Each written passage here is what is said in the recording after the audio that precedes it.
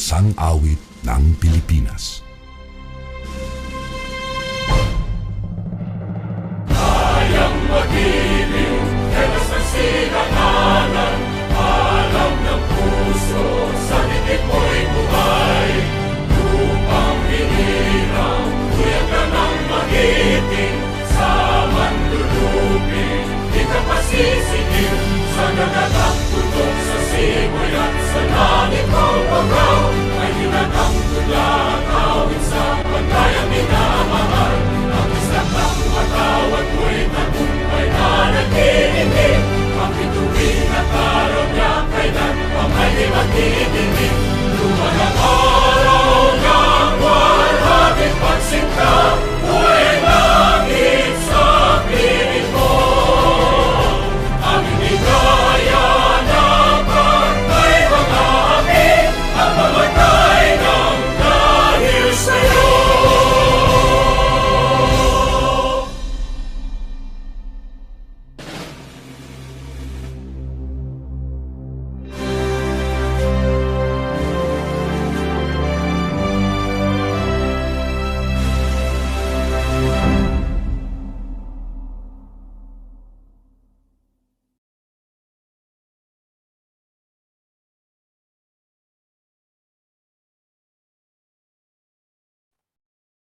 All right, so a pleasant morning to everyone. So welcome to IECEP RIZAL Chapter Webinar Series in collaboration with ZAMBOANGA del Norte Chapter. So let me introduce myself first. So I am Engineer Alan Calderon, and I will be your moderator for the whole webinar. So first, can I see some reactions from the participants if you can hear me loud and clear? Yes. Okay, so thank you so much for the feedback. So for today, we will be talking about two very interesting topics. So for this morning, the topic is about being in charge of uncertainty through engineering tasks, risk management with our newly elected governor in Rizal Chapter, Engineer Ronaldo Reyes. And then for the afternoon, we will be talking about financial management for engineering professionals to be led by Engineer Japet Lanon. Okay, so let me remind everyone that this webinar is being recorded and we're also live in our Facebook and YouTube. So I invite everyone to like, follow, share our IECEP National YouTube channel, the IECEP RIZAL Chapter Facebook page, and also the IECEP ZAMBOANGA del Norte Chapter.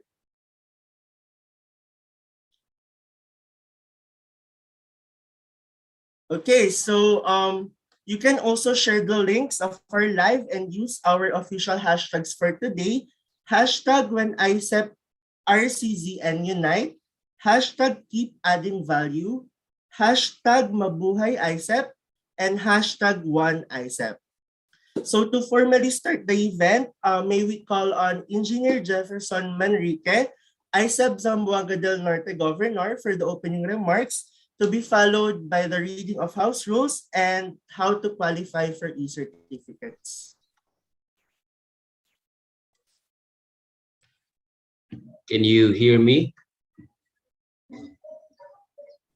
Okay, Rago, buhay problema. Okay, thank you.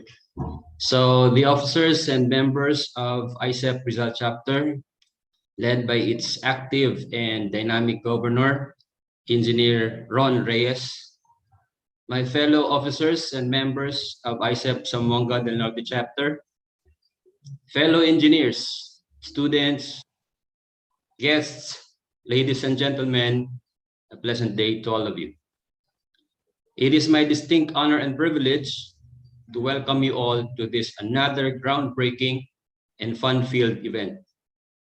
But before anything else, I want to personally thank then Governor and now IECEP National Vice President for Internal Affairs, Engineer Lyle Villas, for letting our humble chapter share this stage with the best local chapter of 2021, ISEP Rizal chapter, for its opening salvo this new year, this blessed year of 2022. Also, special thanks to Govron for being so enthusiastic in engaging with us. We never really expected na mapapasabak ang chapter namin this very early. Last December, Sir Lyle and I were only talking about some concerns ng chapter namin, but then suddenly, eto na, no? So, no wonder they're considered one of the best kasi super sipag at saka super tiyaga ng mga officers ng ISEP Rizal. And at the same time, yung mga members talagang nagko-cooperate. And that is what we want to emulate in our chapter. We know that we still have a long way to go, but malay natin, no? Maging best chapter din ang ISEP Zamboanga del Norte chapter one of these days. Okay, so I think walang imposible basta magtutulungan lang lahat. It's already 2022 and we are entering the third year of this pandemic, and so many things have changed already.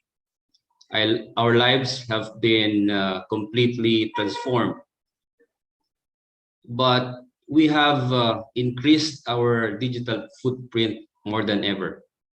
Our workspace, our classrooms have become virtual, and we never know kung kailan to, no? We do not know when we are going back to the old normal, and we may never will, as the threat of the COVID is still out there. These days, we have become more self-aware and more protective of our space and the people around us, as we know the risks and the danger that is COVID out there. It is still out there. But what we learned so far is we became more caring. We have become more innovative, especially in finding ways to extend help in more efficient and faster ways. 3 years into the pandemic, and here we are, more compassionate and caring. More than ever, we have grown closer to each other, especially to our immediate family members. And that is something that we need to be thankful about. Today's topics are timely ones. As engineering practitioners, we are much familiar with the risks in all these types of uncertainties.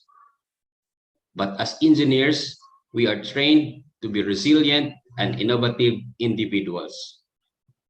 In this digital age, we are confronted with so many new types of challenges, ranging from the interestingly simple to the sophisticated and complicated, especially on the financial side of things. And so I hope that this two-part webinar will unravel some of the mysteries and perhaps give us new insights as we gallantly battle this game called life, especially during these precarious times brought about by COVID. We hope to see each other again in the next episodes. Let us continue to support our beloved chapters and share our skills and talents for the betterment of our organization and our society. Thank you, and God bless us all. Mabuhay ang ISEP. Okay, so thank you for that warm welcome and message, Engineer Jefferson Manriquez. So just a few reminders for our house rules. Okay, so first, be respectful. Treat everyone how you would like to be treated. Second, be an active participant. You may direct your topic-related questions in the Zoom chat box, and we will try to cover all of it during the Q&A session. Third, no spamming in the live comments. And then you are enjoyed to attend the whole duration of the webinar. So we have a strict attendance system in place and checking shall be done from time to time.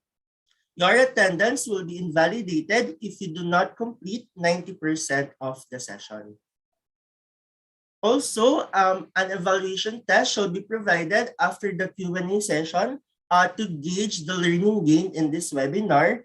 And also after the Q&A session, kindly accomplish the post-webinar evaluation survey, which will be posted in the Zoom chat box later. So keep an open mind and enjoy the webinar. Okay, so these are some of the guidelines on how to qualify for e-certificates for this webinar. So first, make sure that you are registered and confirmed participant at myicep.net, completed at least 90% of the session, passed the evaluation test, and accomplished the post-webinar evaluation survey. All right, so for the introductory of our first resource speaker, so may we call on IECEP Zamboanga del Norte Vice Governor for External Affairs, Engineer Diana Banawan. Thank you. Can you hear me, guys? Engineers and students? Yes, Ma'am Dayan. Okay, salamat. So again, I am Engineer Diana Limba. I am the VG of External Affairs of Zamboanga del Norte. All right, so I am very much honored. It's an honor for me to introduce this speaker. I met him twice lang pa. No, in your previous seminar, I have attended one last December, and of course, yung meeting namin last time, no, for this event. So he is, by the way, connected to Globe Telecoms and Eagle Cement in his past experience, and now connected to with Philippine Machinery Management Corporation as an insurance engineer and underwriter. He is a licensed ECE in October 2008 with an ECE number or license number 42522. Okay, take note nyo yan. Anyway, he's been to a lot of seminars, no, and trainings as well.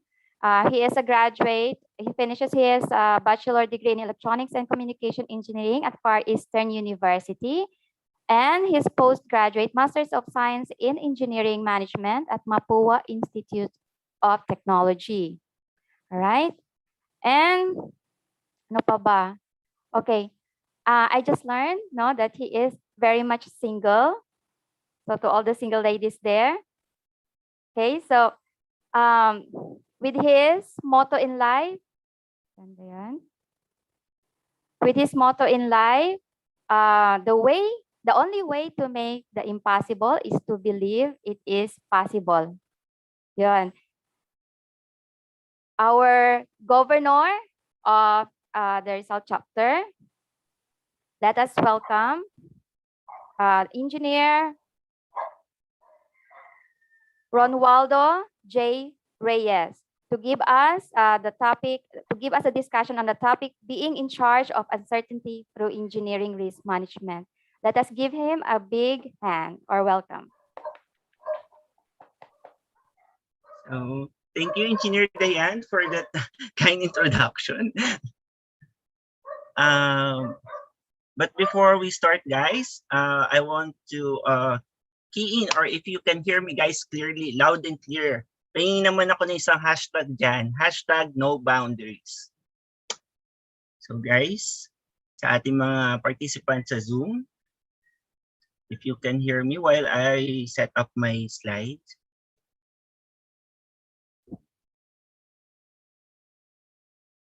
Engineer Allen, I will share now my slide.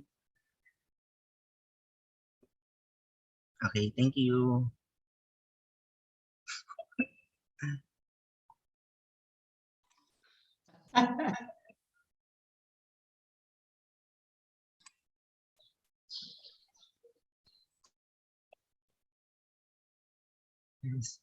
Yes, ma'am. So for this morning, yes, thank you, Nika, for acknowledging my audio, and also to Engineer Diana. Thank you, ma'am. So let's start. Let's fix my slide first. Anytime, guys, if you can not hear me, just key in on the Zoom chat box so that I can adjust my audio.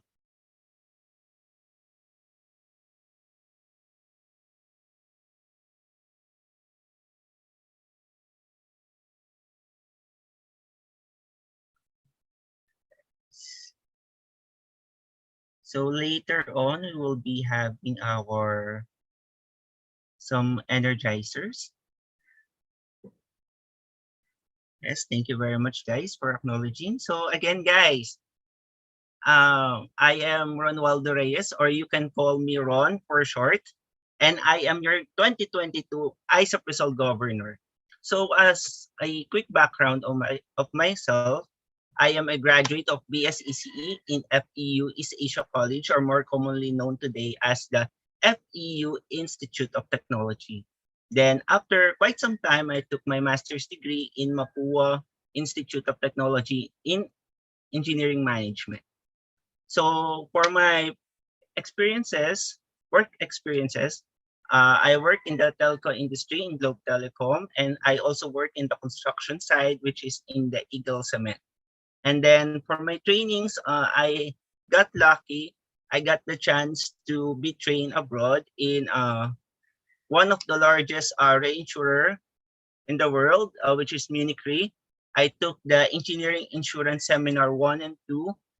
The seminar is held in Munich Re, Germany. So, and then after a few years back, I took the DART seminar, which is also for the risk management, provided also by the Munich Re, Singapore. So right now, I work as an underwriter.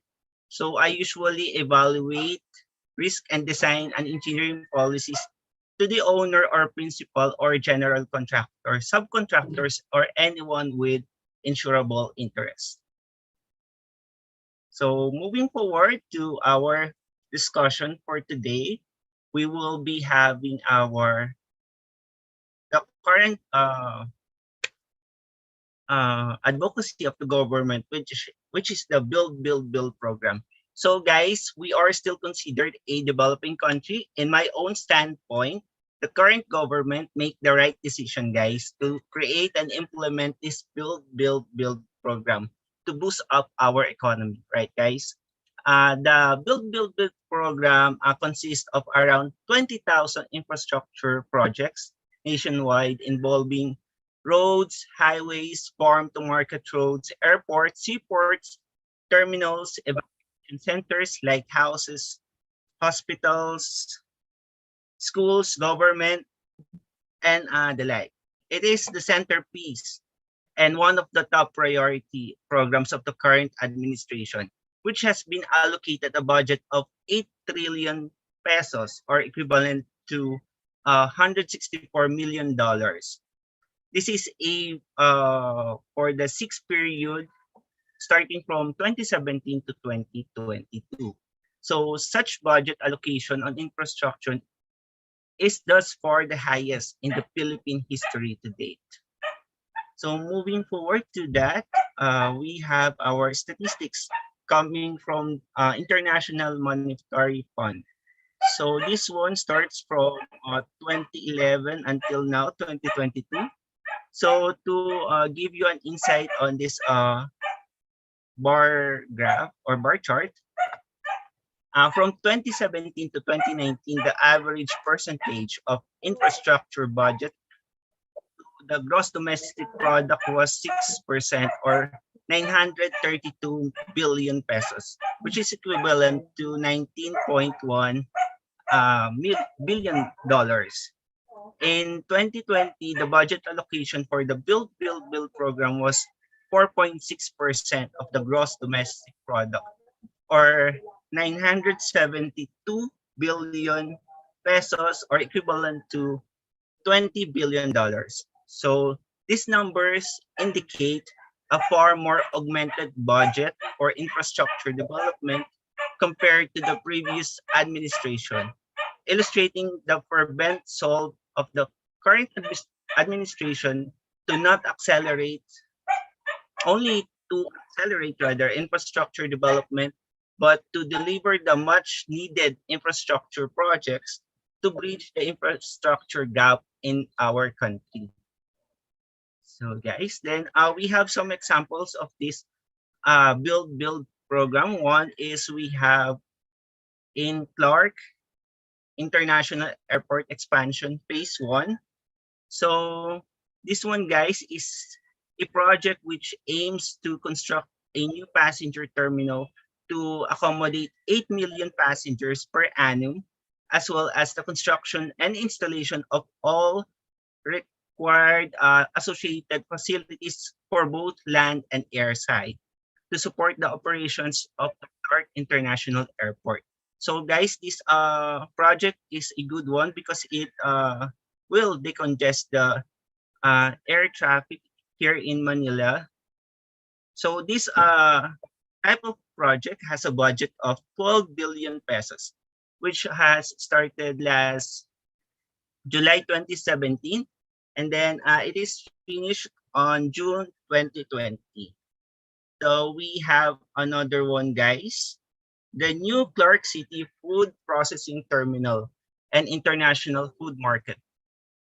So this is the new Clark City Food Processing Terminal and International Food Market is envisioned to be a stock exchange of fresh produce and processed foods or products.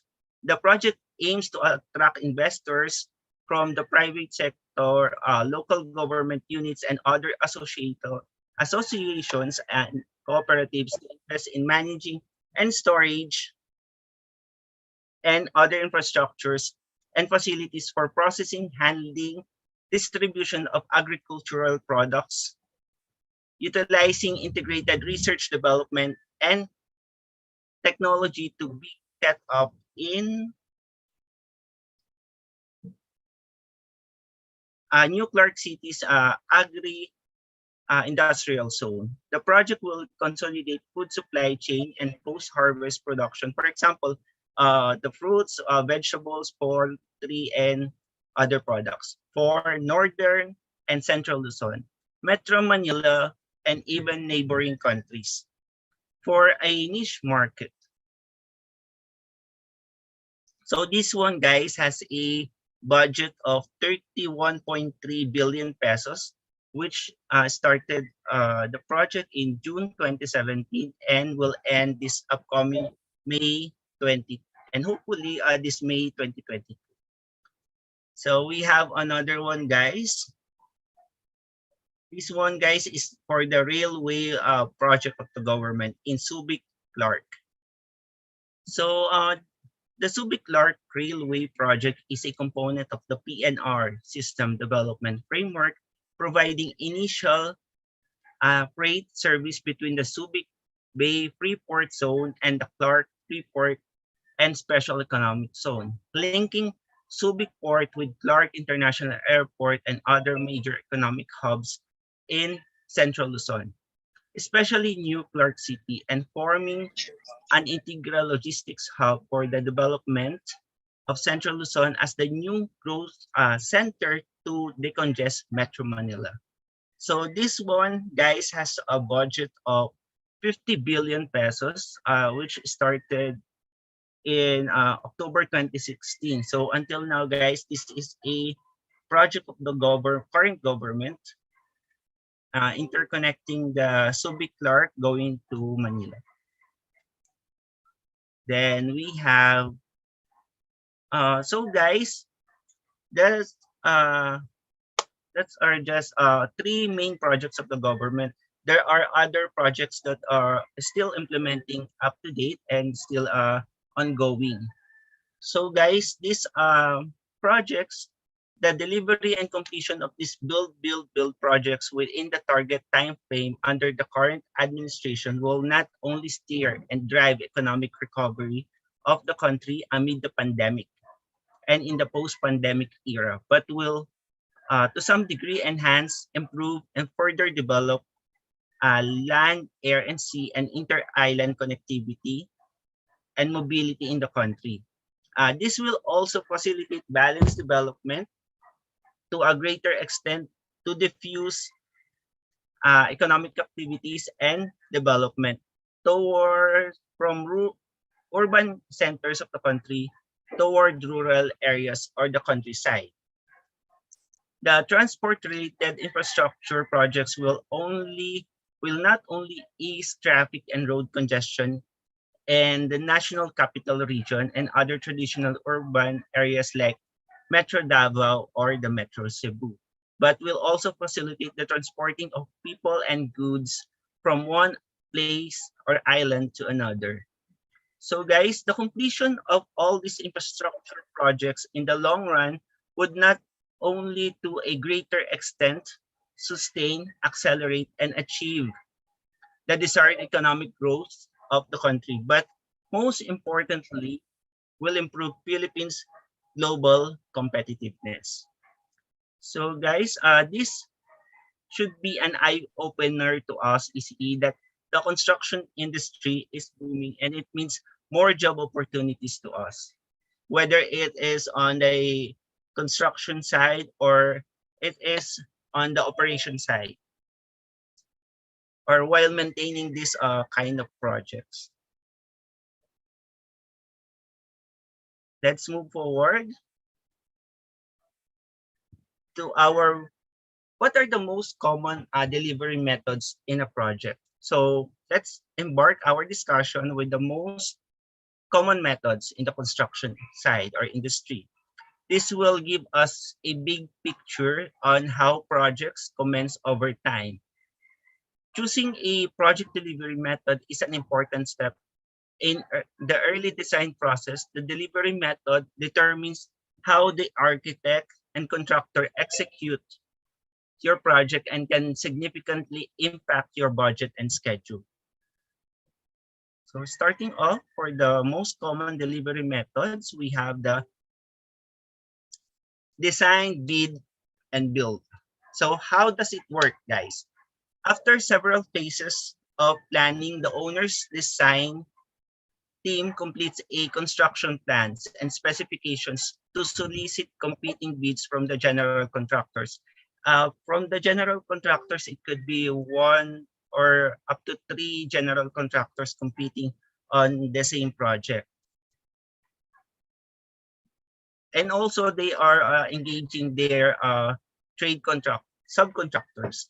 So the construction contract is usually awarded to the lowest responsive bidder, syempre, for the execution of the project. And this method lever ages market competition, but it can create adversarial team relationships, and the builder isn't involved until the design is complete.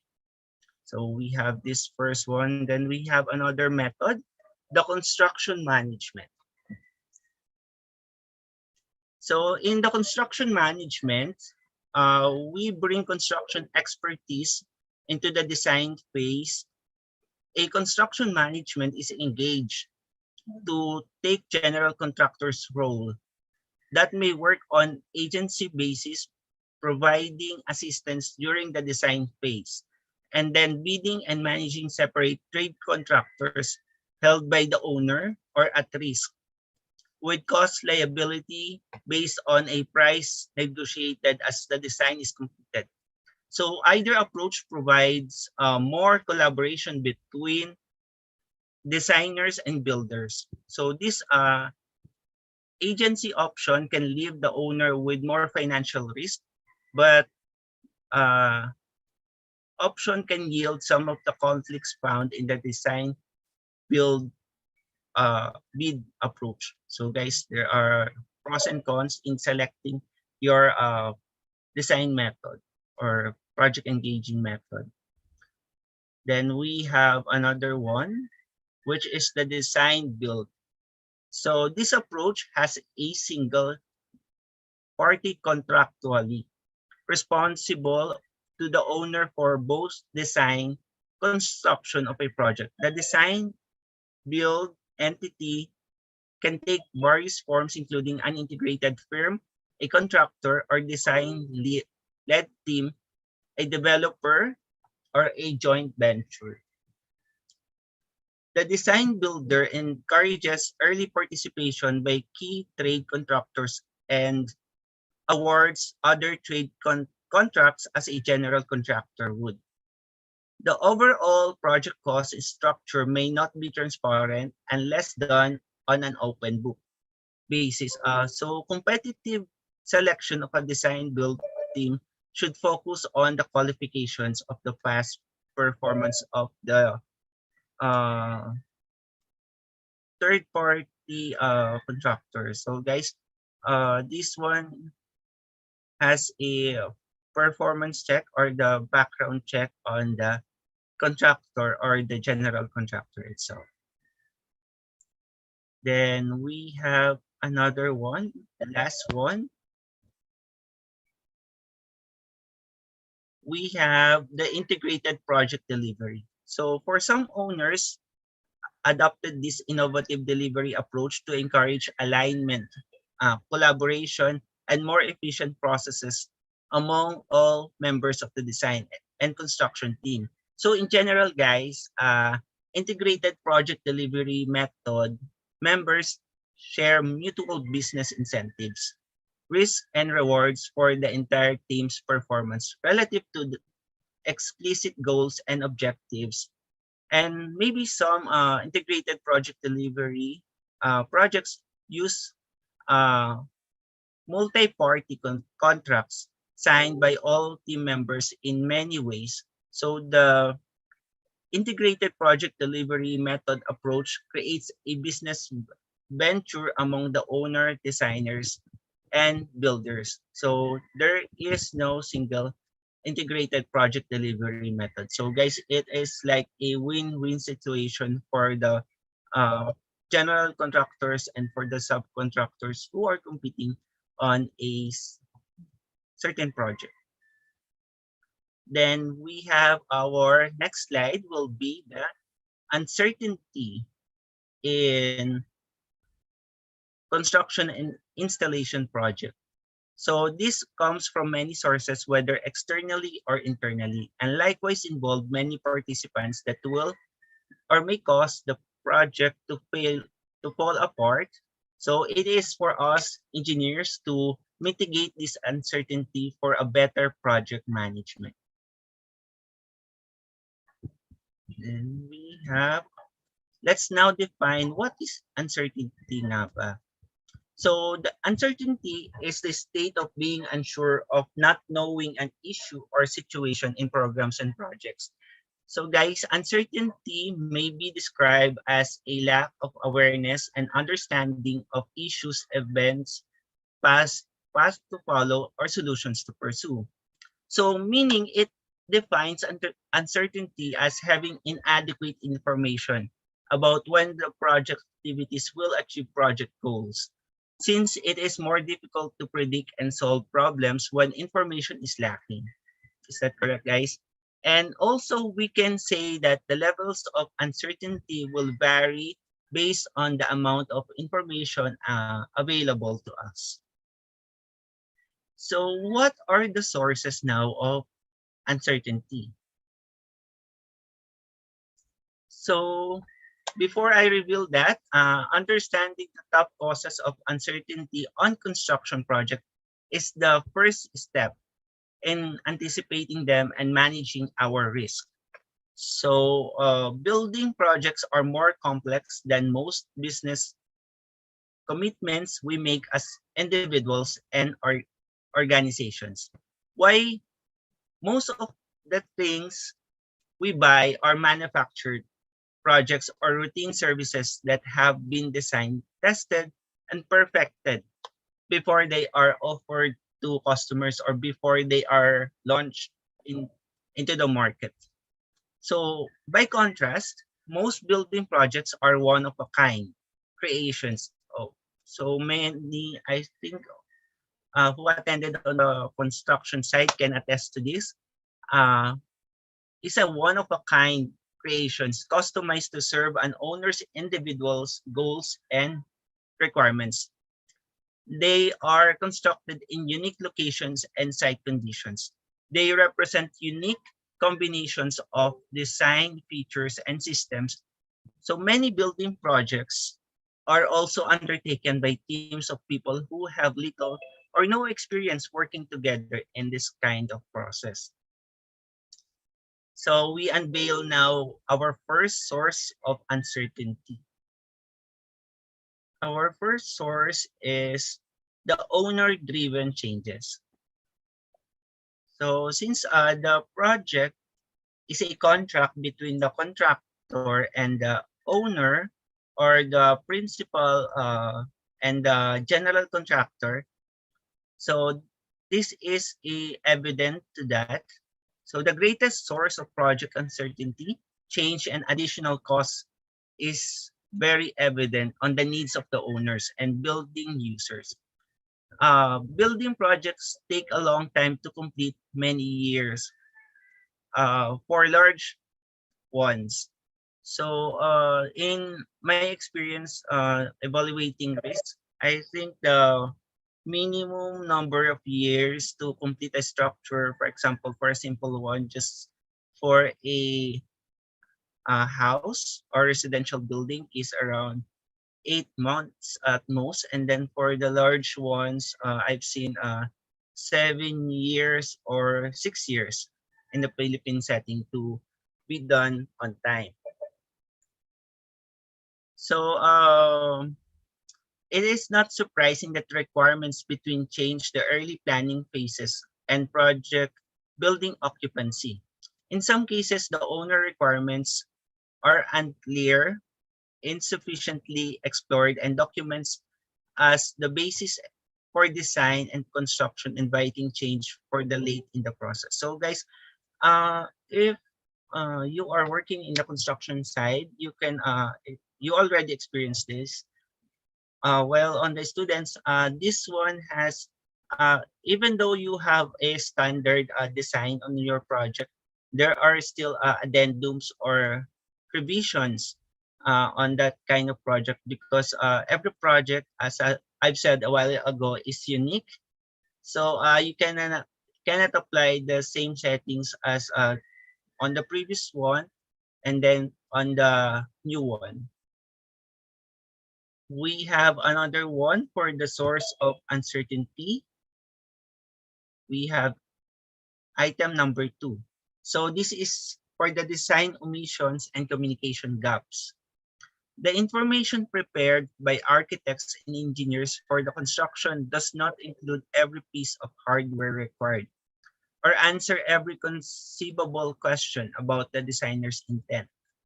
One builder may assume that certain elements are necessary to include them in the construction estimate or budget, while another builder may not. So there may be necessary components that are not fully described in the architect's or engineer's work product. So that is a source already of communication gap.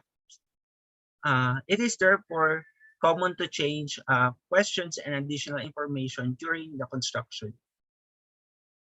So, like I said a while ago, that changes is change is constant for the construction industry, most especially when we are implementing our project. Then we have another one, construction coordination.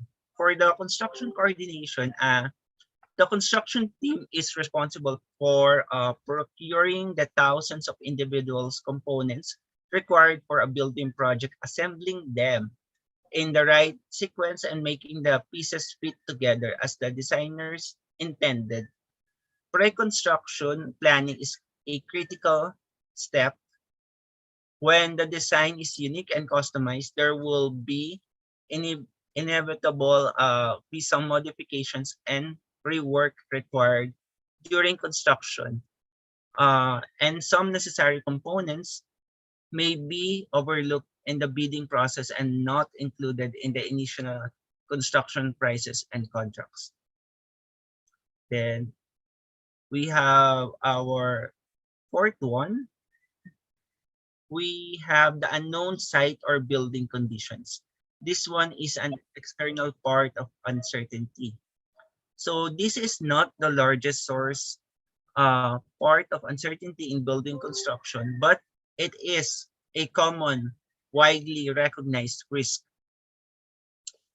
A builder may encounter rock or unstable soil or buried debris in excavation for foundation or underground uh, facilities not previously identified on a construction site. So renovation of an older building may uncover structural problems or other hazards that need to be corrected. These kinds of surprises can be anticipated on many projects. So a team must address these issues quickly and effectively when they arise.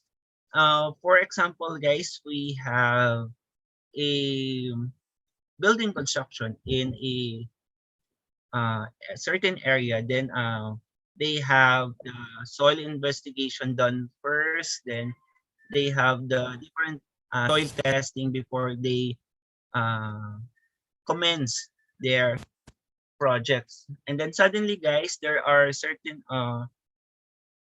unforeseen causes that foundation may fall apart. So, guys, even though we had our design, so for every project, as we mentioned, there will be different constraints and circumstances on the actual site. And last one, for the sources of uncertainty, we have the design or documentation mistakes. So like other professionals, architects and engineers rarely achieve 100% perfection in their work. So guys, even us, uh,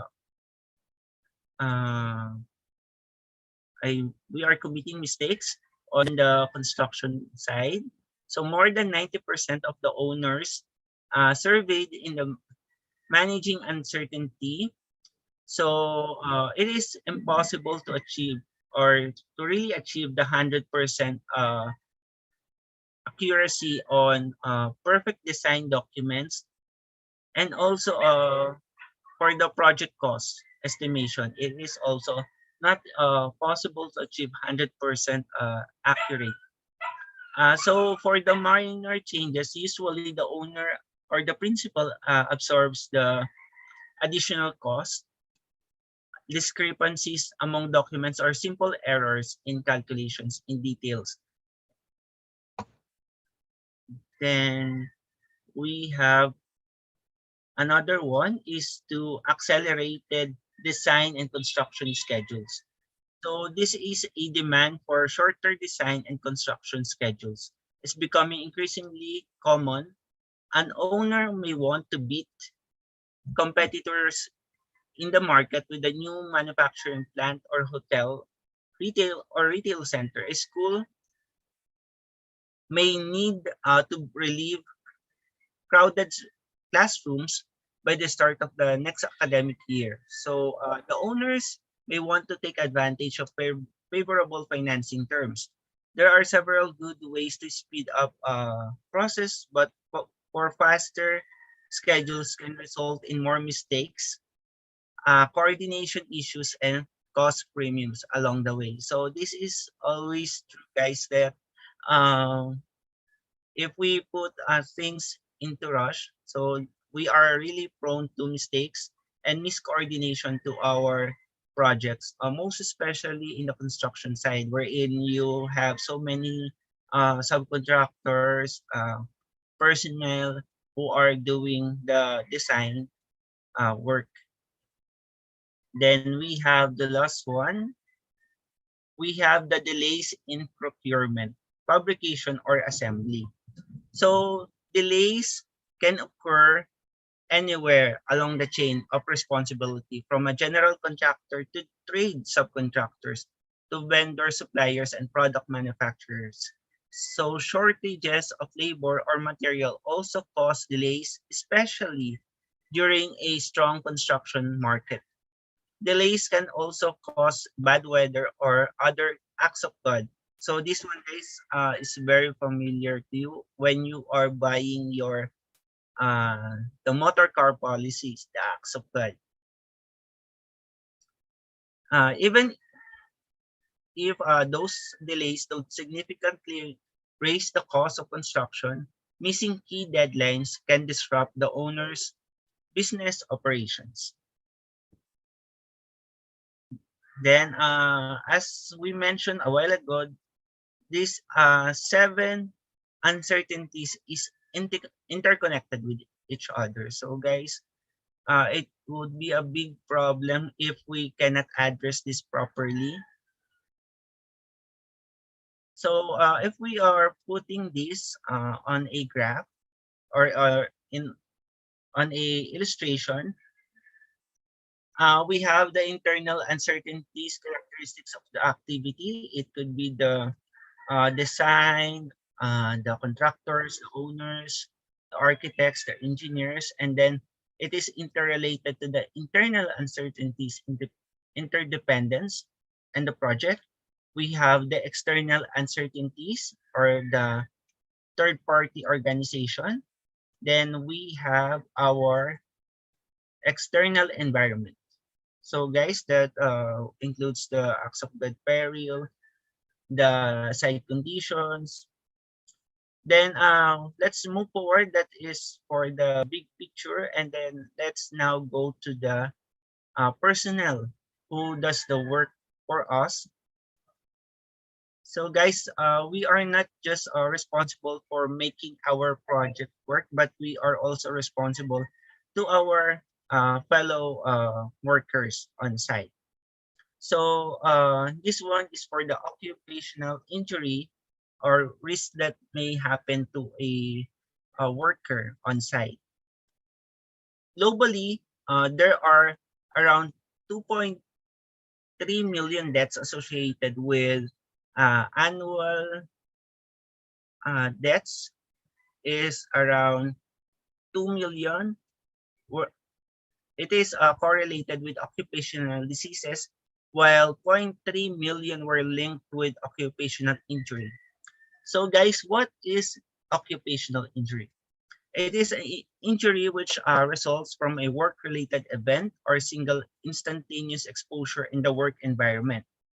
Occupational accidents are unexpected and unplanned occurrence, including acts of violence arising out of or in connection with the project, which results in one or more workers incurring a personal injury, disease, and death. It may occur in or out of the usual work premises as long as it is within the course of work. So occupational injuries are a common problem in developing countries, especially in industrialized industries where manual and hazardous tasks characterize the prevalent jobs.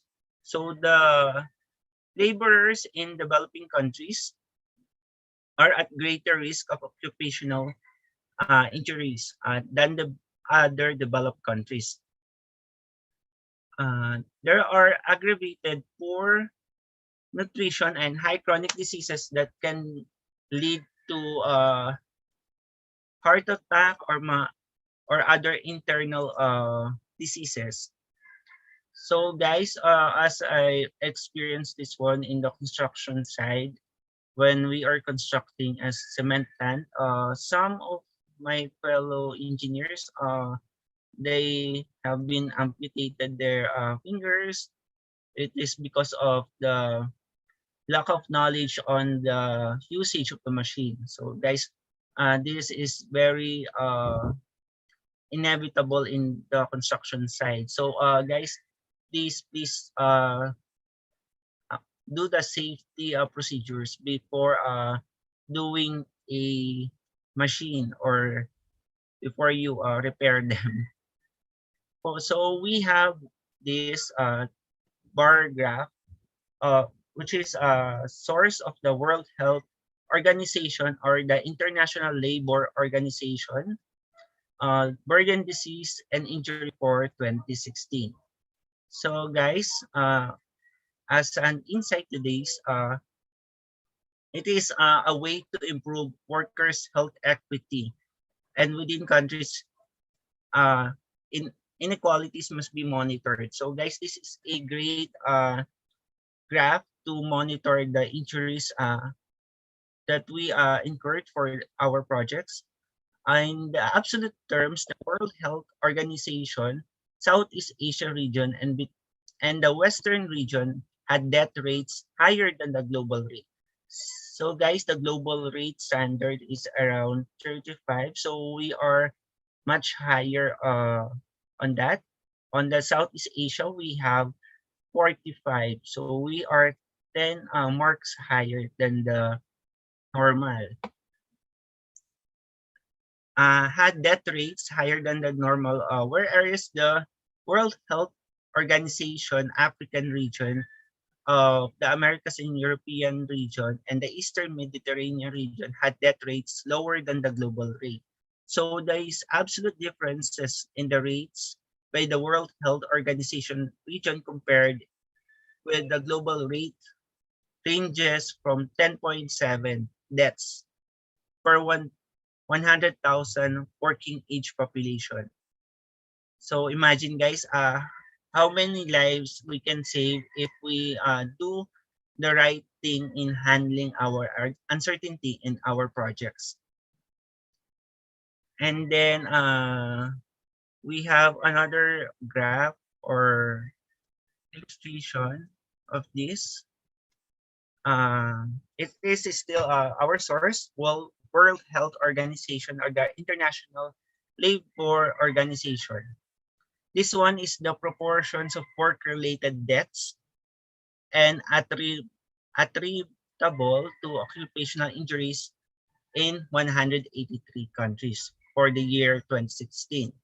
So it is within workers, many occupations and sectors are exposed to this risk factor of occupational injuries. Those at particular risk include workers in the construction or transport, manufacturing, agricultural sectors.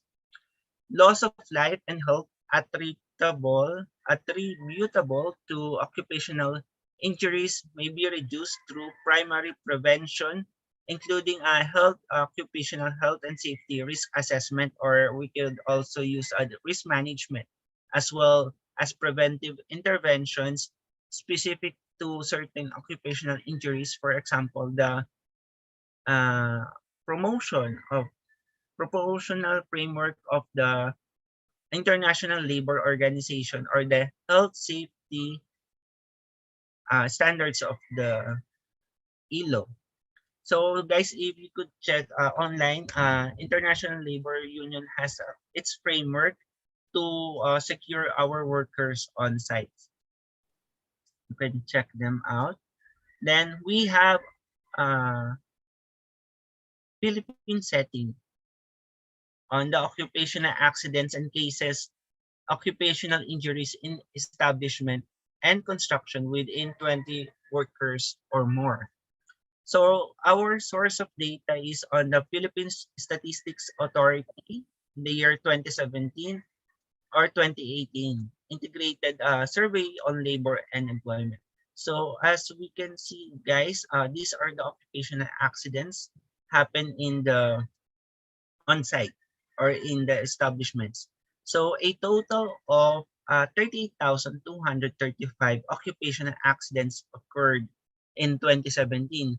These work-related accidents were reported by about 16.3% of the total 32,322 establishments employing 20 or more workers in 2017. So guys, this is just the 16%. So what more if many contractors, subcontractors, general contractors, employers who will report, so it will somehow climb up. So as a result of workplace accidents, about 46,238 cases of occupational injuries were recorded in 2017. Both cases of occupational accidents and cases of occupational injuries in 2017 were comparatively lower than 14.5% and 9.2% respectively, if we are going to compare it to the 2015. So among cases of occupational injuries, about 43.9% were non-fatal cases and with lost working holidays and 1% fatal accidents. More than half of the occupational injuries, 55.1%, were accounted to cases of injuries without lost work days. So by the industry, manufacturing accounted for the highest share of occupational injuries for around 49.9% of the total cases. Far second was the retail repair, which is the 11.4%, to be followed by the administrative or support services, which is around 7.2% share. So guys, here are the numbers as of 2017. So we have another data coming from the Philippine Statistics Office of our top cases of occupational injuries with work days in establishments and construction site in 2017 for the Philippines. So guys, you can see the percentage here. For one, we have the type of injury. Superficial injuries and open wounds were the most common type of occupational injuries, with more than half or 58.8% of total cases reported. This was followed by dislocations, sprains, and strains with 12.0% and fractures of 10.7%. We have another one for the occupational injuries in our country, Philippines, part of body injury. For this one, wrist and hand was collectively recorded as the most injured part of body, accounting for 35.9%. Lower extremities and arm, shoulder, and which is next 18.7%. And then we have others 17.6%. We move forward to cause of injury. So this is the leading cause of work-related injury in establishments or construction site. Was stepping on or striking against or struck by objects, excluding falling objects.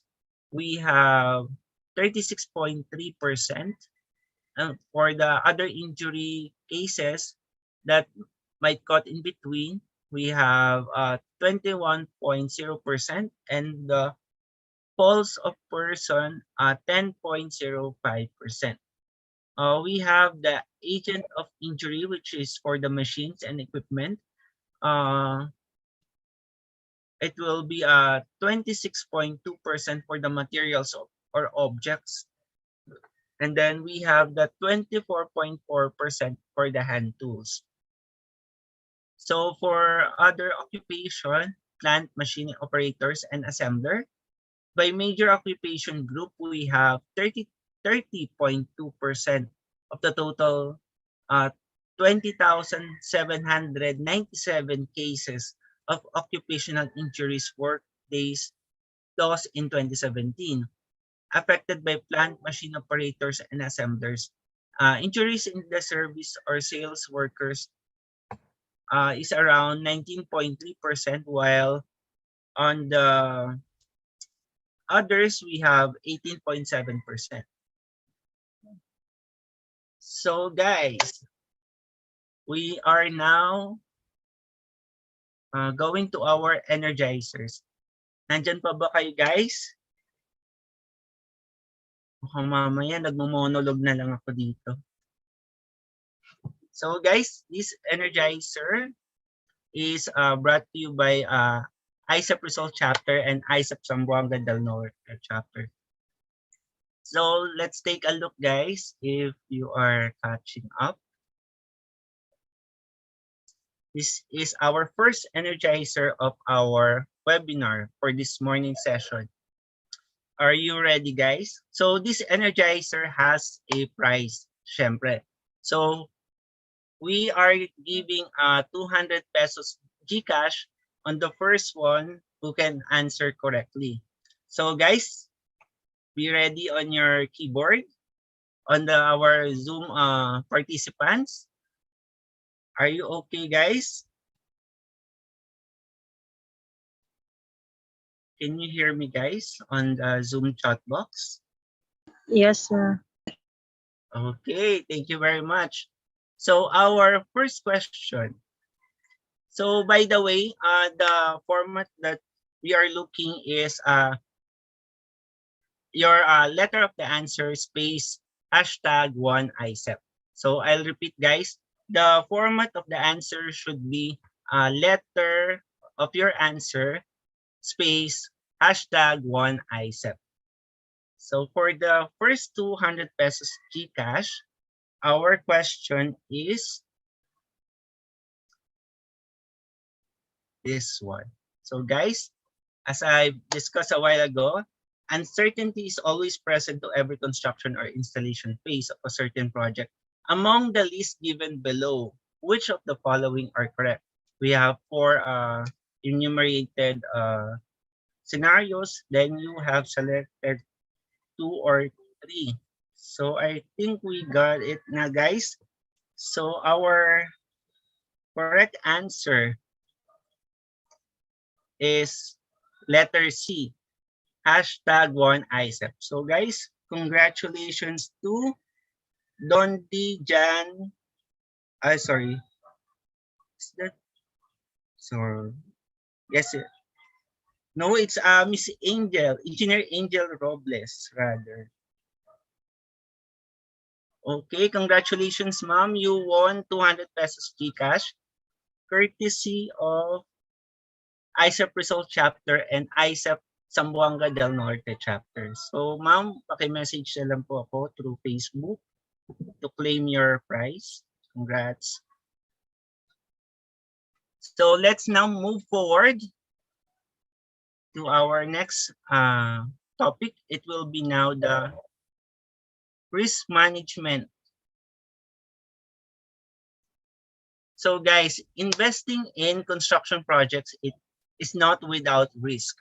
Risk management is considered an important aspect when making decisions in the construction industry, as it determines whether the construction project will be successful or will fail.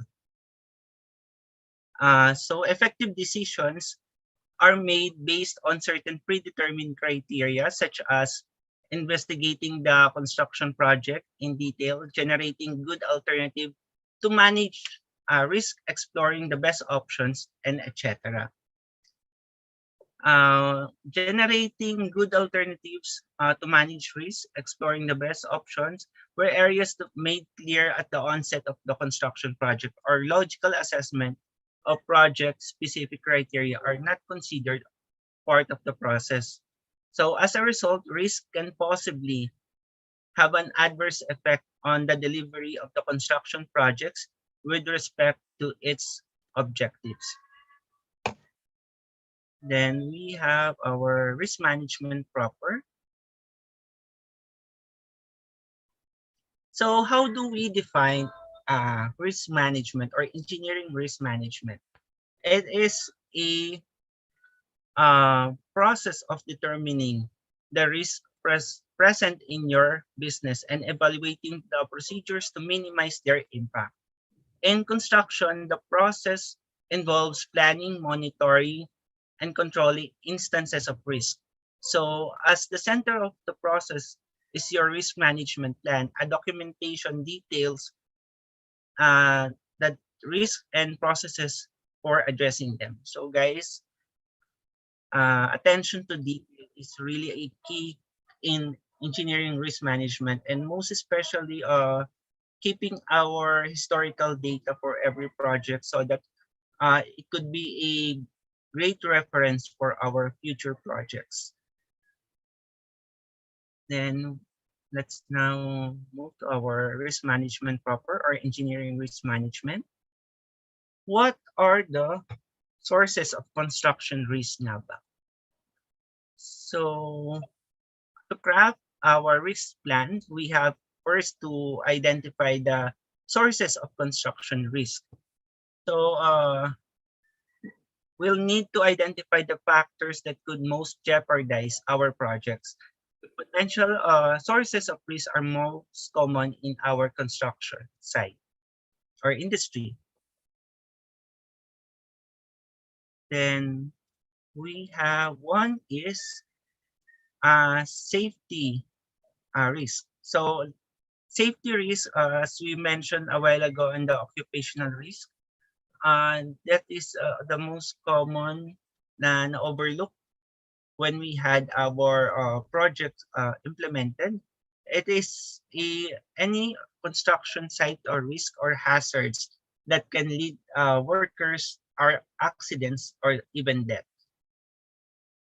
We have the financial risk.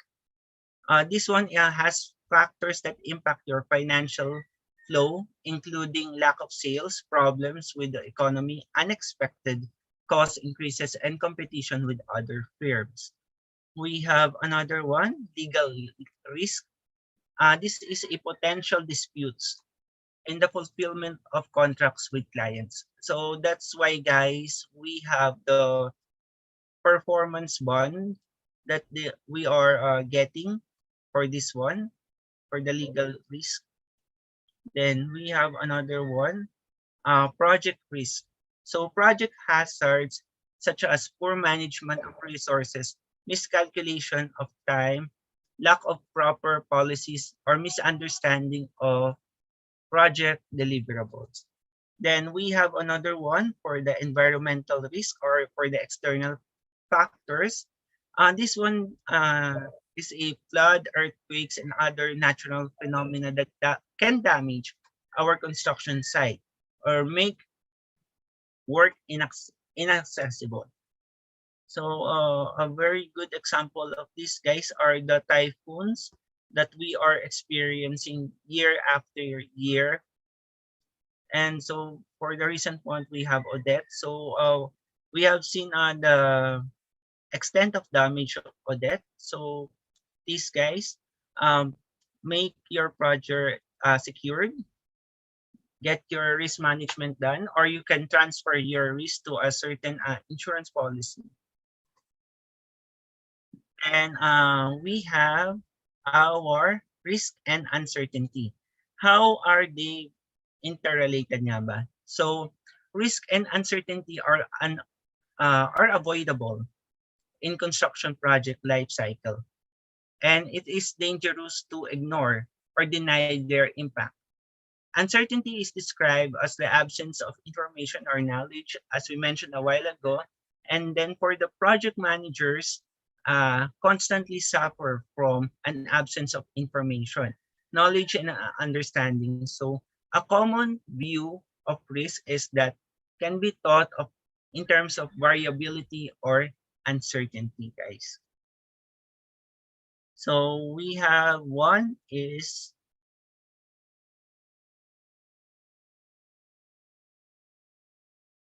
this one is the number of possible outcomes. And then 2 is the value of each outcome and the probability of the occurrence of each outcome.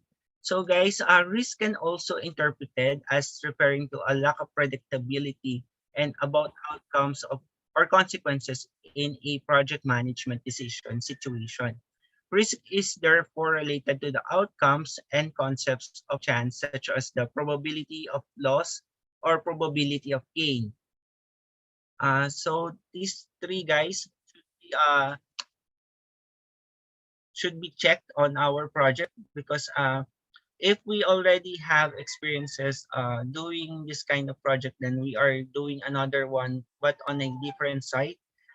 We may encounter this number of possible outcomes like you have a conflict on the foundation side or on the settings of equipment that we want to install. So we must take a look our historical data for us to get our next project run smoothly. Then we have another one. So let's take a look on its program. So this one is a type of program wherein you can use on your future projects to ask whether is that outcome certain, and then you can already determine the number of occurrence for this one if you follow this type of question. So managing risk is to minimize control and share risk, and not merely passing them off onto another party. Project in control environment. So it defines risk as the chance of exposure to adversely consequences of the future events. Consequently, construction risk is a potential event, either internal or external. So a project that if it occurs may cause the project to fall apart or fail to meet its objectives. So the definition of construction risk is a variable process of construction whose occurrence results in uncertainty as to the final cost, duration, and or the quality of the project. Then we are moving to our next slide. Risk management process in the construction project. So how do we execute our risk management in the construction side? So when managing risk in construction projects, a number of processes have been or should be implemented. The process of risk management encompasses defining the risk management scope, uncovering risk and uncertainties, understanding the significance and prioritization of risk, defining actions which when implemented will result to construction project success. It is also highlights the successful implementation of risk management facilities, effective communication, mitigates stakeholders' uncertainty, build trust among parties involved in the project, and facilities informed decision, making our future secured and will contribute to our success story to making our own project.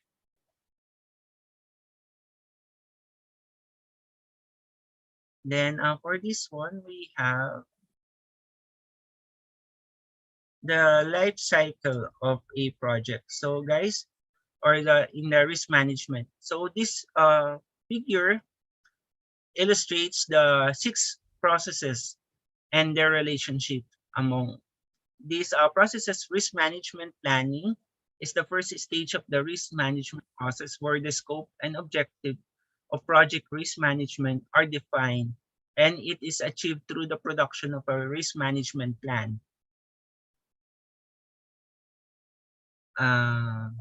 Risk management plan tool specifying how risk will be managed and in the context of the project throughout the life cycle. So as a result, it regulates, promotes for successive processes in the core of risk management cycle. So risk management reporting is the final stage of the entire risk management process where planned actions are actualized, and also ensuring that if a risk emerges and it will have a minimum adverse effect on the achievement of the construction project objectives. So in here guys, the construction life cycle. So this one, we have the first half, which is the deterministic part. So this one is the theoretical one because we are only planning and designing our project. While on the other half, we have the uncertainty part. And this goes with the site conditions and the type of equipment that we are installing and so on. So then we have the stages of the project development. We have the project inception, design, wherein the architects, owners, contractors, general contractors collaborate. And then after that, they are passing now the project to the designated people, or sometimes they are allocate some subcontractors to do the project for them. It will now be for the implementation side until the project completion. So for this one, for the risk management process, we have the risk management objectives. So this is the first stage of the risk management process. Clearly defines the scope objectives within this phase of risk management. A feasibility study is carried out in order to ensure the risk may have adverse effect or on key project deliverables are well defined and assessed. So a key output at this stage is the development of a risk management plan, which gives details of how identified risk variables will be managed throughout the construction project lifecycle. So as we discussed a while ago, the risk management plan provides a medium to communicate the existing risk to interested stakeholders. Consequently, at this phase, so a general impression of the risk appetite is also established. The project manager must arrive at a consensus, defining risk in such a way that it is tailored to the construction project. So as we mentioned a while ago, that every project is unique. So each project has been tailored made to fit into the construction constraints and conditions. So this exercise allows us, the project manager, to measure the risk appetite of the stakeholders. So the project team and the construction project has to ensure the risk management strategy to be employed by the project team that is compatible with the key stakeholders' appetite to risk. So it is more on compatibility issues, guys. If your project proposal will be approved by these risk management objectives. Then we have another one under risk management process. We have risk identification. So for the risk identification, it is almost certain in the construction projects that some events will not be completed in line with their duration, estimates, and budgets. So a good example of this is the delays that we are encountering on the deliveries, on the fabrications of our materials. So some might exceed their estimates, while others could be finished cost less than the expected. So the management process is figuring out on what you are up against. If you are against faster delivery of the materials or faster fabrication, so you should start having your options with the other contractors. Then we have the sample of it, the table of risk identification. So for this one, we have for the areas, we have the first one, the scope. for the scope, it will be the projected amount of work to be done. So ambiguous planning, defective designs, and omissions. Scope change by the client. So the scope change, it could be also by the principal, general contractor, or the subcontractor. While on the other area, we have the projected duration of the project. It could be a project duration task, time to market, introduction time, timing of the organizations, and appraisal approval. Then for the cost, it will be the estimated cost of the project, cost of the downstream manufacturing or the fabrication of our materials, cost of downstream maintenance. It could be the maintenance of the equipment, inaccurate estimates. Inaccuracy of estimates could be encounter when we somehow postpone our project. So we must have an contingency on this one to be addressed. So we have the exchange rate fluctuation. This is very evident because of the volatility of the foreign exchange. Then we have the limitations in the budget. Then we have another area, which is the technology. So this one has, we have client expectations, likelihood of success, ability to scale up, manufacturing of product, success in design. Then we have our resources. This one involves the quantity, quality, availability, skills to match to our chosen contractors or workers. It is also having the ability to define roles and responsibilities. So guys, we have another key area, organizational. So we have the priorities and knowledge of our clients, coordination among departments of the organizations. So as we mentioned a while ago, that construction involves many departments, many organizations, many workers.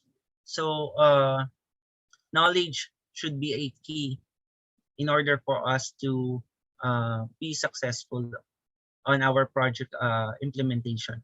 So we have the marketability. So it is the expectations of the users, volume of sales, pricing, share, location, quality, geography, and economy. So we have the last one is the outside factors.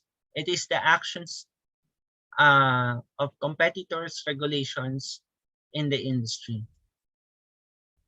So this risk management process is figuring out on how we are against, or it should be start with a basic question of how can resources be treated, what are the adverse effects can be prevent from achieving these goals, what are the favorable possibly can be revealed when we tallied all these possible uncertainty that need to be uncovered. Then we have our risk identification figures here. So for the risk identification occurs throughout the construction project's life cycle. However, most risks are documented in a risk register. So a risk register, guys, is like an Excel file wherein you register all the encountered risk that you experience on your project. So a good example of this, if we are having our installation of fiber optic, and then we choose the underground installation. So for that, we have some methods to install that. We have the HDD, or the horizontal directional drilling. That one, guys, it could destroy the utilities, utilities like the Manila Water, or other telco provider. So we must register that in order for us to know what will be the possible solutions if we encounter it in another locations that we want to implement that fiber optic installation through underground. So we have the process of risk identification. This helps the project managers to study activities and areas where the construction projects is exposed to risk. So risk identification can be described on the following elements. We have the source of risk. These are the variables which occur in a project environment that can result to positive or negative outcome. Numerous research has been done for this in the classification of risk in project. For instance, we use a general risk breakdown structure to classify a physical, social, and economic sources. So a detailed investigation of risk identification should be done or may be needed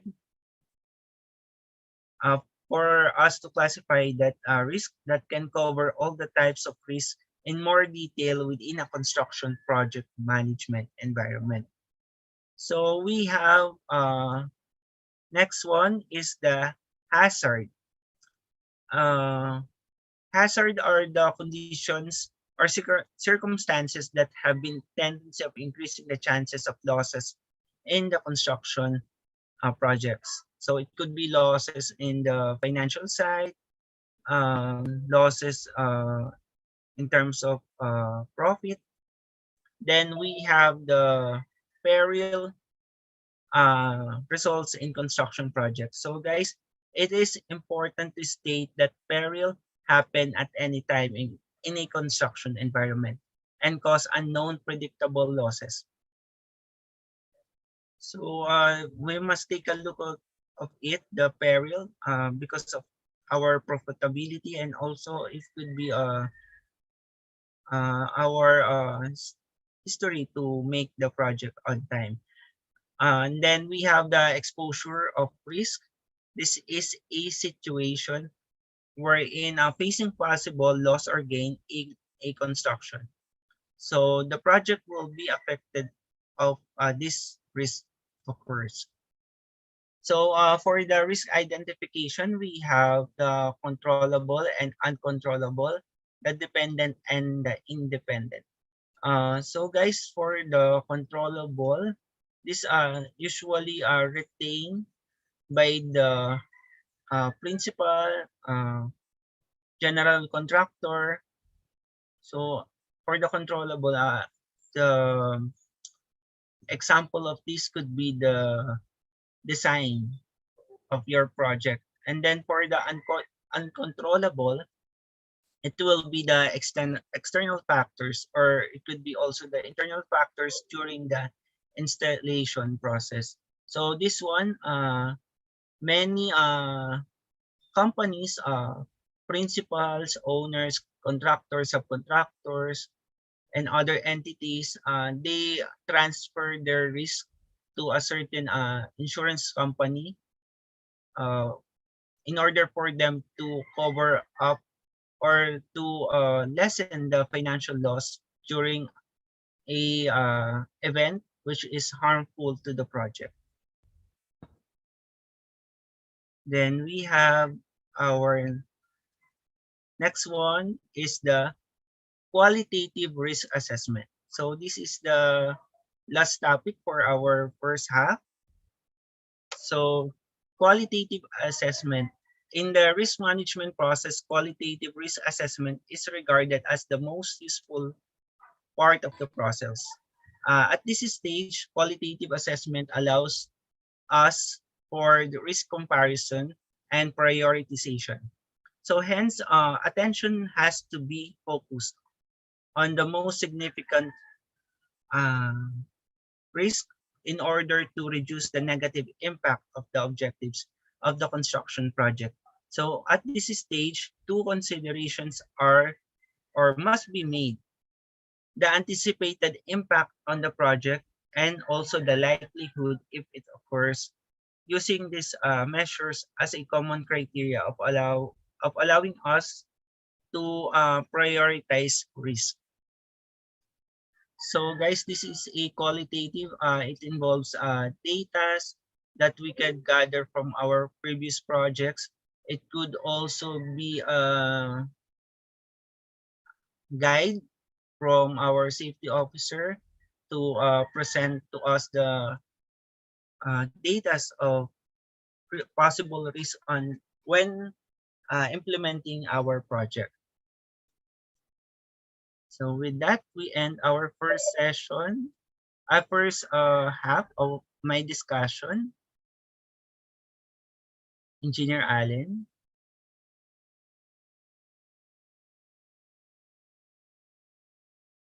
So while we wait for Engineer Allen, later on guys, for those who did not get the prize, don't worry, we have two more energizers coming up on our second half.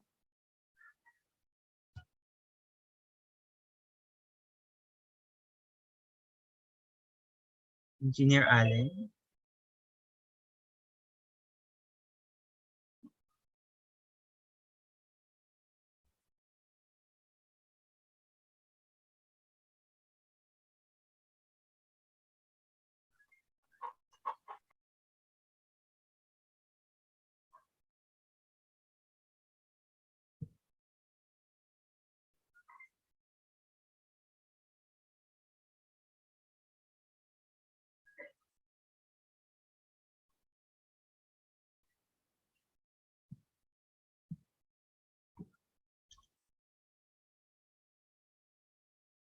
So yun guys, while we wait, if you have questions, you can throw them up in our Zoom chat box.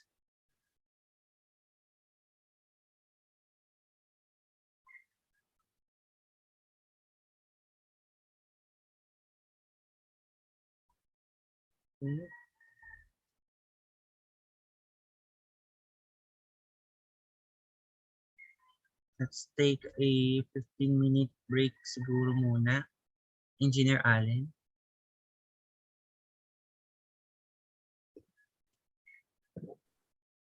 Okay, Engineer Ron. So guys, let's just have a short 15-minute break. So let's be back on or before 10:15 in the morning.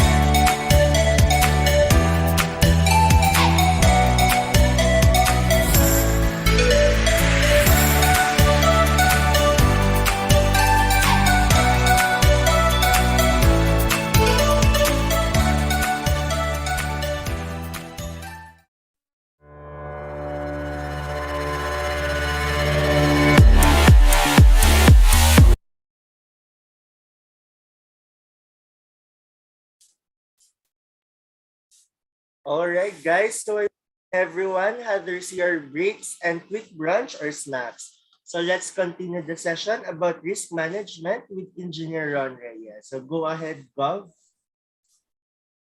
Okay. And we are, guys. Thank you very much, Engineer Allen.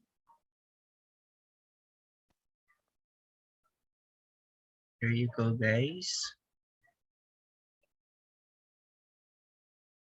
Let me set up first.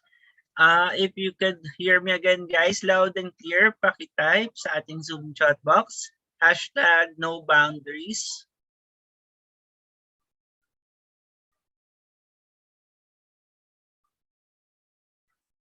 Okay, thank you very much to our participants.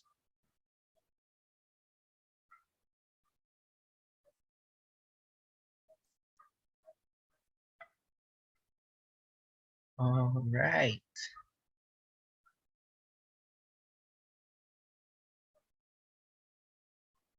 Let's continue.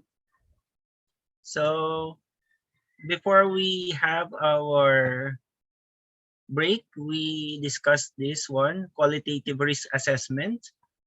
So we have a method that we are discussing here today in this this topic. We have what we call the FMEA. So for those who are taking their masters or who are on the construction side, this is a very familiar method. So what is FMEA stands for? FMEA stands for Failure Mode and Effect Analysis. This is more commonly used in the system analysis, guys. So this one is also known as the potential failure modes and effects analysis, as well as failure modes, effects, and critical analysis, or FMECA. So it is a systematic method for identifying possible failures pose the greatest overall risk for a process, product, or service, which could include failures in design, manufacturing, or assembling lines. So it is, guys, a two process analysis which identifying the failure or mode in a certain area. So what are the benefits of using the failure mode and effect analysis? So it is as we mentioned, most effective low risk techniques for predicting problems and identifying the most cost effective solutions for preventing problems. So as a procedure, FMEA provides a structured approach for evaluating, tracking, and updating design process developments. It provides a format to link and maintain many company documents, it is also like a diary. So FMEA is started during the design process, service, or conceptualization, and continued throughout the saleable life of the product. So it is important to document and assess all changes that occurring which affect quality or reliability. So if you see the trend, guys, on the risk management, documentation is really important. It really pays off, guys, if you are handling projects, so that it could be a great or excellent reference for you to have as a project manager. So when FMEA is done by a team, the payback is realized by identifying potential failures and reducing failure costs because of the collective expertise of the team in understanding how the design process works. So FMEA is highly subjective and requires considerable guesswork on what may or could happen. And means to prevent this, if data is not available, the team may design an experiment or collect data or simply pool their knowledge of the process. So for the example table of the failure mode and effect analysis, we have this one.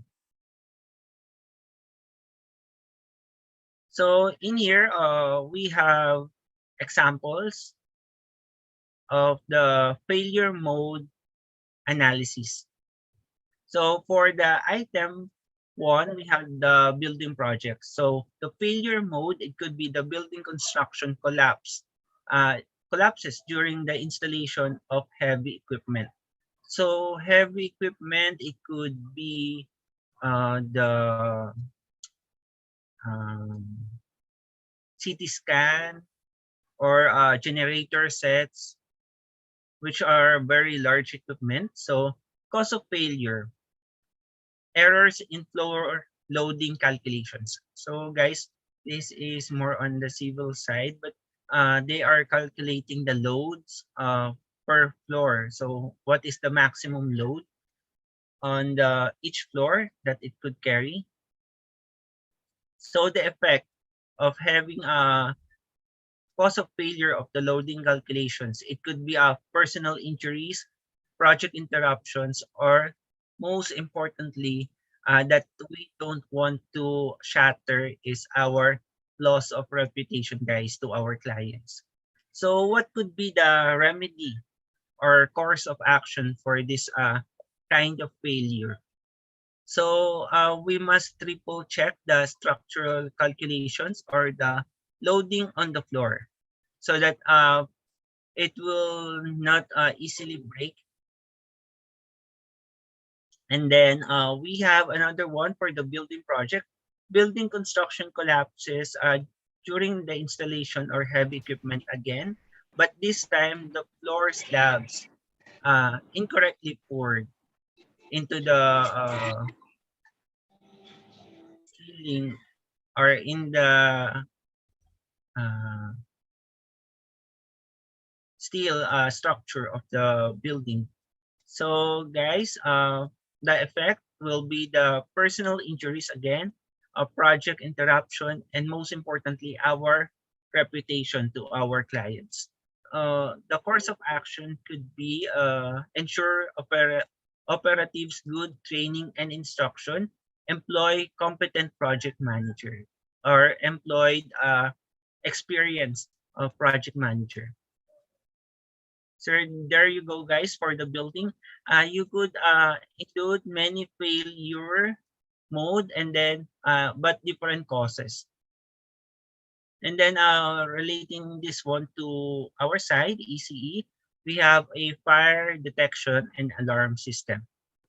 So what could be the failure mode? The failure mode is fails to start or loss of power to start our fire detection and alarm system. What could be the cause of failure? It could be the design, non-adopted regulations, lack of knowledge on composite materials used on the installation of the FDAS. And then what could be the effect? So the effect could be overlooking fire starters, long delay in taking major safety decisions. So dangerous evacuation or loss of ship or loss of life. And then what could be our remedy? So we must update our regulations, increase formal knowledge level about material behavior and knowledge level in the industry about composites and make new classification of spaces for the given project and involve fire. There you go, guys, the example of the FMEA. So this, guys, is should be documented so that all the possible failure modes could be listed here. So for this assessment, you must think the different scenarios that would happen. What if like this happened? What if our power surge when we are testing and commissioning the equipment?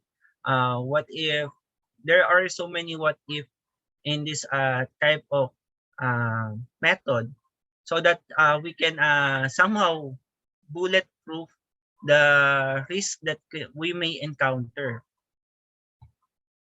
And again, guys, one way to bulletproof our project is to get an insurance. Then we have another one from the risk management procedure is the risk exposure. For the risk exposure, is the degree to which a project is exposed to risk, or the portfolio of risk. It is the estimate of the likelihood of occurrence and the risk potential impact of the construction project. So as a result, these risk factors can have an adverse effect on the objectives of the construction project. In addition, there are more than 2 events occurring. Risk exposure is used to quantify, compare, and decide how to manage them. So for us to see it clearly, here's an illustration of a risk exposure. So this one, guys, is an illustration of the probability or impact matrix for the opportunity and threats on our project. So we can rate them as high or very high, or medium or very low impact to our project. Then we have the probability or likelihood for it to happen. Then we have this side, the positive and negative impact to our project. For example, we are installing a cell site, and then what is the likelihood to happen that the cell site trusses will collapse? For example, was it medium, high, or low? Low maybe because you got the experienced contractors to do it for you, or maybe high because you got the least experienced contractors because you are budget conscious maybe. So there you go, guys, and that's an example of these threats and opportunities. So this is a identified risk factor also in assessing against defined scales and plotted in a 2-dimensional grid. The position on the probability signifies the relative importance of the risk factor. As a result, indicators such as high, low, medium may be well defined, allowing us to rank properly the risk that we identified on our project. Then we have sample of this, sample of risk exposure table. So we have this columns. So if you want to add more columns, it is okay, guys, as long as it is custom made to the project that you were handling. But for this type, as just an example, I have here the date raised. It could be raised by the management, the workers on site, the risk description, the likelihood if the risk occurring, to be followed by the impact of the risk first, the severity or the rating based on the impact of likelihood rather, and then we have the owner or person in charge on whose fault or whose task is that. So we have the mitigating action, or how can we lessen the occurrence or how can we cover that type of occurrence. For the first example, we have the project for purpose and need is not well defined. So maybe the project purpose was not clearly defined by the general contractor or subcontractors on the project. So the likelihood for it to happen is medium. So the impact is high because the decisions or the proper communication between the uh, owner of the project and the one who is doing it, maybe the contractors or subcontractors, could uh, be misaligned if this project purpose is not well defined. So we have the severity is high, and project owner is the project sponsor. It could be the principal or the owner of the project. So how do we mitigate this risk exposure? So we must have a complete business case, if not already provided. An ensure purpose is well defined on project charter and the PID. So guys, this should be clearly, and also we could add the properly escalating the design on your contractors and subcontractors. Then we have another one. Project design and deliverable definition is incomplete. Again, guys, we have the likelihood for it to happen is low and the impact is high. So the severity is high also, and the project involved or project handler for this one is the project owner or the principal. So if you could see, guys, these two are risks on the up management side. So the impact is really high because if the decision was not properly cascaded, it would really misalign, or somehow we are having our big delays in our project implementation. So how do we mitigate it? We define the scope in detail via design workshops with input from subject matter experts. So this one maybe we need to have a consultant who is knowledgeable on this side. While on the third one, we have the project schedule is not clearly defined or understood. This is the likelihood is low and the impact is medium. So this one is will be applicable on the supplier that we are getting on our project. So it could encounter some delays, most especially today. It's a pandemic. So delays is very evident, guys. So the owner for this one is the project manager who is in charge of monitoring all the deliveries. And then how do we mitigate it? So we hold scheduling workshops with the project team so that they could understand the plan and likelihood to miss the task is reduced. So it could or it also be a strategy to have a weekly meeting for you for the team to have the updates on what could be the missing materials, what could be the items that needs to be followed up by for this supplier to this subcontractor, something like that. Then we move now to risk acceptability. So risk acceptability is about decisions a project manager can make in accepting risk. In other words, it is the residual risk that a project organization is willing to take. For example, identify So for example, identified risk factors in a construction project can be classified or unacceptable, intolerable, must be eliminated or transferred desired to be avoided if reasonable or practical detailed investigation or of, justification is required. Top level approval is needed. Monitoring is essential. Acceptable or can be accepted provided that the risk is managed and negligible.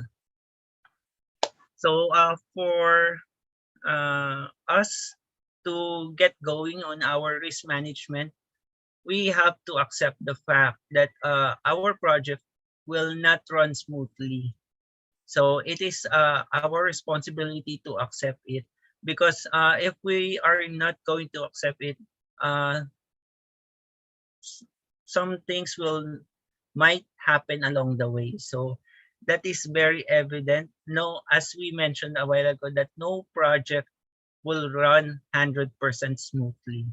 So there could be possible delays on the deliveries. There could be possible site conditions that we encounter. For example, our project implementation is outside, like installation of cell sites, which is very exposed to the acts of nature peril. It could be very exposed to the third party. So guys, we have to accept. And then for us to mitigate or somehow cover this type of losses.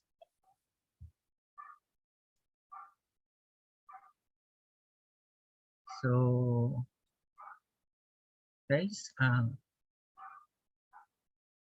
let's have our energizer again. So guys, nandiyan pa ba kayo? Kasama ko ba kayo?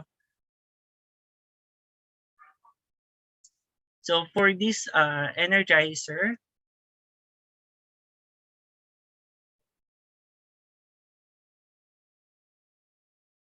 we will be having a 200 pesos again GCash. So are you ready na po guys for our next energizer? Nandiyan pa ba kayo guys sa ating Zoom chat box?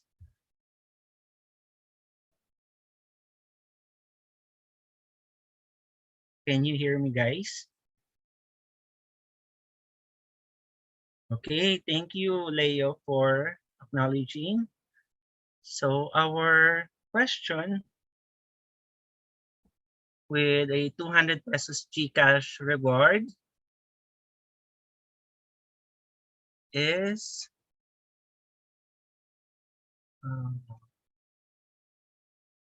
ready?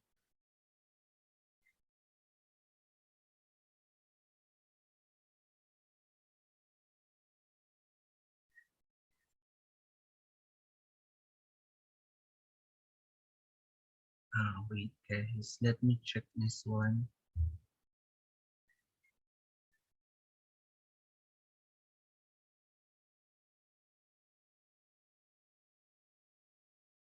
One minute lang.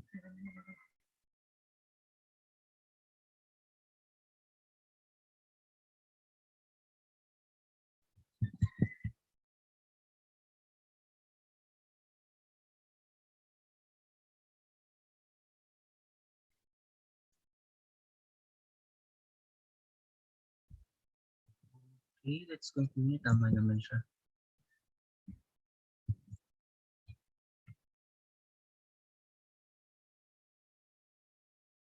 Okay, medyo binitin ko lang guys.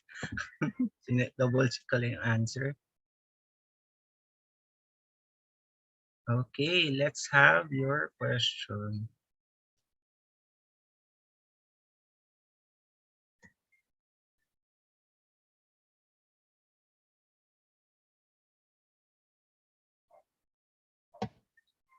Our first question for the second half is like this. So again, guys, the proper format should be letter plus hashtag 1ICEP. So guys, no, hindi po yun yung sagot. Okay, I think we have a winner already. Congratulations to Rina Rose Baterna. So the answer for this one is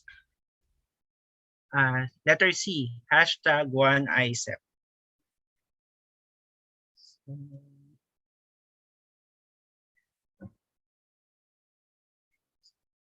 Okay, let's continue. So guys, don't worry, we have two energizers for this webinar.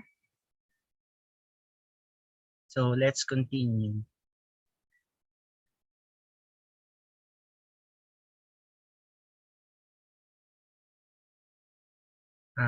To our topic, being in charge of uncertainty through engineering risk management. So for the risk management procedure, we have number 6. It is the quantitative risk analysis. So quantitative risk analysis requires that sufficient information is made available regarding the construction project. So if the project information is available, the benefits of its application or the determination of the probability accomplishing a construction project objective. So determining risk that require the most attention by quantifying their variable cost, schedule, and scope, targets, and risk responses are then implemented. This process made easier in the creation of a model when the construction project using qualitative techniques such as general uncertainty on quantitative risk models. So it can be developed based on a spreadsheet or diagrammatic tool or activity network. All such tasks, cost, duration, and etc., which are relevant to the quantitative risk analysis, must be included in any modeling method used. So again, against these 4 elements, uncertainty variables can be instead deterministic in order to reflect areas of critical uncertainty. So one good example of this is a decision tree. So again, guys, if you are taking your masters, this is very familiar, and also if you are on the management side, this is the most used method to define uncertainty. So what is the decision tree? Decision tree is a type of diagram that clearly defines potential outcomes for a collection of relative choices. In project management, a decision tree analysis exercise will allow project leaders to easily compare different courses of action against each other and evaluate the risk, probability, success, and potential benefits associated with each. It is important to note that a proper decision tree has 4 main elements. So we have decision nodes, chance nodes, end nodes, and branches. Let's briefly discuss one by one these 4 elements of the decision tree. So these are the 4 elements as I mentioned a while ago. So we have the decision nodes. So a decision node is represented on our decision tree diagram as a square or indicates a choice that needs to be made. So we have a chance node. A chance node is a circle that represents a chance, and it is used to significant uncertain outcomes that these nodes are used when future results are not guaranteed. And then we have end nodes. End nodes are like name suggests, represent the end of the diagram and illustrates a final outcome. And lastly, we have the branches. So branches are what connect the nodes together. Each branch represents a potential choice that should be clearly labeled. So relating this to our topic, management, we have this example. So guys, decision tree is not only used for risk management, it could be also used in your projects, in your system analysis, in your financial analysis. So these are all the laying out all the possible options that you have on a certain task. Then let's go with the example. This is the example of the decision tree analysis.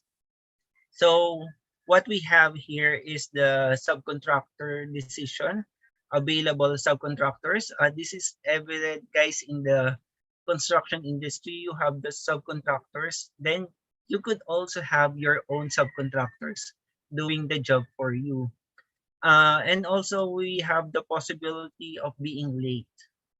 So this time, our example on the decision tree analysis is all about the time schedule or the per TPM of the project.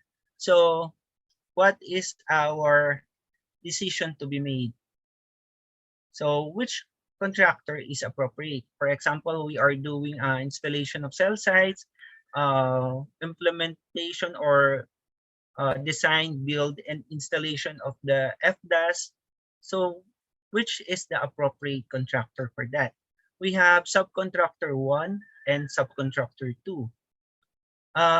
For each subcontractor, they submitted a proposal with this kind of specifications. For example, they are doing the job done on 60 days. Sorry, they are going to do the job in, for example, 50 days. And then the other subcontractor also can do the job in 50 days. But there will be, if the project will not run smoothly, subcontractor A will have 60 days late, and then the subcontractor B will have 20 days late. So there you go, guys. That's the option. Or you can include a subcontractor 3, which is, for example, the delay will be only, let's say, 10 days. So it's up to you guys to review all the submitted contracts on the project, and then you decide which doer of the project or contractor will benefit or will fit your expectation. So that's why for every review of the contracts that I've seen, there is always a section there that there is a penalty if a contractor will not do it on the scheduled time. So that's it for the risk analysis using decision tree. So let's now move forward to our risk response and monitoring. So after the identification and assessment of risk, they are not left unattended. So syempre, it should be monitored. In the development phase of a construction projects, risk responses are implemented. Apparently, the planning of responses in the construction risk happen at all phases of the project. However, it is predominantly done in the development phase of the project. This is because the development phase of a construction project is where a construction manager can practically implement the most effective and beneficial response to a identified risk factor as a result to ensure the successful delivery of the construction project. As the risk response includes strategies such as avoid, transfer, exploit, share, and enhance. In other words, appropriate responses must be applied for identified risk factors in the construction project, which can vary from avoidance, transferring the risk elsewhere, or you can transfer it to your valued insurance provider.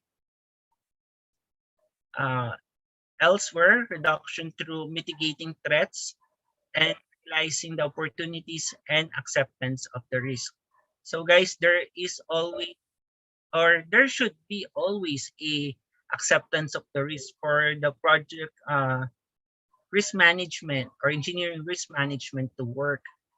It should not be ignored because as I've worked in the insurance industry of engineering insurance, I've seen a lot of cases wherein the project owner always ignores the risk exposure of their project to different hazardous perils. Then, guys, how do we map our mitigation with the level of probability and consequence? So here in the diagram or illustration, we can see that there is again the likelihood for it to happen, and there will be high and low for x and y axis, and then we have the three circles inside this diagram. So we have a retain or absorption. For the retain and absorption, some owners do this because as I mentioned a while ago, that they are not willing to accept the risk. So they are just going to retain it. Maybe they were just thinking that it was just a wiring installation. It was just a fixing of the equipment. And also it could be the just or maybe they could have the financial capability to have financial loss if catastrophic happen. So on the middle side, we have the reduction or mitigation. This is a risk reserve or flexibility. So some project owners, principals, or contractors, subcontractors have this option on the middle side, wherein they take a hybrid structure on their risk management. They are going to retain some, and then they are going to transfer, let's say for example, 50% of the risk to the insurance company. But then guys, transferring only 50% of the risk will result also to loss. So probably you would go transferring it 100% to a certain insurance company for you to be fully protected to the loss or damage on your project. So guys, insurance is not only with life insurance, guys. Insurance is has a variety of options. So the insurance that we are most predominant nowadays is the life, but we have also the engineering insurance, which handles this one for the transfer of risk. The insurance could vary from the phase of the when you are constructing or implementing or installing your project. Then we have also an insurance for the completion of the project. If you are already completed and then you are also the owner of the project, there is also an insurance for that. There you go. You could, but in my experience, we should go, guys, getting our project 100% insured for us to be fully covered, because you may not know what will happen on your project, most especially when there is no one looking at your project at the project site. So this is a good choice to have your risk transferred to an insurance company. Then under monitoring again, we must monitor the agreed risk plans. For each risk or set of risk, a response should be planned. Risk owners or their assigned risk action owners execute the plans. Some risks merit an immediate response. For example, if a supplier fails to meet a deadline, so we have to have our backup suppliers to immediately order from them.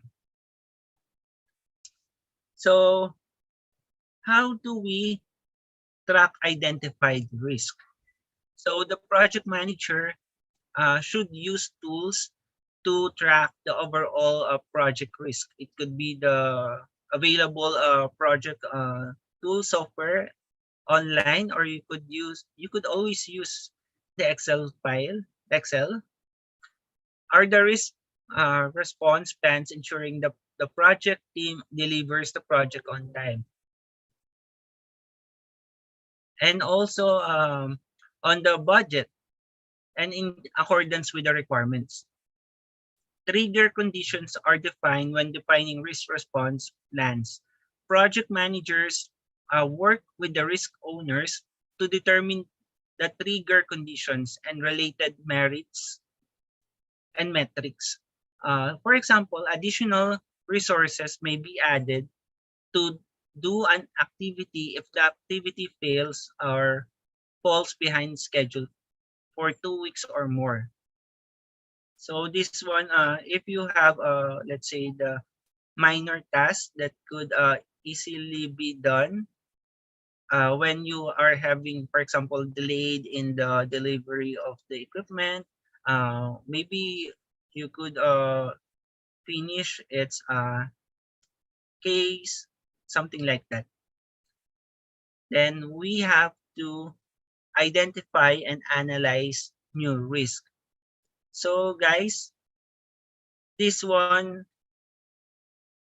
in the risk management process, it is always a non-stopping collecting of data. So we have always to include and analyze the new risks that could happen in our project. So for this new risk arise over time, for example, an insurance company was implementing a new policy administration system. So a vendor delivered an update while an insurance company was testing major modifications and interfaces. As the new code was introduced, there was the risk of breaking the interfaces. So project managers periodically work with their team to identify the new risk on their project. So what's new? What has been changed on their project? What has been overlooked by the project managers? So it could be major changes to the project or its environment, or key milestones reached. It could be the major occurrence of a certain risk. It could be an unexpected risk, something like short circuiting, something like that. So, and lastly, changes in key team members or stakeholders.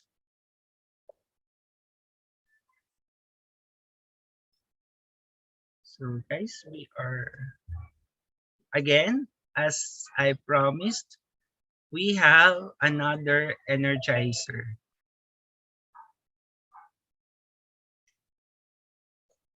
So are you ready guys for our next energizer? You're still with me o nagugutom na kayo guys?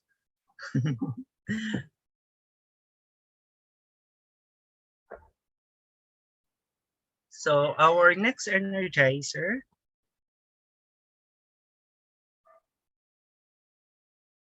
are you there guys? Are you ready?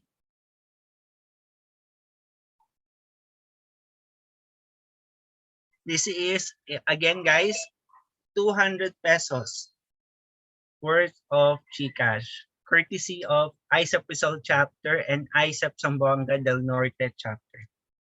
So are you ready? Here we go, our next energizer. So again, guys, the proper format should be letter space answer, then #1 ISEP. So the answer for this one is no. Wala. I think we got the correct answer.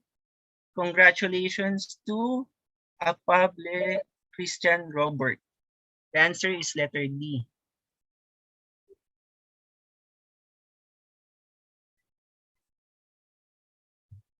Let's see.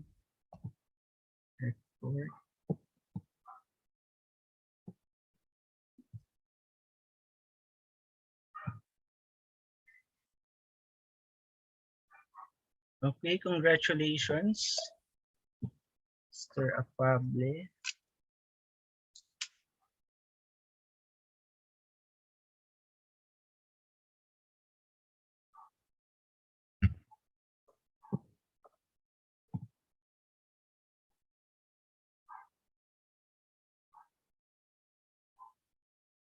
Okay, it's not closely up.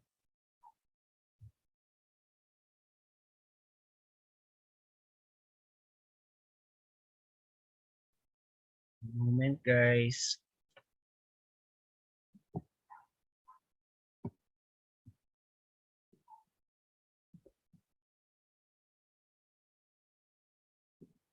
Okay, congratulations. Manila chapter yata yun. Okay, Sir Apable.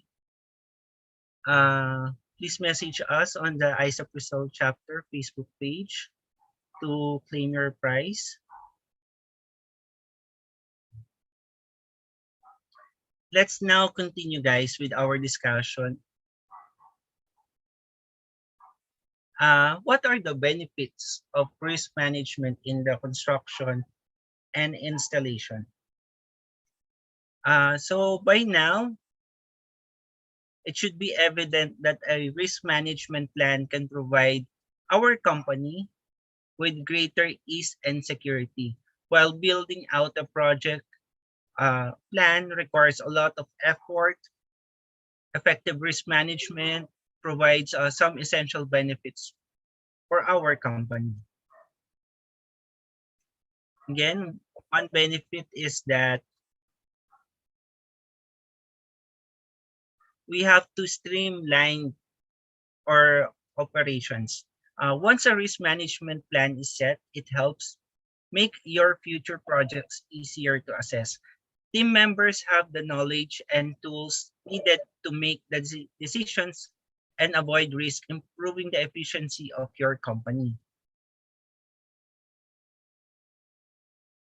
Then we have another one benefit is enhanced safety. Risk management plans also help teams follow all the safety and security standards on construction sites. The possibility of a safety hazard is minimized and moving projects along faster. So guys, if our work environment is safe, the project will run 80 to 90% smoothly. Then guys, in our project handling, we are not only or must do our project in a timely manner, but also we have to be mindful of our fellow co-workers on site on their safety. Then we have another one, higher confidence in projects or in handling projects. So being equipped with a sound plan allows teams to gain confidence over time in their projects as they balance the risk. Since they are able to plan and fix any mistakes, the team can save time and resources in their projects. Again, guys, historical data is very important in risk management. It could really ease your project handling or your operations during installation of a certain equipment or construction of a certain project, it could really help, guys. Then one is we have increased profits. So taking our unmanaged risk can really hurt our company's profits. However, a carefully crafted and actionable risk plan helps to minimize this risk, streamline operations, as we mentioned, enhance safety, lower cost, and higher project confidence leads to the increased profits over time. So what do we mean by this? Increased profits, it could be you are being a good handler on the project, and then you also have a good risk management plan. Uh, it means that your reputation is being built, and then many contractors or subcontractors will get your services because of you handle the project, let's say 98% smoothly. So something like that. There are uh, you always cover the possible perils or hazards that could inflict the your project quality. Then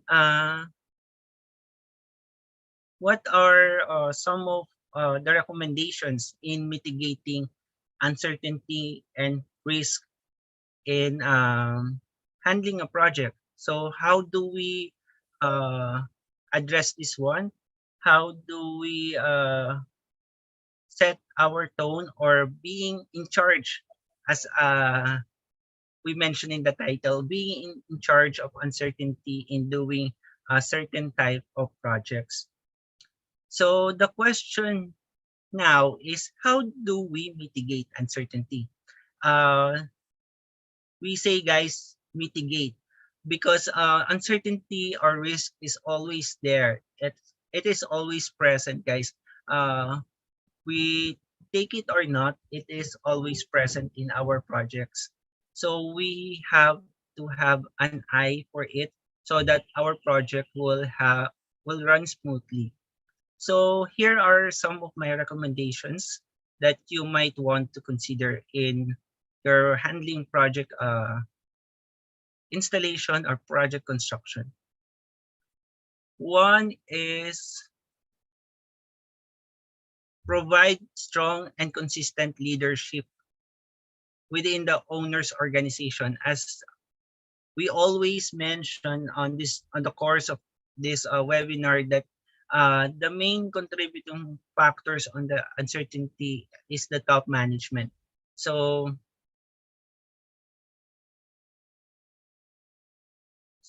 for this one, experienced owners acknowledge the importance of providing strong leadership for their building design and construction projects.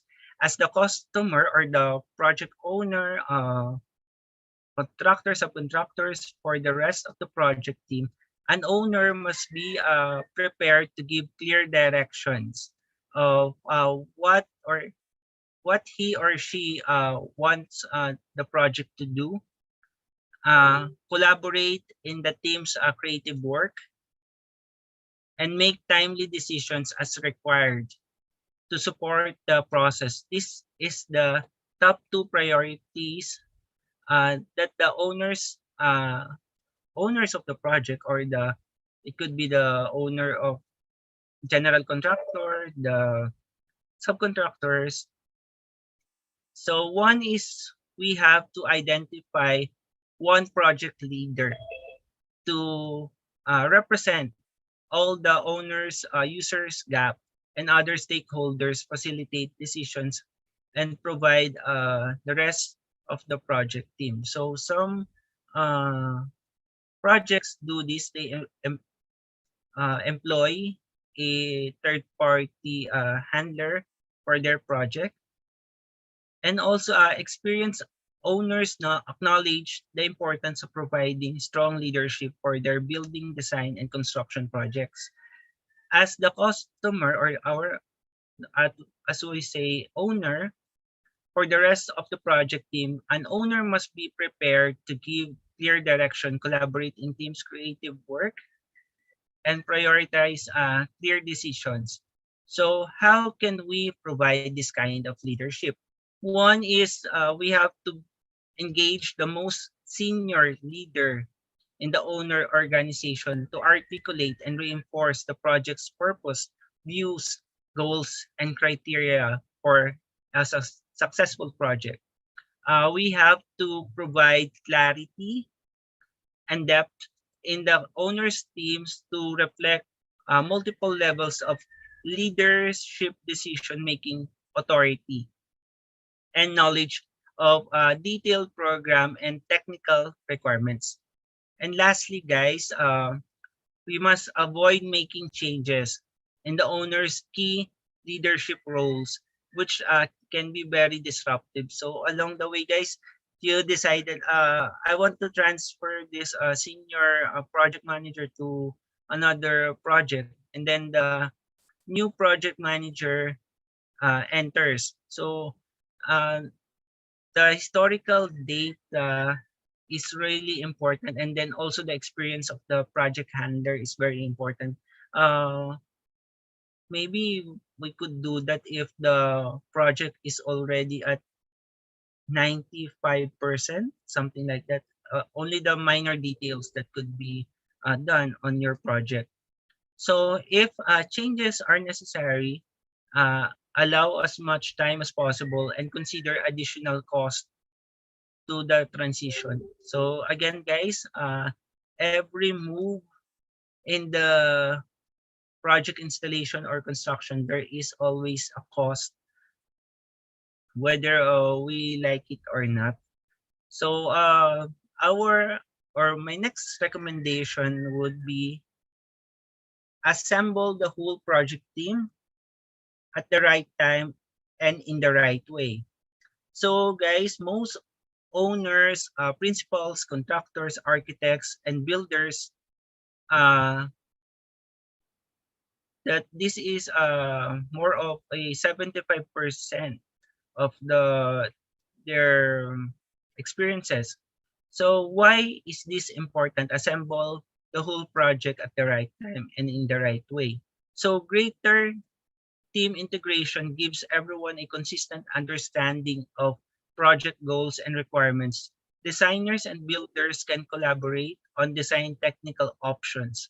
Contractors or construction managers can provide timely and cost constructability advice. Most importantly, early formation of the entire project team creates a foundation of trust and communication, benefiting the entire delivery process. So project team members should be selected based on their expertise, experience, and other qualifications first, with business teams considered as the second step. So this best value or approach is favored by almost 60% of the project handler or owners. So guys, this is very important to assemble the right team, the right people at the right time and in the right way. So sometimes we assembled it in the right way, but the proper timing is not there, or we assembled it at the proper time, but the inappropriate people were included. So it must goes hand in hand. It must be employed the whole project team in the right time and in the right way. Then my next recommendation is establish and maintain strong communication with the project team. So building design and construction can invoke a very complex communication process. Information about an owner's requirement is conveyed to the design team, which whole vision is then developed by a variety of technical disciplines and then transferred to bidders, construction or contractors and suppliers. So any weak links in this communication chain can be costly. For the effective working relationships need to be maintained at several levels in large project teams. So the owner should designate and empower a very senior executive. So ideally, it should be the president, CEO, to give or to somehow monitor the communication between this level. So others are responsible for day-to-day management of work. Again, the owners, architects, and builders must maintain very close relationships throughout the process. In addition, user groups and other stakeholders must be engaged and informed as appropriate to the project's circumstances. They are maybe dozens of people in the owner's organization who interact with the design and construction team. So presenting requirements and reviewing important designs, and technical options. So once the project is assembled, it pays to invest time in aligning the group of the owner's goals and also expectations. Key project success factors, roles and responsibilities, and project management and communications procedures. So this will determine exactly how qualified the team members who may have work on the project and will function as a unit to successfully execute the project properly. Then we have another one. Complete defined project requirements. So guys, a project program, brief or documents, these fundamental points, the detailed requirements for building construction or spaces and relationships. So for this one, here are some key elements for the completely defined project requirements, overall project goals and expected outcomes for the owner or facility or users. 2 is a desired relationship to our buildings and infrastructure or at near the project site. 3 is capacities of public or service access roads, parking or utilities. 4 is the number, sizes, capacities, and proximity, relationship, and functional spaces that we could need. 4 is key flows of people, materials, and equipment within the site or building. 5 is the area allowance for us to construct or support these spaces or to commence our project. 6 is environmental requirements or to support our project. What could be the environmental permits that we need? Next one is the technical data that we need for our equipment installation.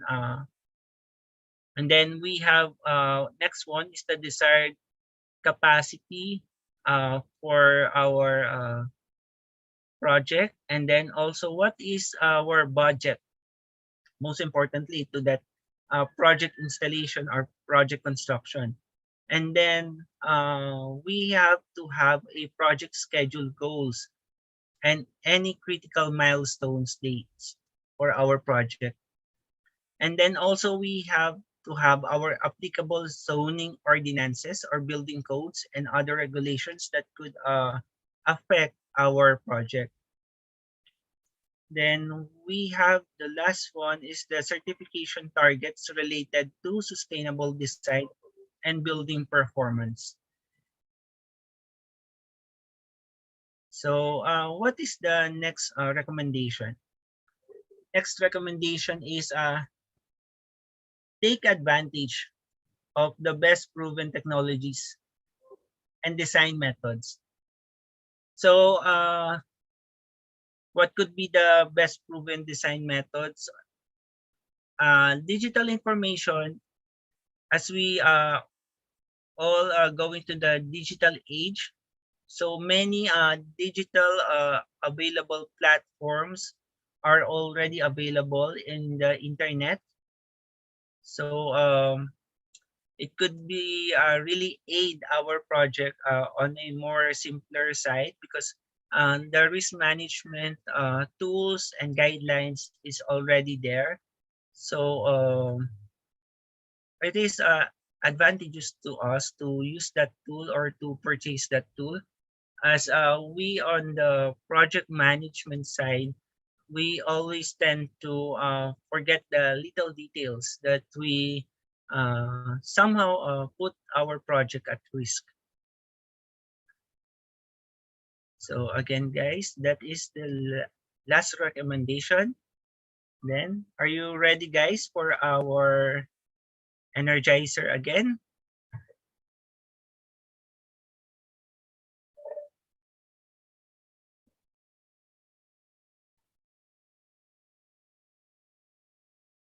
Nandiyan pa ba kayo, guys? Nag-lunch na ba kayo?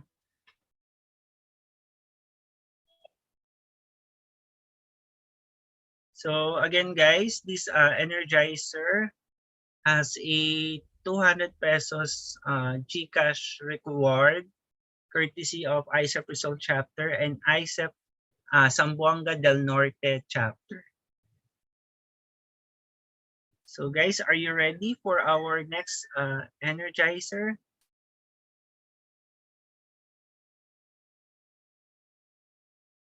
Nandiyan pa ba kayo, guys? Nagmumonolog na lang ba?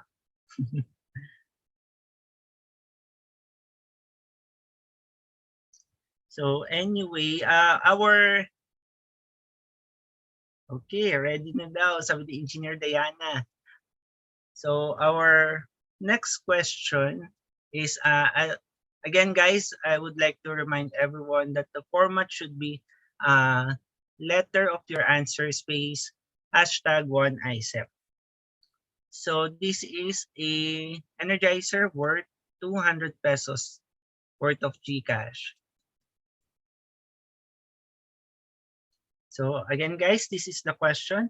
Which of the following are important in assembling the team? Project manager. So wala pa nakakakuha, guys. Choose. Wala pa, guys. Hindi pwede ang dalawang letter na sagot, guys. I think meron na. So congratulations, Manila chapter again. I think Labadan Benjamin. So congratulations, Engineer Benjamin. You won a 200 pesos GCash. The answer to this question is letter C.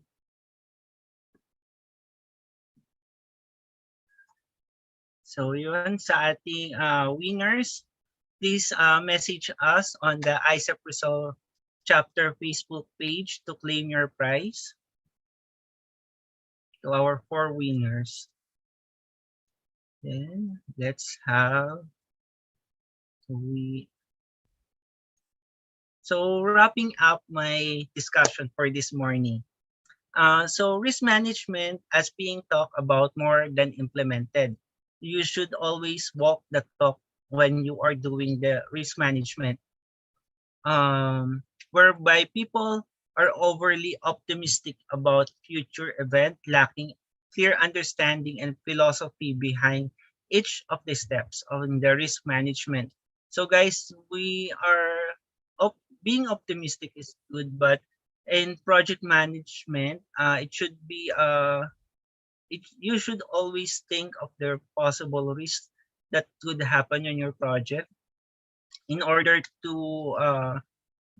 cover them or avoid some constraints that could happen along the way. So the focus is towards identifying the pros and cons, more over costs and benefits. So being optimistic that the risk will be managed successfully, people are biased. As I mentioned, biased towards the optimism that risk could be managed simply by allocating financial contingency to account for the eventuality of something that could go wrong.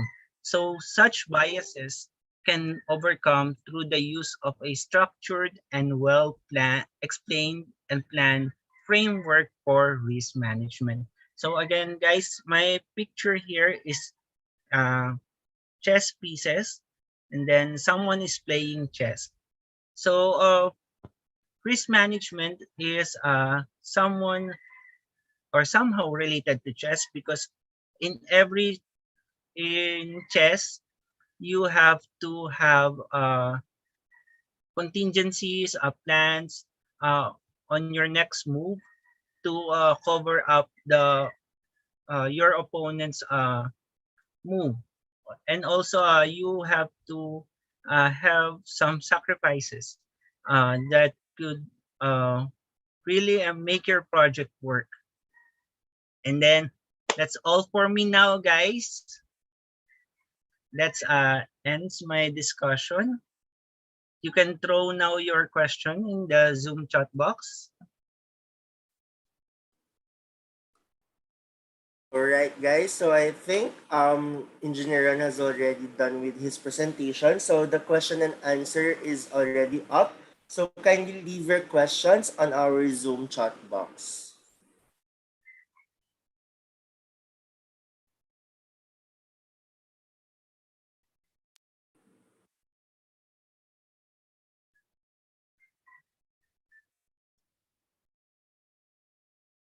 So congratulations sa ating 4 na winners. Thank you also, Engineer Arnaldo. So wag po kayo mahiya, just throw your question. Any questions po is always welcome.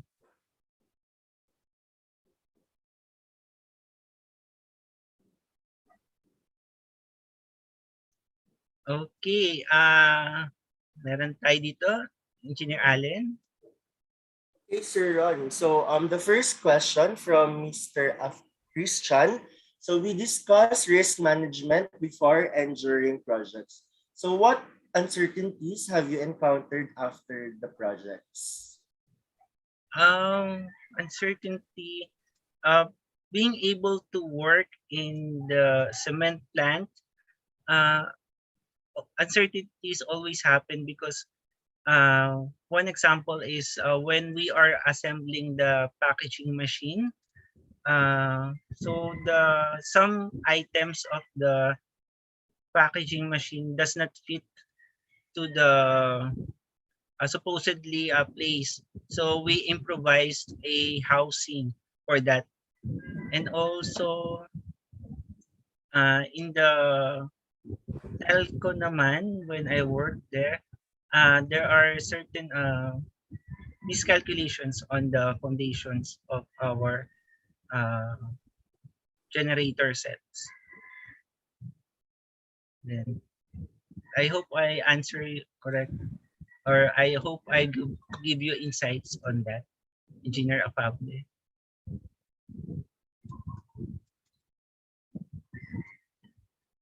Okay, anyone else who have their own questions for Engineer Ron? Feel free to chat it in our Zoom chat box.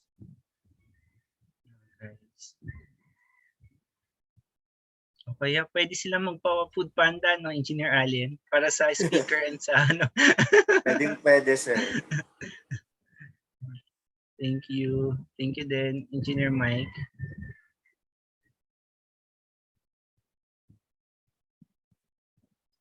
Any questions from the participants? So mukhang wala na ata. Mukhang wala na, sir. Sige, so thank you again, Engineer Ron Reyes, for embodying your topic regarding risk management. So Now may we call on Engineer Diana Banawan for the awarding of Certificate of Appreciation. Hi. Hello, everyone.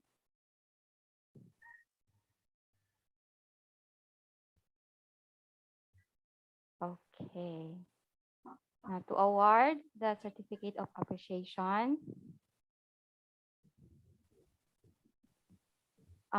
Sir Engineer Allen, yung ano niya certificate po ni Govron. Hello, ma'am. Yung certificate po ni Govron, may image po Paki-project kayo. doon. Paki-present po ayon. Salamat. Okay. So, a certificate of appreciation presented to Engineer Ronaldo J. Reyes, EC and MS EMG, for sharing his knowledge and expertise as our resource speaker on our 2022 IECEP RIZAL Chapter 5th webinar series in collaboration with IECEP Zamboanga del Norte Chapter with the topic entitled Being in Charge of the Uncertainty Through Engineering Waste Management, given this 15th day of January in the year of our Lord 2022 at the province of Rizal, Philippines, signed by Beatriz B. Peralta, 2022 IECEP Rizal Chapter Secretary, and Jefferson Manriquez, or Engineer Jefferson Manriquez, 2022 IECEP Zamboanga del Norte Chapter Governor. Thank you so much, Engineer Ron, for your expertise that you have shared to us and learned a lot. And congratulations. Okay, thank you, ma'am.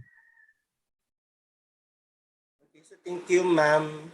So before for the participants, so before we take our lunch break, so may I request everyone to have a photo first. So let me just have it in a gallery mode.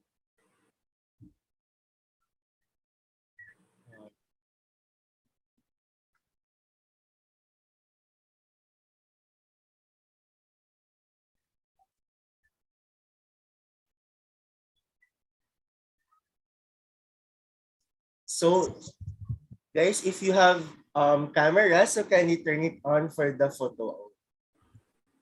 I can't seem to start it po. Open my cam. Engineer Allen. All right, so one moment.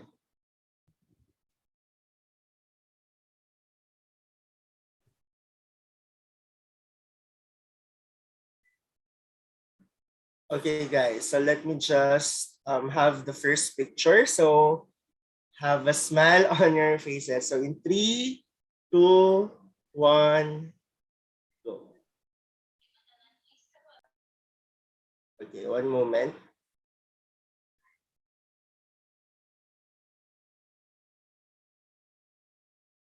Okay, another one, guys. So let's have a second photo, maybe a wacky one. So 3, 2, 1, go. Okay, so thank you again for the participants, and thank you, Engineer Diana, and also to Engineer Ron for having an insightful talk. And I hope that everyone learned from this morning session.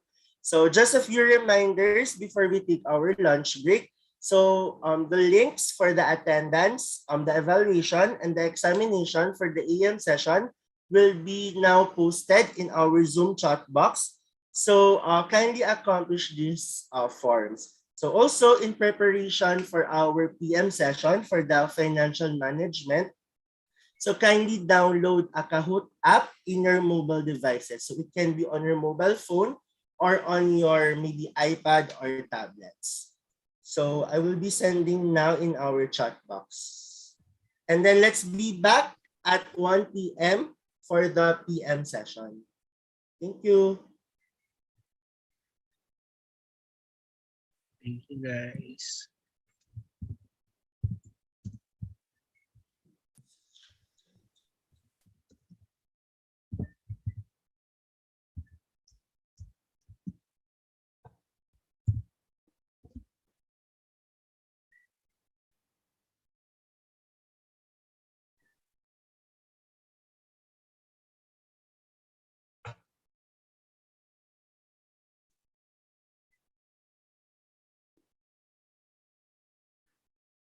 Okay, guys, so the links are already posted by Mr. Victor Iranella. So don't forget to have it accomplished within today. Thank you.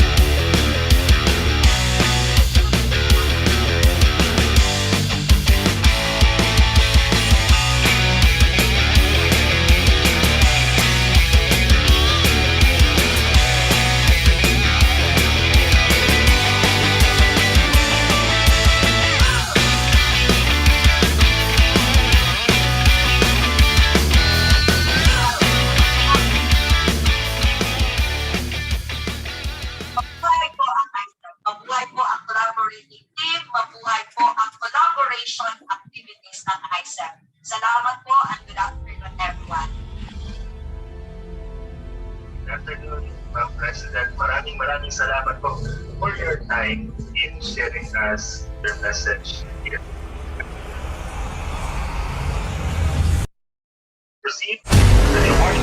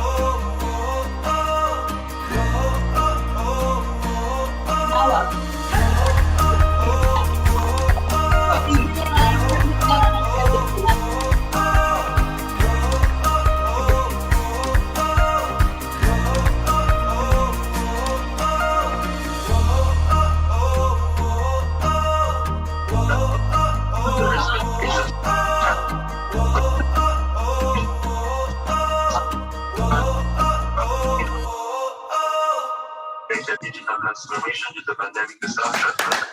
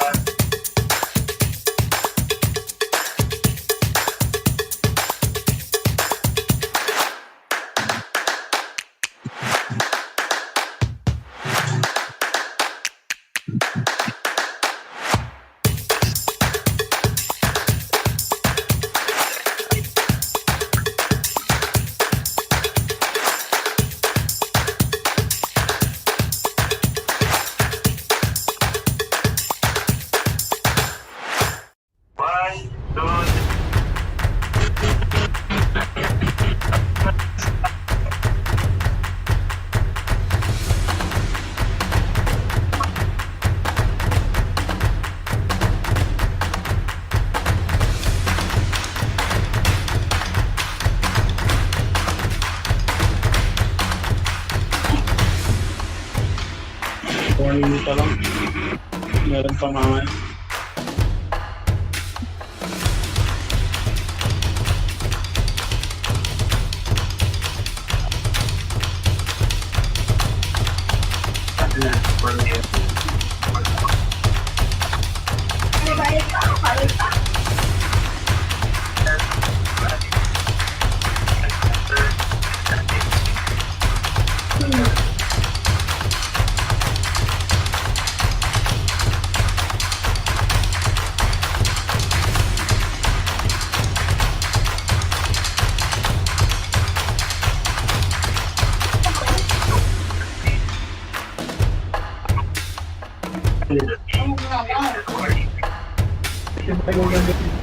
ISEP Bataan is looking for candidates for their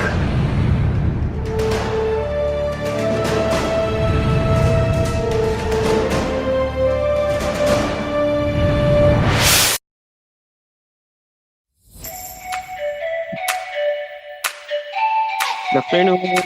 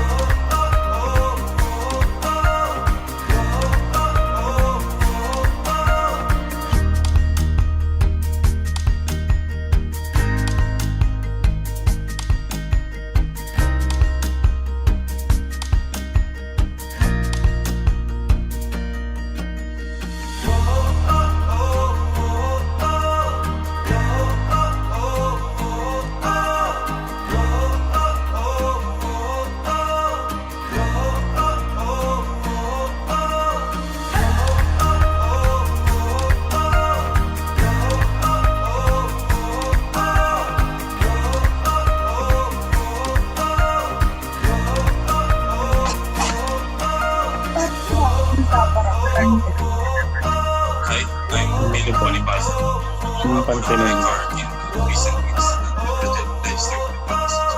I am Jenara Castaneda. I am Board of Director for Technical Affairs.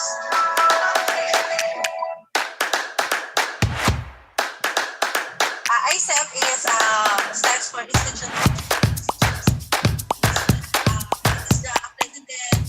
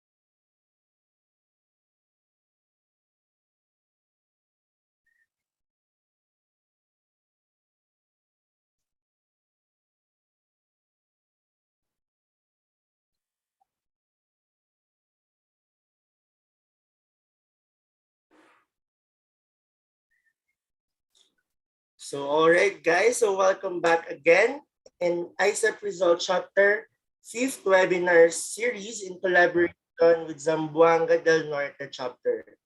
So, I hope everyone is energized after taking their lunch. So, before we continue in our afternoon session, so kindly again download the Kahoot app on your mobile devices. And now, may we call on ISEP Result Chapter Secretary Engineer Beatrice Peralta for the introductory of our next resource speaker.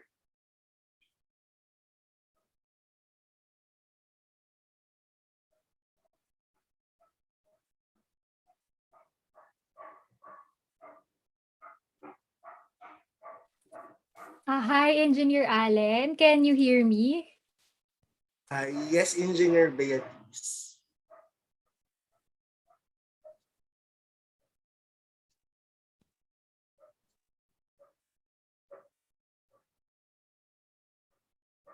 Okay. Thank you so much, Saturday, to ISEP Result Chapter to introduce our speaker for this afternoon session. So our speaker is a graduate of Bachelor of Science in Mechanical Engineering at Bicol University and got his postgraduate diploma in Engineering Management at Mapua University. And in terms of his work experience, he was greatly involved in the industry of manufacturing and production. So from 2013 to 2016, he worked as a technical specialist for plumbing and HVAC tools at Emerson Electric Asia Limited. And from 2016 to 2018, he eventually became the territory manager for Sealed Air Philippines Incorporated. And currently, he is now the country manager for RANPAC, in which he is specializing the marketing and business development of the company. Apart from these experiences, and since he will be sharing us the techniques and basics of financial planning, our speaker is also a licensed financial advisor for 3 years. So everyone, please help me welcome our speaker for financial management for engineering professionals, Engineer Japet Shamlanon. Hi sir, good afternoon po.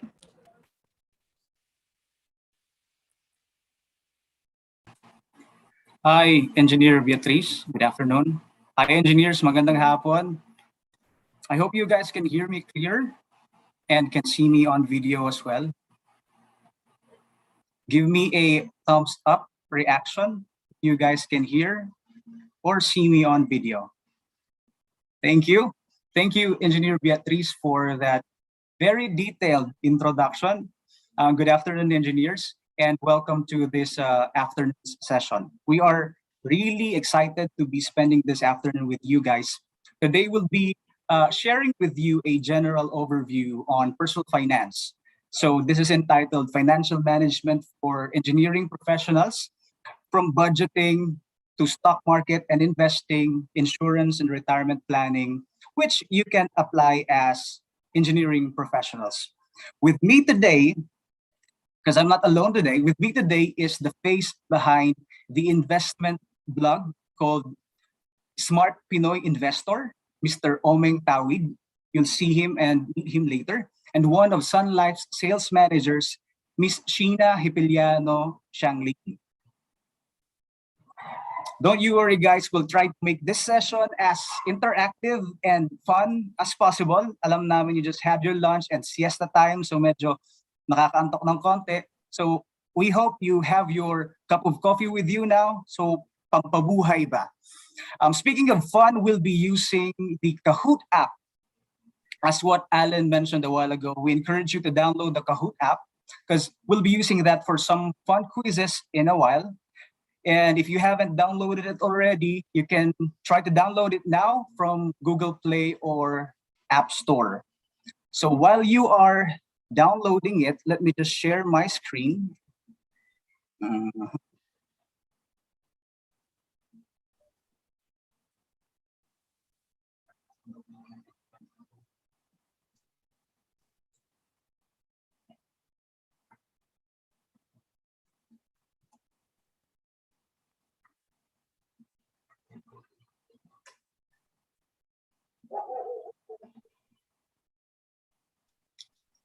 Pa-thumbs up na if you guys can see the screen now being shared.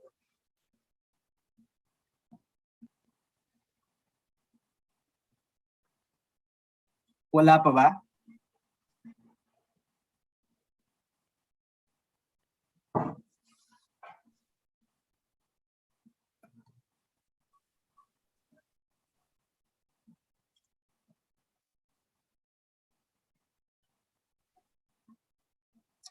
Alan, Beatrice, engineers, can you see the screen now?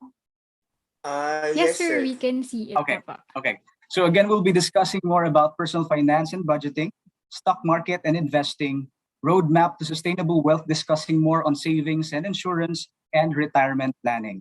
So you can see the pictures of the beautiful people I'm with today, Sheena and Omeng Tawid. You'll be meeting them in a while. So please do download Kahoot app. I'll be sharing the game pin in a while so we could have some fun while learning as well. So while you are downloading it, let's have a discussion on Zoom functionalities overview para mas magamit natin, ma-maximize natin yung Zoom options natin. So if there's something that you want to ask, you can just raise your hands using the reaction button and then unmute yourself. We have some activities as well that you can try to join in by using the annotate option. So you'll see that on the tab on top. You just click on annotate and choose whatever actions you want to do. You may want to write or input a text, So we'll do that in a while. Let's try to do it now. Can you use the annotate function and write your name on the screen?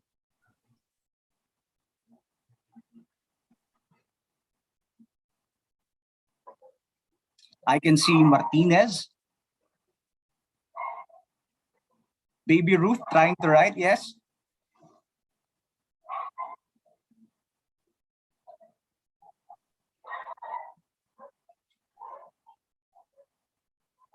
Ryan Martinez. Okay, so if you are not yet sure on how to do it, just click on the annotate function on top of your screen, and we'll be using this function more later. Heart ECE. Yeah, we love you guys. And Diana, I can see Diana. Okay, so we'll stop and disable the annotate function first and clear the screen.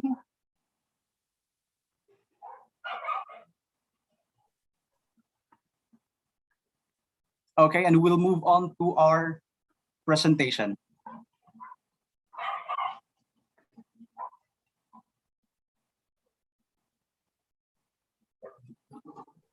As what Engineer Beatriz mentioned, I'll be introducing quickly myself as well. I am Engineer Japet Chamlanon, Mechanical Engineer, and currently serving as the Country Manager for Ranpak Philippines. It's a sustainable packaging company helping businesses and individuals make the switch from plastics to a more sustainable packaging, which is paper. And at the same time, I am a consultant and insurance advisor for Sun Life Philippines, helping individuals and business owners get on top of their personal finance. And today we'll be sharing with you ideas and concepts on personal finance and budgeting. We'll start with that.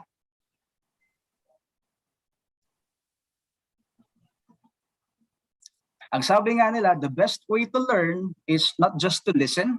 So I hope you guys are not just listening today, but to have something to take away at the end of the session that you want to share to others. So I encourage you to have your notes. You can use your notepads on your computer or get a notebook and a pen, write down notes, those keywords that you want to take home today and share it with your friends or family members. And then if you have questions, you can write it down and ask it at the end of the session. Okay, today we want to start with understanding what money really means to you. So using your annotate function, write one word that best describes your answer to this question. What does money mean to you? Sige nga, let me see.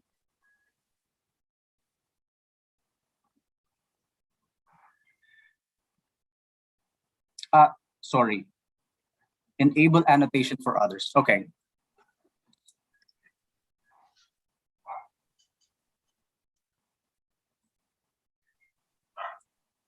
Can you guys write down your answers on the screen now? Kunyari,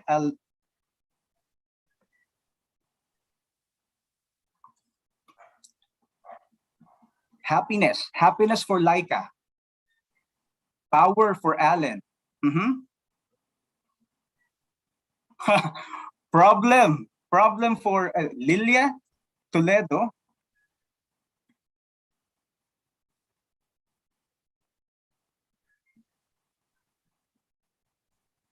Food for Diana. Yes. Anybody else? Food and Smiley. McDonald's.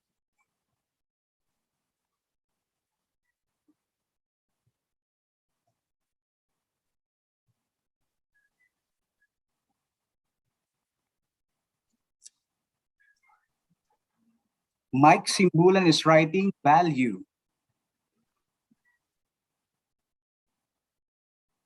Blessing. Wow, blessing. Okay, so you can continue writing down your answers. But you know, what does money mean to you seem like a very simple question. But if you really stop and think about it, for some, it may be very hard to come up with an immediate answer. Kasi money means different things to every one of us. If you notice on this box, iba-iba yung word na you guys came up with. For some, it's a measure of blessing or success. Para sa iba, it's a problem. It's a huge problem to have money or to not have money. For some, it's power to have money. For some, it provides the basics like food or shelter.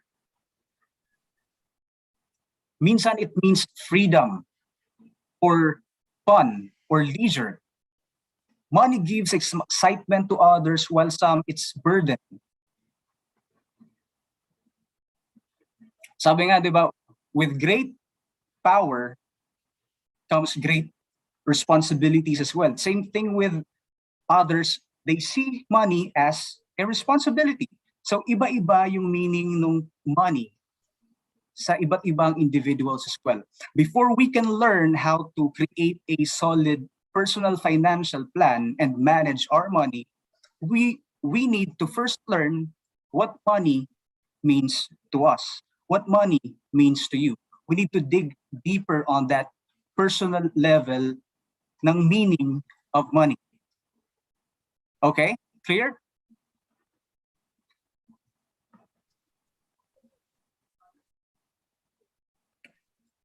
And to do that,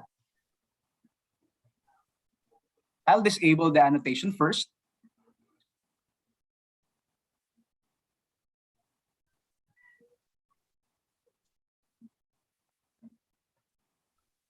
And move on to our next slide. To do that, to help you understand what money means to you, I have here some questions, guide questions, para unti-untiin nating intindihin. Ano nga ba ang ibig sabihin ng pera para sa akin? And I encourage you to have your notebooks that you can write down keywords that would mean or answer to this question. Number one, did your parents ever talk about money? Or is the conversation about money taboo in your household? Di na pag-uusapan yung kakulangan sa pera, yung sobra sa pera, yung savings, investments ng family? Or is the family never been open with discussing money in the first place?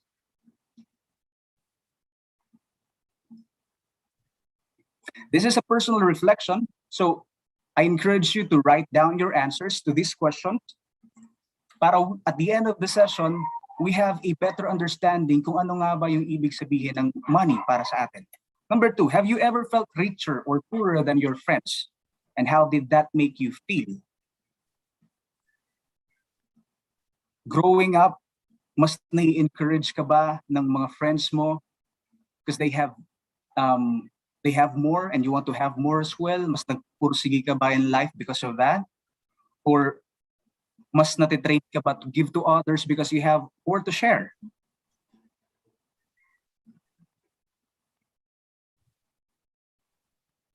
How were your parents at handling money?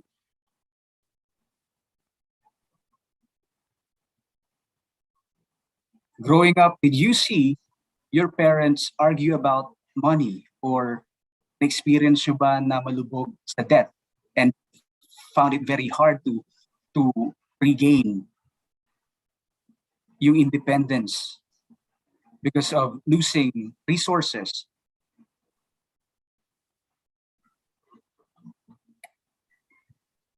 What is your charitable giving philosophy in life? Are you someone who's trying to earn more so you can share more and reach out to those who are in need of help? And are you someone who's willing to live below your means for a while in order to have something better in life?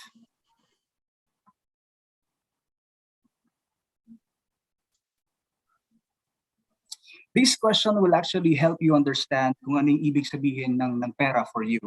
And at the same time, help us start with a financial plan. So now that you have a better understanding of how you view your money, what you want out of life, how you want to use the money, and what is its value for you and for the people around you, we'll now share with you the steps in creating your own solid financial plan.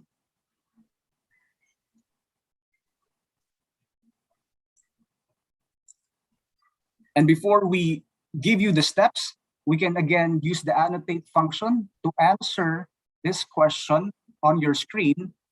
Do you consider yourself as a saver or a spender? Write your name in the box that best describes your answer. Okay? Sige nga, let me see. Who among the engineers we have now consider themselves a spender or a saver? Alan is a saver, or in between. Sometimes he saves, sometimes he spends. Okay, who else?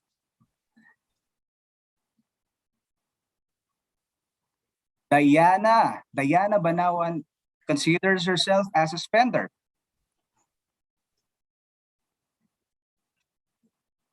Rose Ann is a saver. Baby Ruth is a saver. Lilia is a spender. Merong nasa gitna. Laika and Alan, sakto lang. They save and then they spend. For others, they save a lot. For others, they spend more. And it's very important that we know sa atin mismo kung mas nakakapag-save ba tayo, mas nakakapag-spend ba tayo, just so we know saan pumupunta yung money that we're earning. Okay? Nitro M is a spender. Okay, let's stop the annotation for now and move on to our next slide.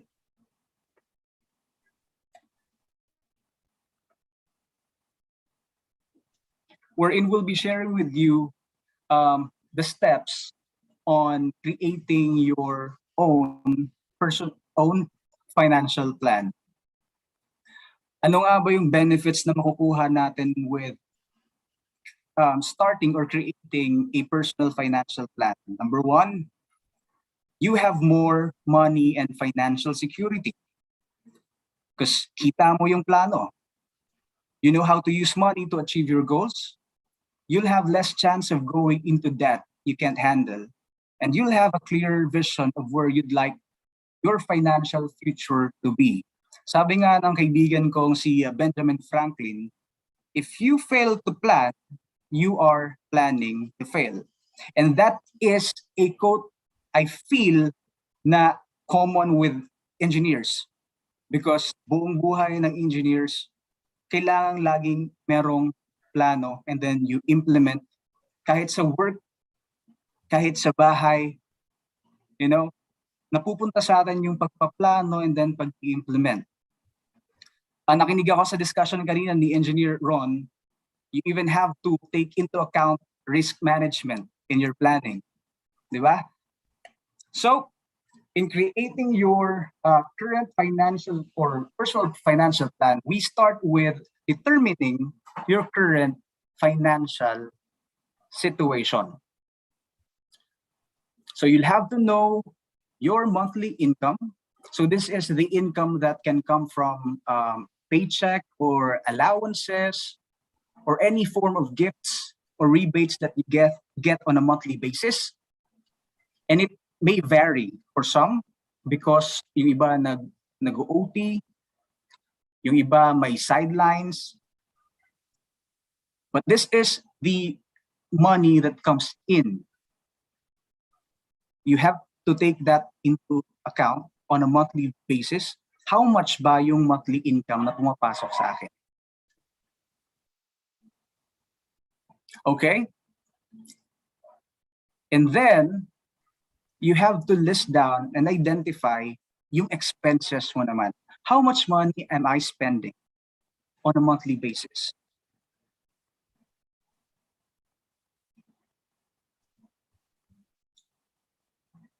How much debt or money you owe to others ang meron ka ngayon? Gaano pa siya kalaki? Gaano pa siya katagal bago ma-pay off? And then lastly, you have to check if you have excess or if you already have savings in your account. So this is your baseline. This is your current financial situation. Once you have identified these items, we can move on to the next step. And what tool can help you identify your expenses, kung meron ka pang debts, savings, what tool can help you see kung saan pumupunta yung pera mo? Anyone? You can just unmute your mic and speak out. Is there a tool na makakatulong sa'yo to see where your money goes?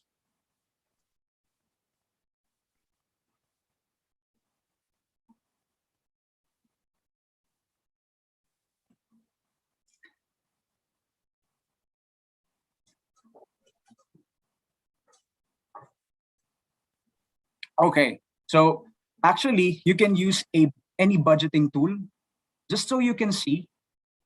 I'm not sure if there's someone who's okay. You can use a budgeting tool just so you can see where your money is going. And in the next slide, okay, this is actually a budgeting spreadsheet that I created, that I use personally, just so I can see where my money is going. Monthly, I'll know if there's an excess. I know kung kulang yung fund ko for the month. And for the whole year, I can see where the money is going. This is an example of a budget or spending plan. And this allows you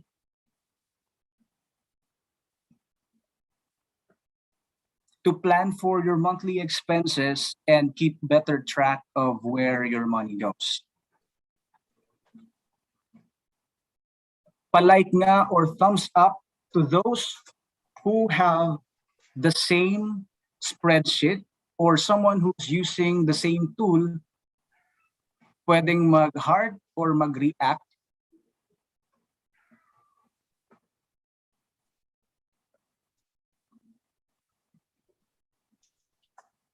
And if you feel like this is something that you want to have as well, or something that you can use, let me know. I can share this with you.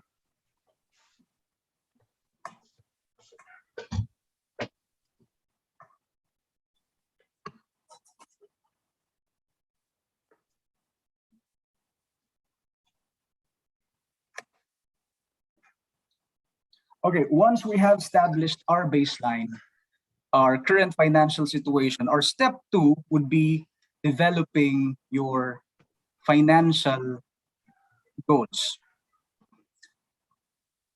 You know, it's common that we ask, why do some people have so many financial problems as they grow up? The main reason for this is that some people do not plan on how they will use their money, how they want their money to help them, how they want their money to grow. And these problems can actually be avoided and stopped from growing bigger if we can start with a financial plan and setting up goals that you'd like to stick with. And yung setting up ng goals mo will be influenced directly by these 2 factors that you see on screen. Number 1, time frame of your goals. Gaano ba katagal bago mo ma-fulfill yung isang goal na naiset mo? Short-term goals. These are goals that takes a year or even less to achieve, like buying a new computer or setting up your work from home setup at home. And number 2, intermediate goals or medium-term goals. These are goals na 2 to 5 years bago mo siya ma-achieve, like saving for a down payment for a house, or a lot or a farmhouse that you'd like. Long term, this is a goal that takes more than 5 years to achieve, like saving up for your retirement. So we'll need to identify kung ano yung goals and the time frame of these goals na gusto nating ma-achieve. And then the next factor that will affect your financial planning or setting your goals for financial planning is your goals for different needs. Yung goals mo ba ay directly related to consumable goods, like purchases you make often and use up quickly? Yung consumable goods natin pwedeng haircut, food products, beauty and personal care na laging binibili, groceries, or durable goods, expensive items that you do not purchase often. Anong pumapasok dito sa durable goods natin? We're talking about cars, large appliances. These are items that will last more than 3 years. You purchase it and then it will stay there for several years before you buy another one. Intangible items. These are items that cannot be touched but are often important to your well-being and happiness. This is something na na-overlook minsan, but this is very important and sometimes can be very expensive. This includes personal relationship building, health, and your education. Pumapasok dito yung healthcare, insurance, and tuition for further studies.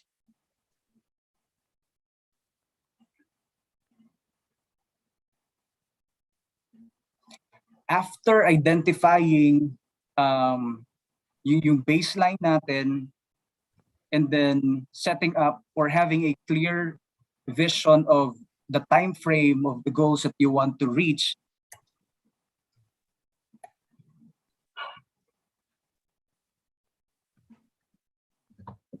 we'll be moving on to the third step, which is creating a SMART goal. But before we start creating a SMART goal, I have here on the screen some financial goals depende sa life situation natin, current life situation. That's why earlier we decided to discuss about the current financial situation that you have, because it changes when you're a fresh graduate, or you're a young couple, wala pang children, with children, single parents, nag-iiba-iba siya.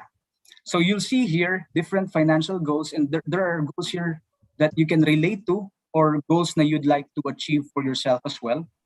So let's say for a young single adult, one of the financial goals that you can set is obtain a career training, obtain health insurance, develop a savings plan.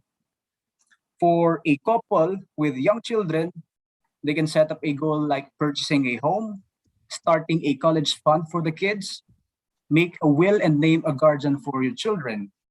Let's say for a middle-aged employee and single adult, accumulate an adequate emergency fund and review your will and estate plans. You'll see that in different life stages, your goals are changing as well.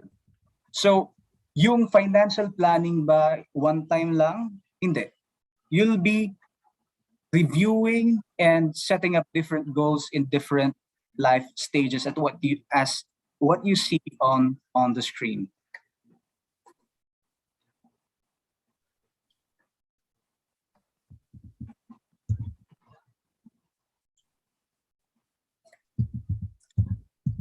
Okay, so now we have to create a SMART goal. Hindi lang siya basta goal. You see here, sa first screen natin, ang daming goals na nakalista. Do you think this is a SMART goal? Can somebody answer by unmuting your microphone? Are these samples SMART goals or not?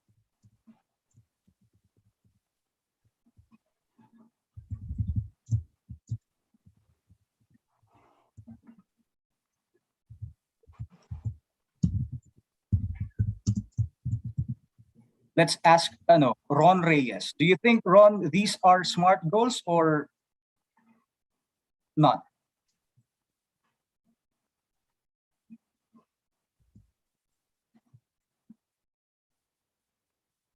Wala ako dun. No? Okay. So, in identifying or creating our SMART goals, ito yung actually pwede nating i-follow. The goal should be specific, measurable, attainable, relevant, and time-bound. Can I ask Engineer Allen to read yung specific? Okay, so for the specific, make sure your goals are focused and identify a tangible outcome. So without the specifics, your goal runs the risk of being too vague to achieve. Being more specific helps you identify what you want to achieve. You should also identify what resources you are going to leverage to achieve success. Okay, very good. And let me call on Shira May Malolot and read measurable. Lang. Measurable, sir, no? Yes, measurable. You should have some clear definition of success. This will help you to evaluate achievements and also progress. This component often answers how much or how many and highlights how you'll know you achieve your goal. Exactly. So, measurable, let's say, dun sa isang goal, sabi dito sa young single adult, gusto niya mag-develop ng savings plan. Is that measurable? No, because there's no measure of how much of a savings plan ang gusto niyang ma-create. So if you want it to be a measurable goal, pwede nating sabihin na I want to develop a savings plan with this amount. Let's say 1 million pesos. Do you think that's measurable, Shira? Sir? Do you think a goal that says I want to save 1 million is measurable?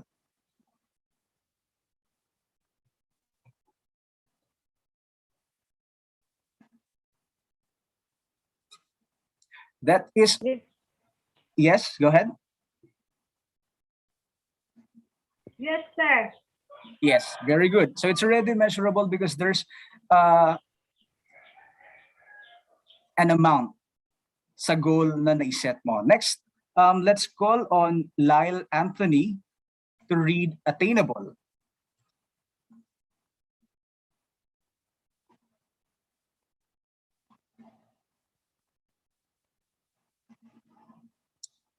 Okay, so your goal should be attainable. We have to be realistic. Is this something na kaya mo talagang ma-achieve, or is this something na sobrang hindi siya ma-achieve? And we need to take note of this in creating our own SMART goals as well. Relevant. This is about getting real with yourself and ensuring that you're trying to achieve is worthwhile to you. That's why earlier we decided to go deep on a personal level first to know our values about money. So our goals should be aligned to our values as well. And yung relevance of the goal helps you the answer why. Why am I setting or creating this goal for myself? Time bound.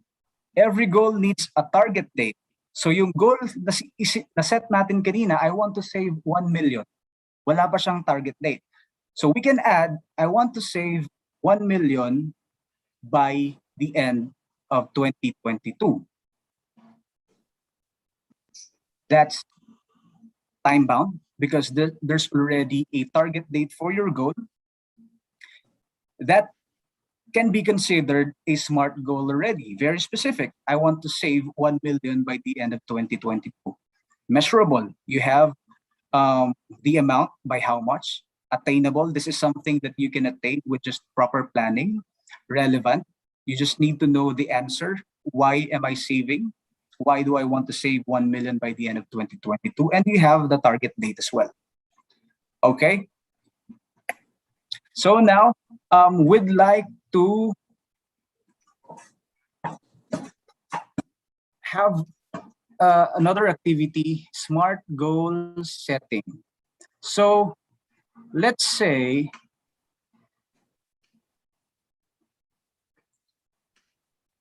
this is the goal. Tell me if this goal is a SMART goal or not a SMART goal.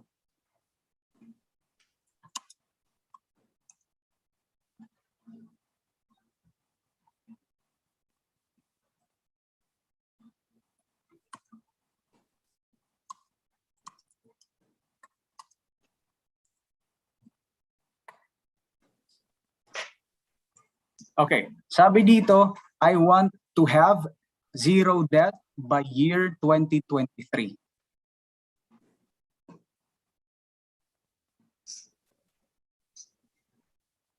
Let's ask, magtatawag ako let's ask Enrico Santiago. Do you think this is a SMART personal financial goal? I want to have zero debt by year 2023.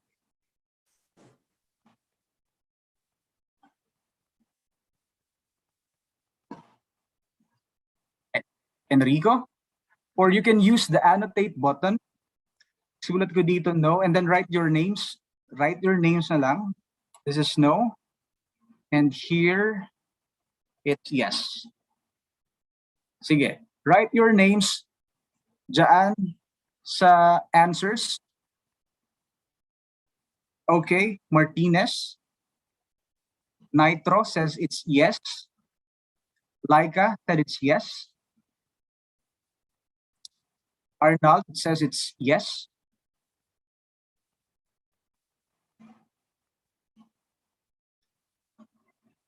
Laba said it's no. Mike Simbulan said it's yes.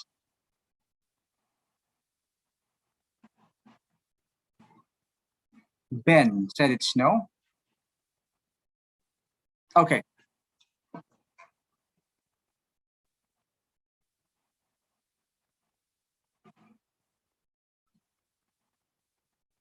This is actually, or this can be considered a SMART goal because it's number one, very specific.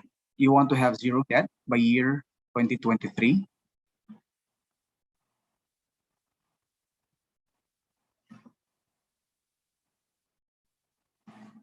And you have it.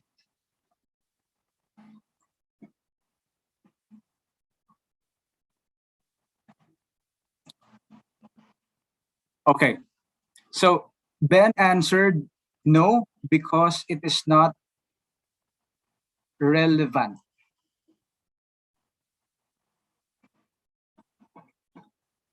For Ben, it's not relevant. Kaya dun sa R natin, kailangan din nating ma-identify. Let me close this first.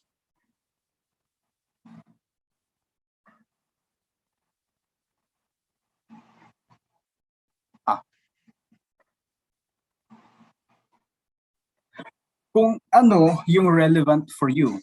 So this may be a general goal, but for some people, it is not SMART. Like for Ben, it's not relevant for him. Maybe wala na siyang debt ngayon pa lang. So he wants to have a different goal na lang, set up a different goal for himself. For others, maybe who are still trying to zero out their debt, this is already a very specific and relevant goal because you have your specific goal, you have your time frame of when you want to have it completed, and you can measure this as well. So that's how we can try creating our financial goals.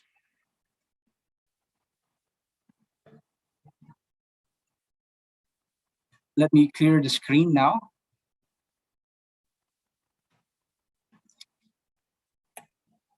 It's a practice na kailangan natin gawin. It's not something that we do once and then we stop.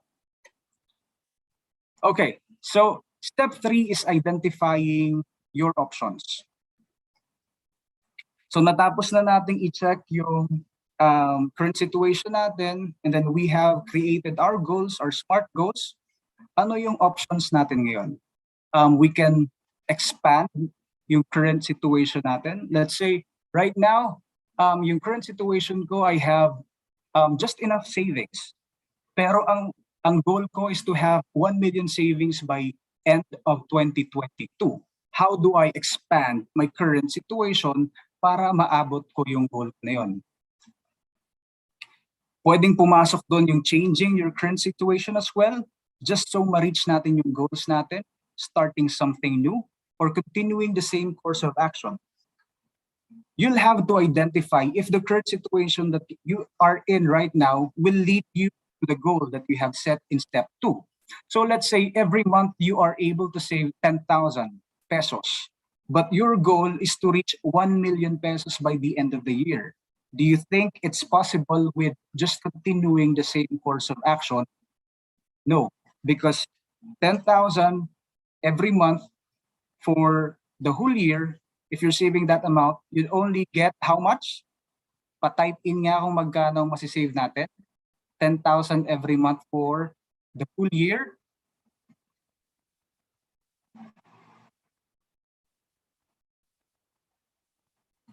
Meron, can you annotate and type in your answers?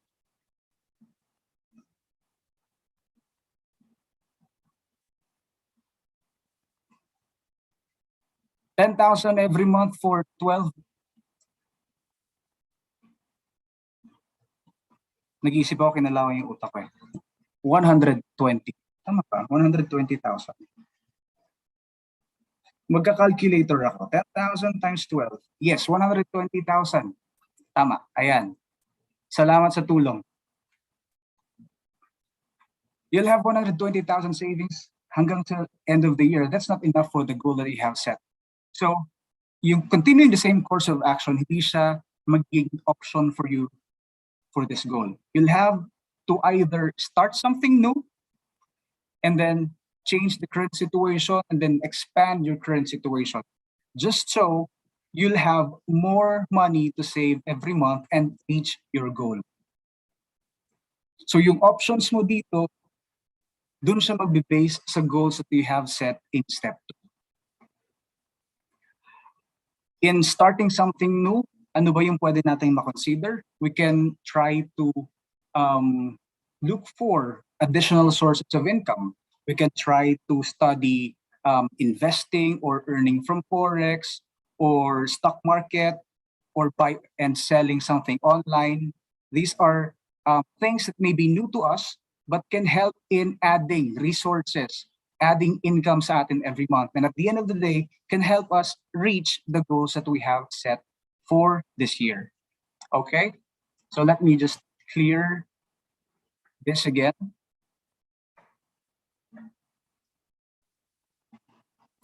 Now that you have identified your options, our next step is to evaluate your alternatives.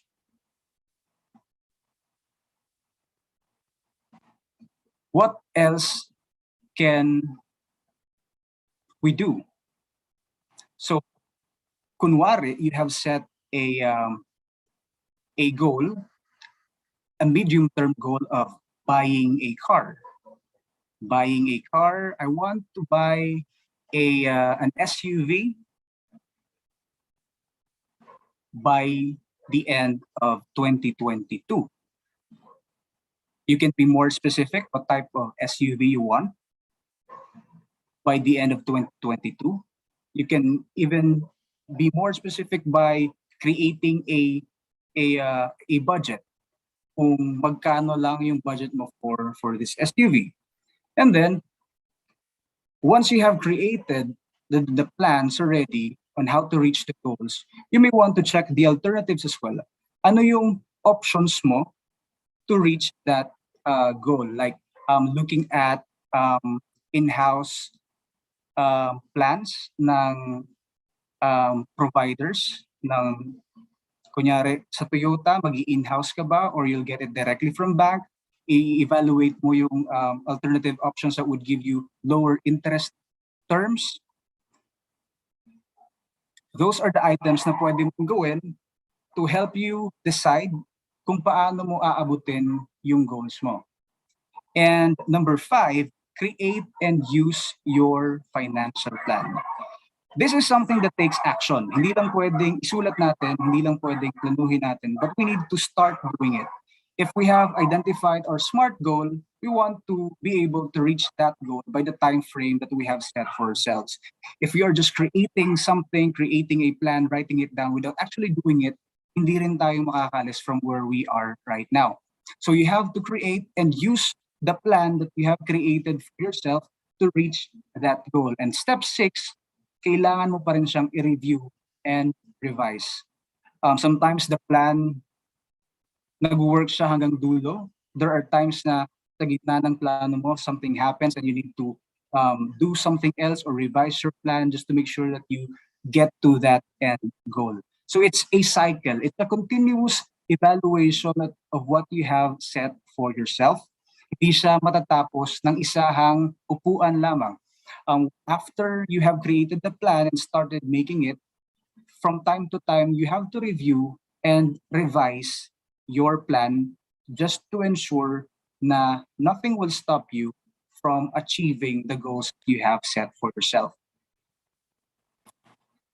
Sabi nga ng aking best friend na si Mark Twain, secret to getting ahead is getting started. So kung hindi natin sisimulan gawin yung plano on how to reach our goals, hindi tayo makakaalis where we are right now.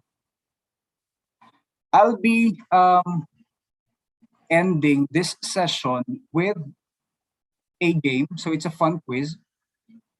So you might want to get your phones now and open Kahoot.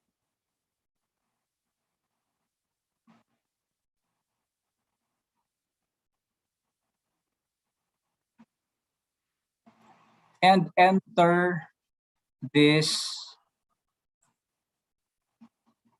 pin.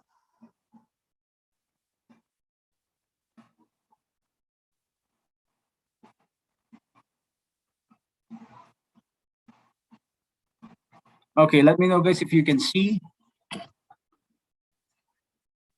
the game. If you can join the game, we'll be waiting for players. Yung mananalo dito will have 500 GCash.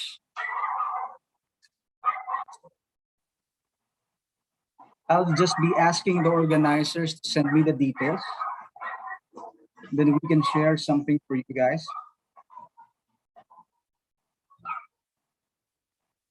Okay, so we now have 6 players.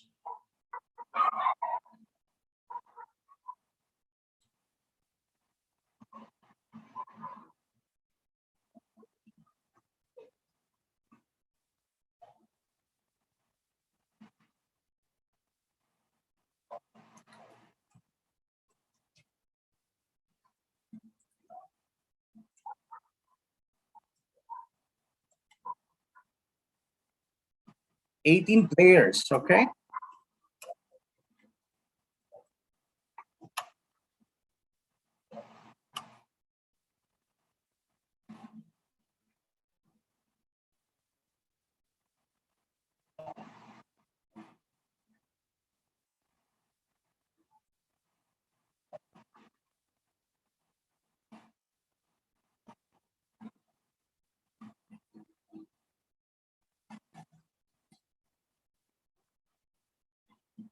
$25 players. 27 players. Sige, pag nag-30, we can start.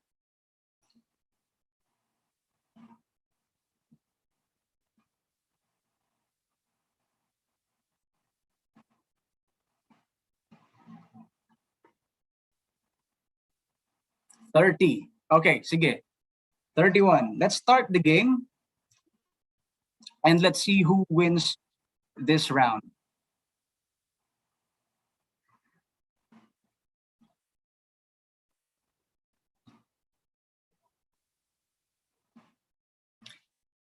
So this is a do-over. You're given a second chance to, do you think you'll make better choices this time? Background of the game, let's say you just graduated from college, landed an entry-level job, and now starting living on your own. You want to start your post-college life on the right financial foot. The money decisions you make today may either benefit or haunt you in the future. Do you think you'll make better choices this time? Let's see.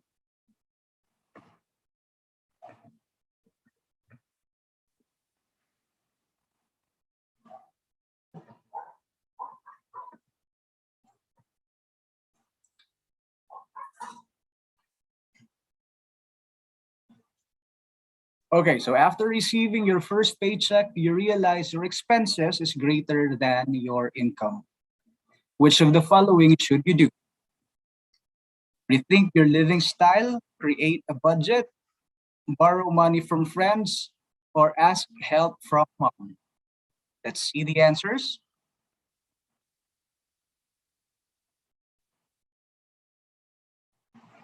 Okay, rethink your living style and create a budget.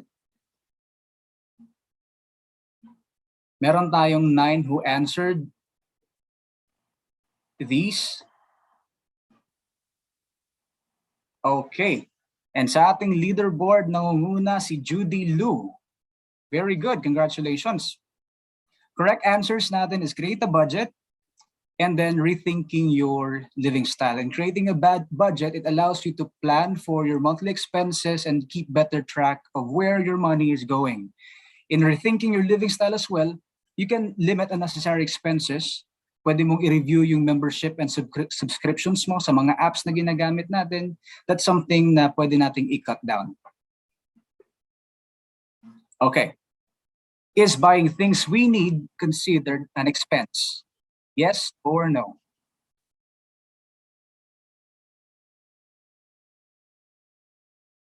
Let's see. This is an interesting question.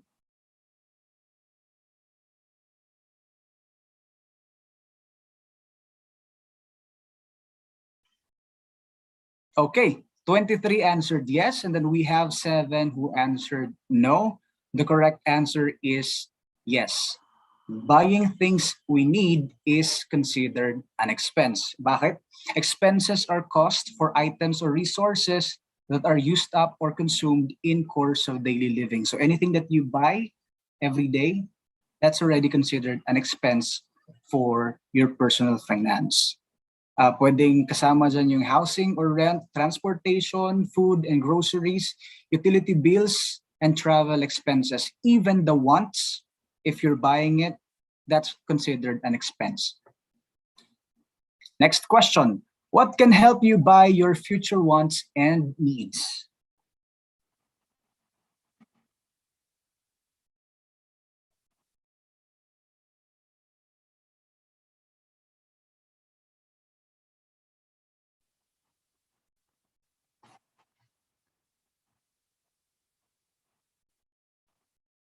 Okay.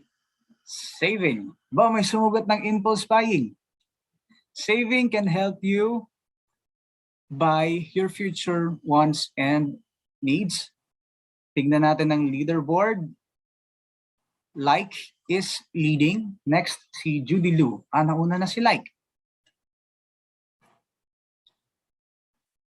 And this is actually just a matter of answering it correctly. Pabilisan din. So if you answer fast, mas mataas yung score mo.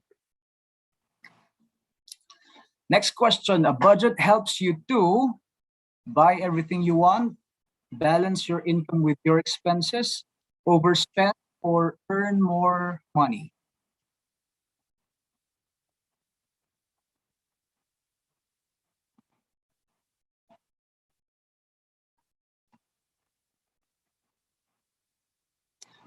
Balance your income with your expenses. That is correct. May sumagot na 5 with earning more money. A budget actually cannot earn more money for you, but it can help you see kung kailangan mo pa ng mas maraming pera para ma-cover yung expenses mo. And mapipilitan ka or it will encourage you to earn more money. But the answer for this question is balance your income with your expenses. Tignan natin who's leading now.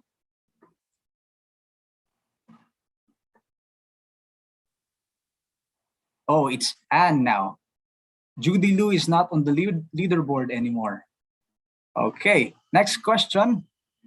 Budgeting puts you in control of your money, yes or no?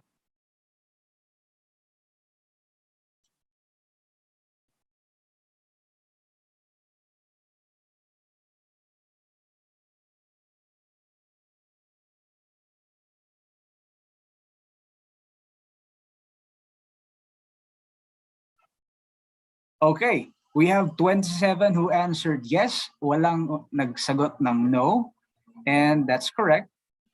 Like is on top of the leaderboard again. Pangalawa si Anne. Hindi ko na ulit nakita si Judy Ann sa leaderboard natin. Next question. After implementing a budget, you still notice a negative cash flow. What can you do next?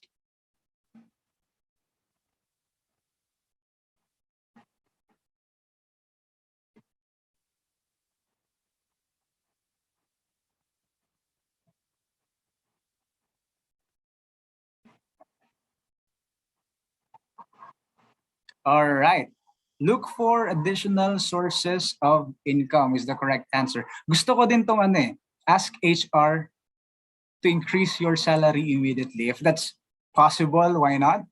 Ask help from mom, pwede. But if we want to develop our personal financial management, it's better to do it our own. Look for additional sources of income na na-discuss din natin earlier to expand your current situation.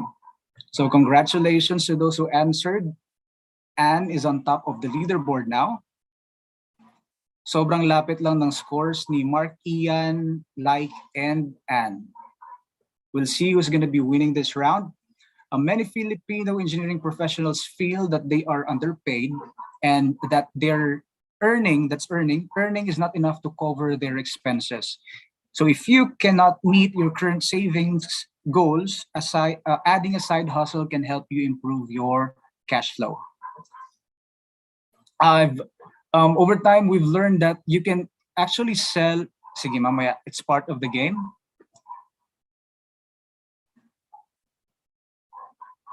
Which among the following can be considered an additional source of income?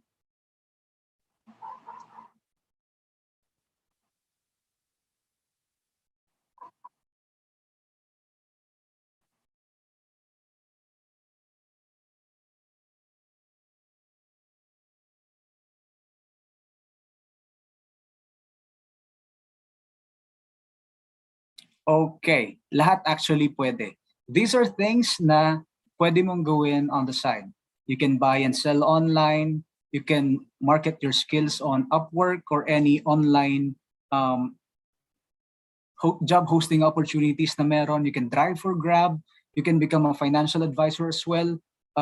Like what I'm doing right now, I'm working as a sustainable consultant at the same time working as a financial advisor kasi kailangan to earn more. So if you want to expand your current situation, that's something that you can explore. There are a lot of job hosting opportunities online that you can check. There's Fiverr and Upwork now. And a lot of Filipinos are actually earning a lot doing online jobs.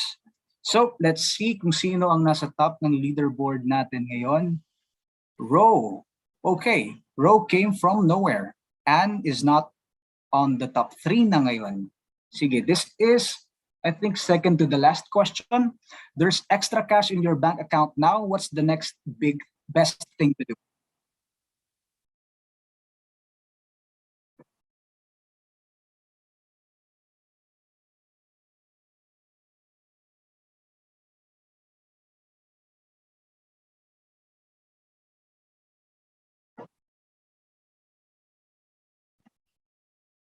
Start building my emergency fund. That's the next best thing to do. Correct. Pero pwede din namang mag luxurious trip with mom. Pwede ding time for lifestyle upgrade. It's relative. Depende sa kung ano yung focus and goals that you have in life. But the next best thing to do in this scenario is to start building and creating your emergency fund. Okay, let's see who's leading now. Up 3 places is Naldi, but is not on our top 5 leaderboard. Row is still winning. Mark Ian is on 2nd place. Time for the last question. Are you guys ready? Okay. How much should you save as an emergency fund?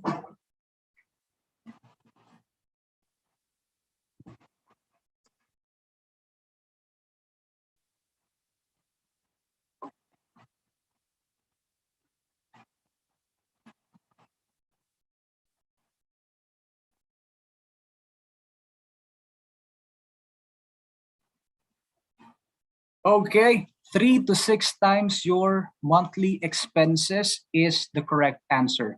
Ano nga ba talaga yung emergency fund? Yung emergency fund mo is a form of savings na magagamit mo in times of emergency. Ano yung mga emergency pwede natin makonsider? Biglang nawala ng trabaho, biglang nagkasakit sa pamilya, may binagyo at kailangan magpaayos ng bahay. Ito yung amount na pwede mong gamitin. Bakit sinasabi natin 3 to 6 times your monthly expenses? Kasi let's say nagka-pandemic, nawalan ka ng work, you have 6 months para maghanap ng bagong trabaho and then use your emergency fund to cover for your monthly expenses. So 1 month salary and 10,000 pesos will never be enough for emergency fund savings. Okay? Ayan, that's the end of the game. We'll now see who won the game. Tignan natin kung nakaabot ba si Mark Ian. Is it Rose still leading? On 3rd place is Ray. Wow, congratulations. 2nd place, it's Mark Ian. And Row won. Okay, so we'll be sending GCash to Row, who won 500 pesos. Let me know, organizers, how we can send it to him. Send me the details na lang. And that's the end of the first part of our presentation. If you or any of your team would like to get a copy of the budgeting spreadsheet I shared a while ago, let me know. You can ask our organizers how you can reach me. I'll show the details of that as well later on.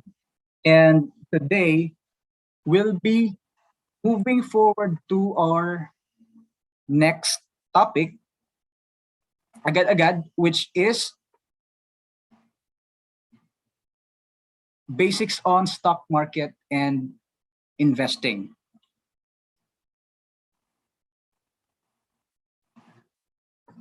And I have with me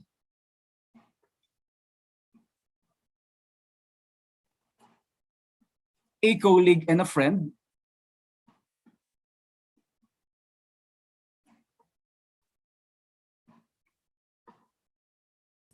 who has been manning and is the face behind the investment blog called Smart Pinoy Investor. And we have here Mr. Romer or Oming Tawin. Hi, Romer. Okay na yan. Hello, brother Jap tuloy. Hello, Engineer Jap. And good afternoon to everyone here in this online Zoom. So in the next 1 hour, I'll be sharing my expertise or my experience at the least with investing or trading in the stock market. I'm not sure if anyone here in this venue has already experienced in the stock market. So if anyone, pwede bang mag thumbs up sa chat room so that I will have an idea how I would present this sharing about stock market. Ayan, so si UM Sheena, of course, very familiar with investing in stock market. Anyone else? Meron bang experience or even heard at the least what stock market investing is? Meron bang nag-thumbs up dyan? Okay. So very, I don't see any thumbs up. So very, very new talaga no to stock market. I'll try to discuss this in the most basic way that I can. Okay, so let me change my video. So I would request the admin to spotlight my video.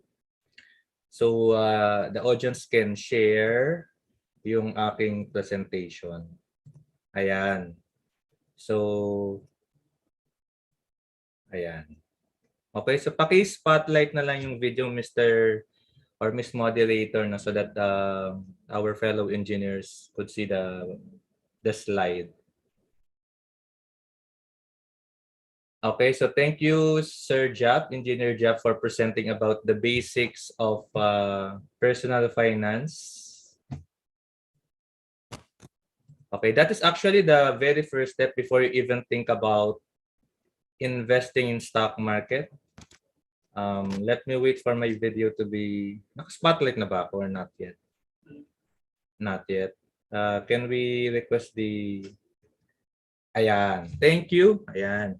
So again, my name is Romer Tawid. I'm the blogger behind smartpinoyinvestor.com. I am also an engineer by educational attainment, but I finished chemical engineering naman. So it's not electrical engineering. That was way back year 2010. So I finished chemical engineering in UP Diliman, but right now I'm engaged, or I am employed in an IT company. And I am sharing my interest in stock market investing and trading to my blog, smartpinoyinvestor.com. Okay, so earlier on, Engineer Jap shared about the basics of personal investing. No, so he emphasized how it is very important for us to establish our cash flow. So that's the very first step. How much? Kaya nga nasabi niya, no, we need to know, or we need to have some sense of our budget, how much is actually coming, how much income is coming into our pocket, and then how much is going out. Ano yung mga lumalabas na expenses. So that's the very basic thing now we need to start when we want to take charge over our personal finance. And then later on, once we see something extra, that's when we can think about saving. No? Before ka makapag-save, kailangan may pumapasok muna.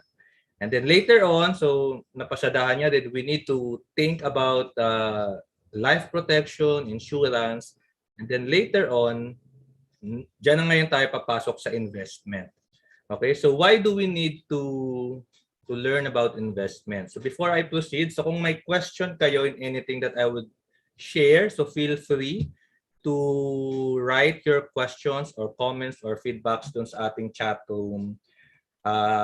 I'll closely monitor the chat room so that I could answer it immediately. Okay, so feel free to share your thoughts about anything that I would share in the next 40 to 50 minutes. Okay? Ayan, so stock market. Siguro ang first question ko muna dito, sino dito ang may 50 pesos? Ayan, paki thumbs up. Share your thumbs up if you have 50 pesos in your pocket right now or in your GCash, or may kakilala ba kayo na may 50 pesos? Alright, so I see Engineer Allen, meron daw siyang 50 pesos. Ayan, so I see more thumbs up. Of course, very possible naman yung 50 pesos, no? But the question that I'd like to ask next is, can we grow 50 pesos into 50 million pesos? Ayan. Sino ba dito ang gusto maging milyonaryo? Diba? So I assume every one of us would like to have some share of that 50 million pesos. But the question is, sabi ni Engineer Christian, is how? Paano nga ba tayo i-convert itong 50 pesos? So madali lang naman, no? So graduate naman tayo lahat ng engineering. So all we need to do is to find a financial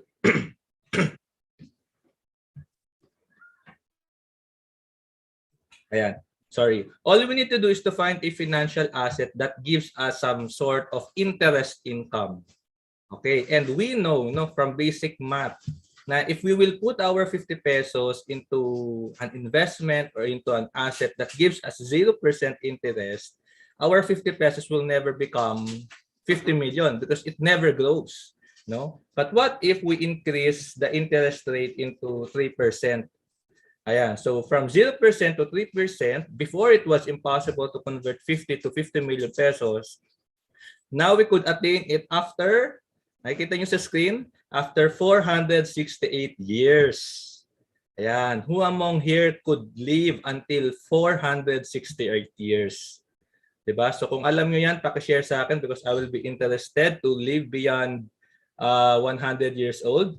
So in short, it's still impossible, no? I mean, magiging 50 million pesos siya pero you're 6 feet under the ground. We wouldn't want that to happen. All right? So taas-taasan ngayon natin yung interest rate. Gawin natin 5%.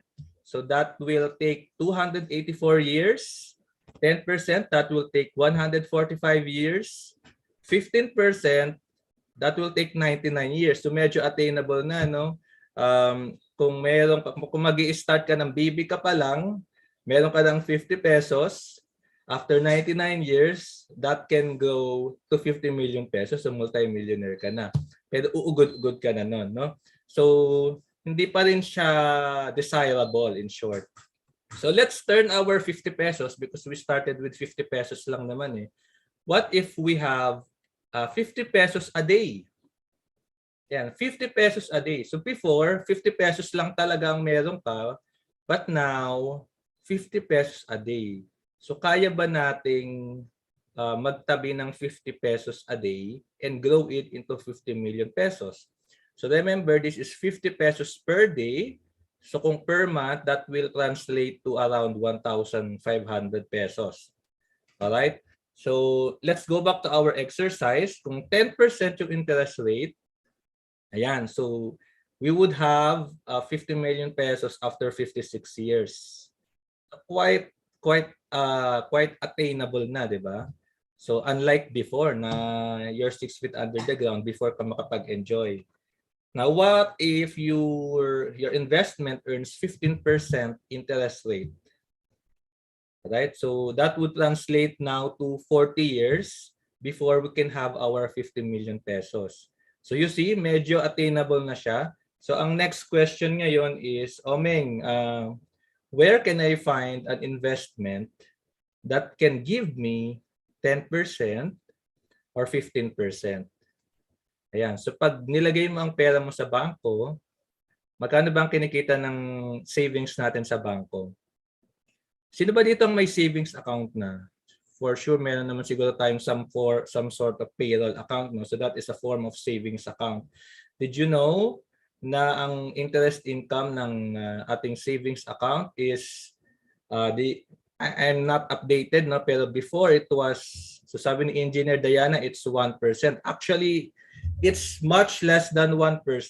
Ang 1% to 2%, less than 5%, mga nasa time deposit accounts na yan. But now, it's even less than 0.5%. Okay, less than 0.5%. So, in short, medyo, I mean, when we find an investment that will give us 10% or 15% a year, ano na yun, super winner na yun, super performance ng tinatawag yun. Okay, so kapag may nagpa-promise sa inyo ng 20% a month, okay, 20% a month, for sure, scam yun. Okay, for sure, scam yun. Because yung mga biggest businessman natin in the Philippines will never have that kind of performance na 20% a month. So pag nag-invest ka dyan, siguro in the first few months, mayroon kang matatanggap just to attract you or just to confirm na okay sila. Pero after few earnings, no, lumipas yung ilang buwan, bigla na lang yang mawawala. And then you will realize you just have participated in a scam. So maraming nabibiktima ng mga scams because ano yan it's our human tendency, no? We want easy money, we want quick money. Okay, so short ano lang yan, short introduction about stock market, because stock market can actually gives us 10% a year, no? If we know what we are doing. Okay, meron akong ganong disclaimer, if we know what we are doing. So the average performance of stock market is 10 to 12%. Okay, so it's much better than what we could earn in banks if we put our savings sa mga bangko. Kaya ang general guidance, maririnig din natin yan mamaya, no, sa talk ni UM. We do not really put long-term savings in our banks because natutulog lang yung pera natin sa bangko. We would want our money, our savings, our retirement fund to grow with a greater income, no, greater interest rate compared to what the big banks like BPI and BDO can possibly give us. Alright, so interested ba kayo to learn about stock market so that we can turn our 50 pesos per day to 50 million pesos? So if you're interested to learn about it, can you give a thumbs up? Ayan, para makita ko naman how interested you are to learn about this stock market thing. So ito naman is very very basic. Any one of us can do it. If we have finished a difficult degree like engineering, no, maraming analysis diyan. So stock market, very basic lang naman yung kailangan natin. Okay? So ano nga ba yung stock market? Okay, so most of us are familiar with businesses, no? If you know Jollibee, if you know BPI, if you know BDO, Meralco, SM, diba? These are the biggest businesses that we have in the Philippines. And these businesses are owned by the richest people, the richest Filipino people in the Philippines. So when we talk about stocks, so stocks is actually just a form of shares of ownership in a corporation or in a company. Okay, so whenever we have shares or stocks of companies, we have that share of ownership in that company. Kaya ang tawag din sa stocks is shares. So when you have stocks, you are therefore a shareholder. So kung may stocks tayo ni Jollibee, we are a shareholder of Jollibee. You can say that you own part of Jollibee. Technically, you can say that because you have shares of ownership in that corporation. So whenever you have that stocks. Okay, so ito yung mga just some companies, no? We have Jollibee, we have Globe, SM, PLDT, Meralco, di ba? Maynilad, Aboitiz Power, Metrobank. So most probably you are consumers or users of these companies, and these companies make money from you because they do business with you. So why not earn something from that operation itong company? Okay? So itong mga stocks na to, we can actually, or these are traded or exchanged in what we call a stock market. Okay? So every country has their own stock market. So sa US, meron yang more than one stock market. Even European countries, China has its own stock market, Japan, Indonesia. Whereas in the Philippines, we only have one stock market, and we call it the Philippine Stock Exchange or PSE. Okay? So itong PSE is located dito sa Makati City, and meron din sila ditong office dito sa may Ortigas. And this dito sa stock exchange, this is where shares of companies are being traded or exchanged. That's why it's called stock exchange or Philippine Stock Exchange. Okay? So clear ba 'yon? So pag sinabing stock market, we could also call it stock exchange, no? Philippine Stock Exchange or Philippine Stock Market. Alright? So ito yung mga some of the companies listed. So they are called listed. Listed in the Philippine Stock Exchange. Sino ba dito yung familiar kayo? There are more than 200, mga 230, 260 plus companies listed in the Philippine stock market. Okay, so meron diyang Pure Gold. Kung bumibili kayo ng grocery nyo sa Pure Gold, so did you know that it's also listed in the Philippine stock market? And then meron tayo diyang San Miguel, PLDT, Globe, BDO, the biggest banks, Ayala Land, even Meralco. Meralco is listed also. Robinson's Land. So mostly mga biggest brands no, that we know na consumer din tayo. Okay? So yan yung mga, these are just some companies. So marami pa yung iba. And then of course, ang next question dito, Omeng, paano ba ako kikita? Paano ba ako magkakaroon ng income dito sa stock market na to? Ayan. So dito na ngayon papasok yung 2 ways of earning in stock market. So there are just 2 ways of making money in stock market. Number 1, so it says there, capital appreciation. So capital appreciation is the increase in stock price over time. Increase in stock price over time. Because ang stock kasi meron yang presyo. Okay, so papakitaan ko kayo ng chart ni Jollibee, no? Ayan. So ito yung stock price chart ni Jollibee. So in other words, it's the chart showing the price of Jollibee over time.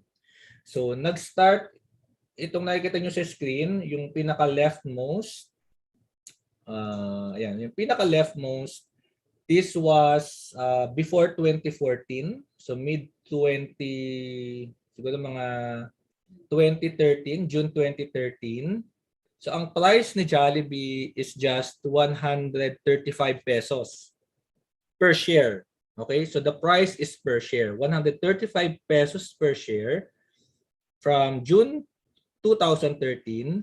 So napapansin nyo, akyat baba siya, no? So by year 2015, naging 240 pesos siya.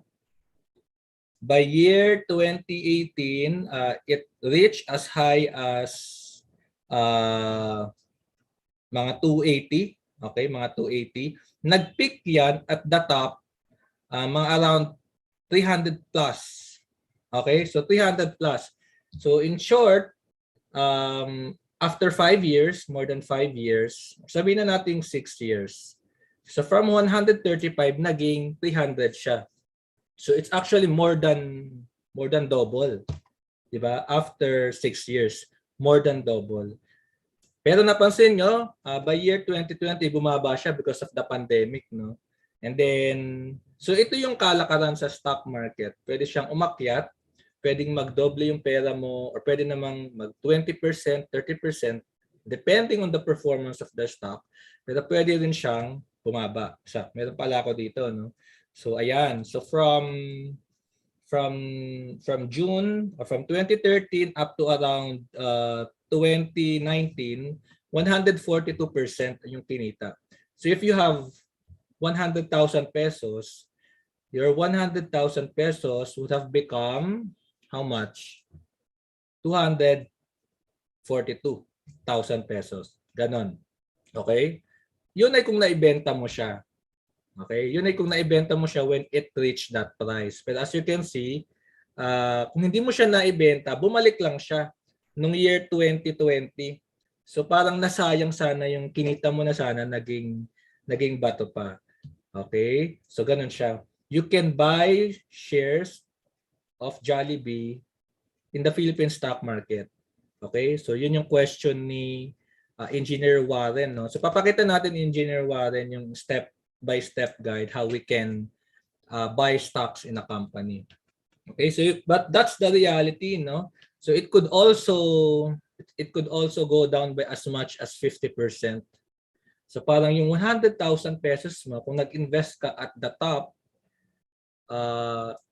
after just few months, naging less than 50,000 pesos na lang. So medyo volatile pala yung stock market. Yes, very volatile yung stock market. That's why we have to manage our exposure.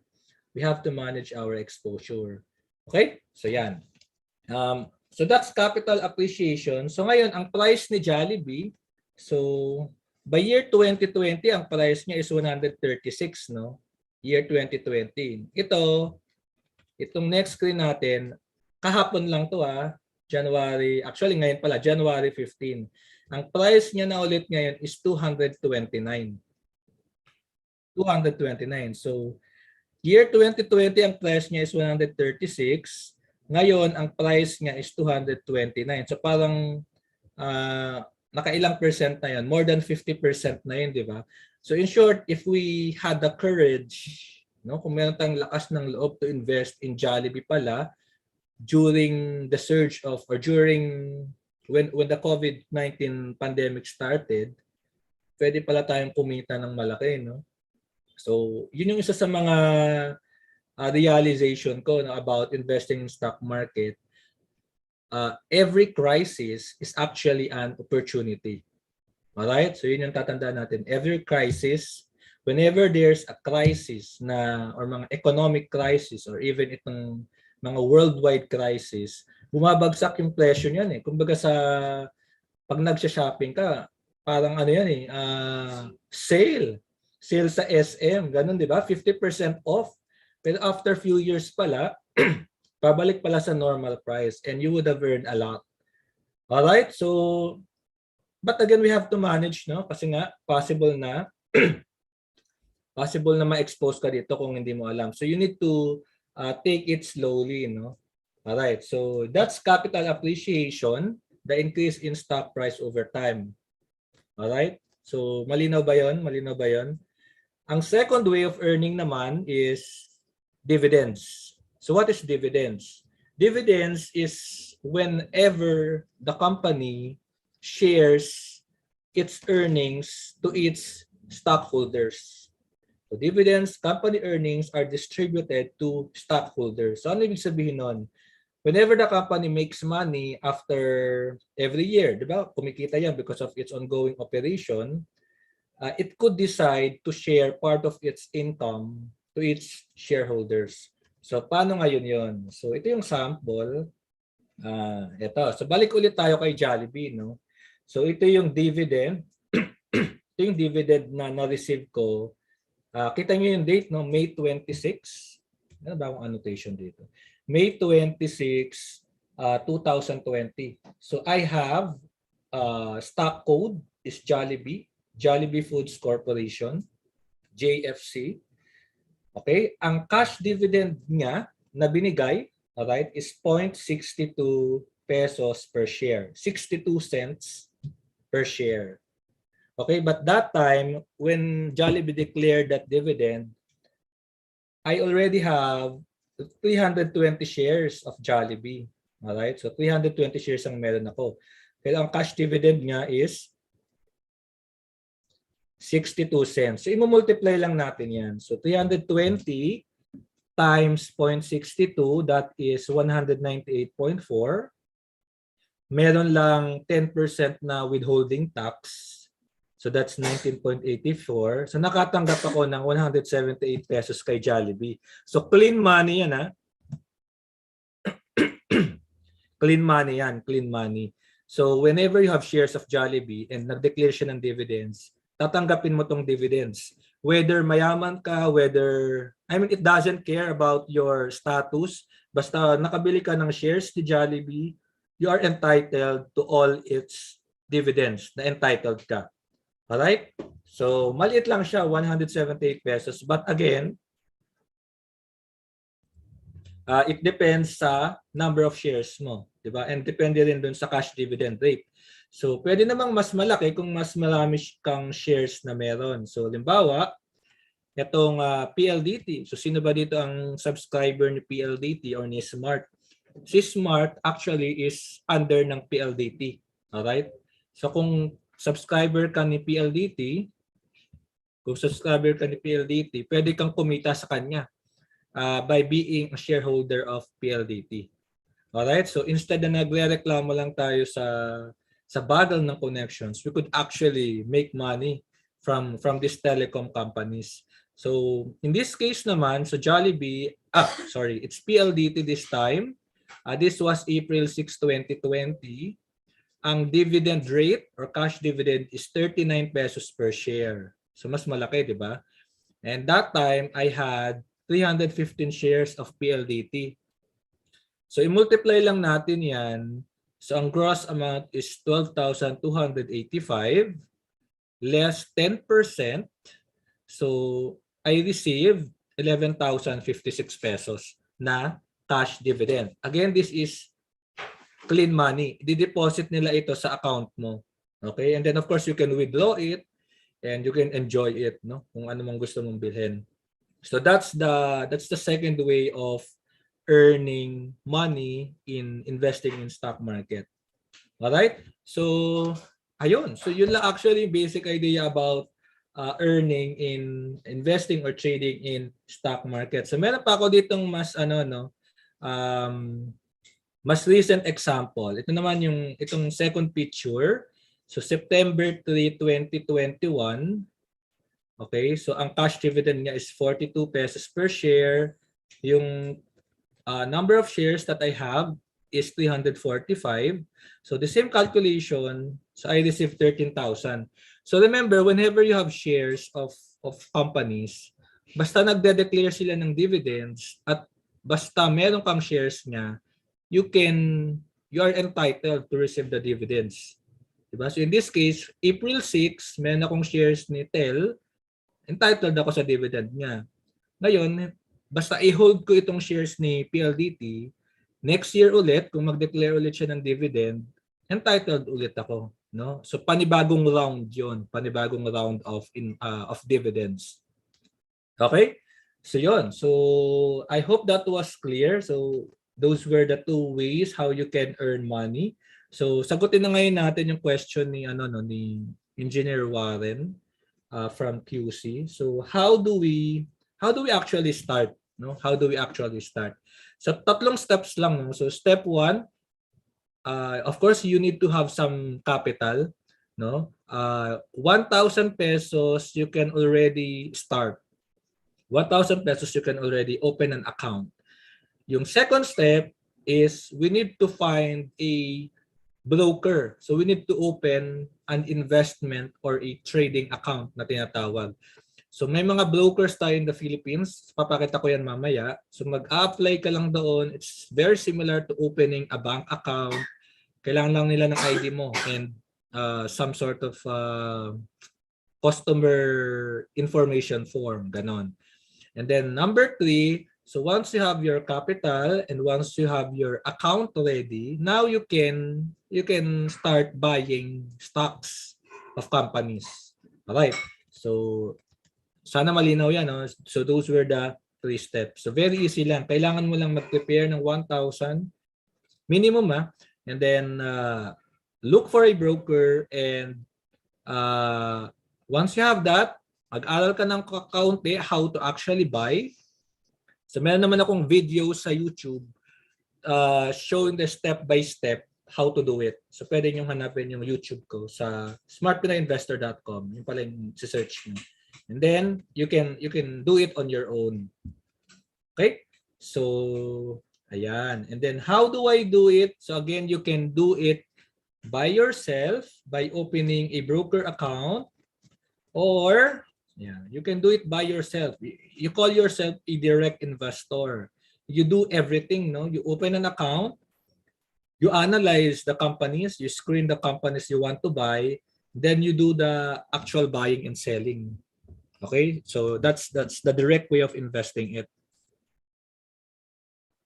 Another way naman, meron tayong tinatawag na mutual fund, whereas you just put your money in that mutual fund, and meron yung tinatawag na fund manager, and the fund manager does everything for you. So instead of you doing the research, doing the actual transactions, when it comes to mutual fund, when it comes to mutual fund, all you need to do is to place your money there, and then may fund manager na magma-manage nun. So hindi mo na kailangan itong tutukan.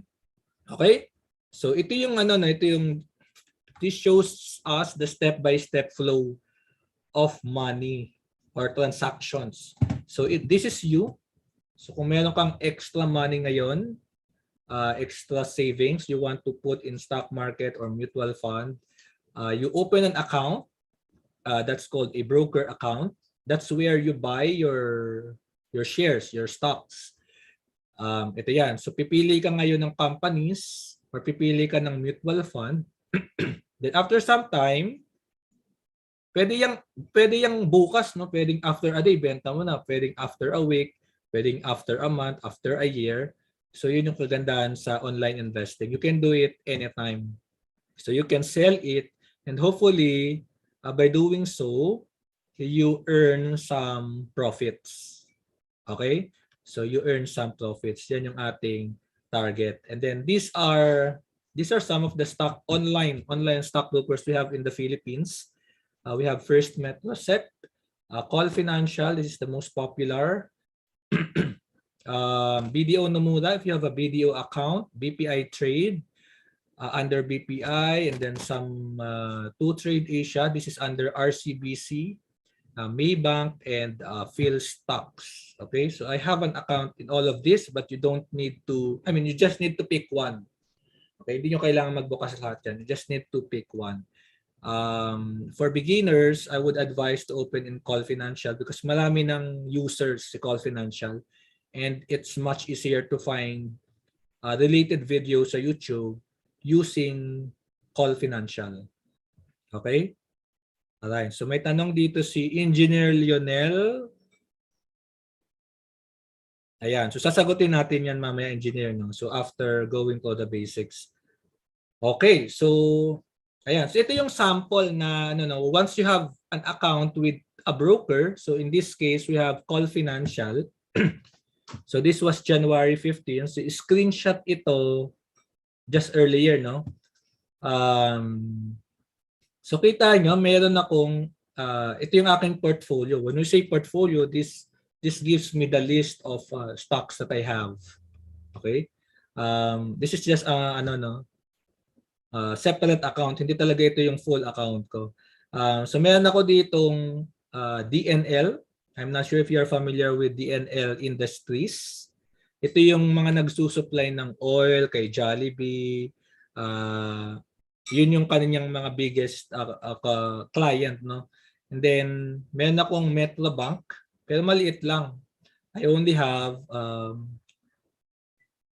ayan. So I only have 5 shares, no, of Metrobank. So ang halaga niya lang is, you see here, market value 264 pesos. So lugi ako actually, no?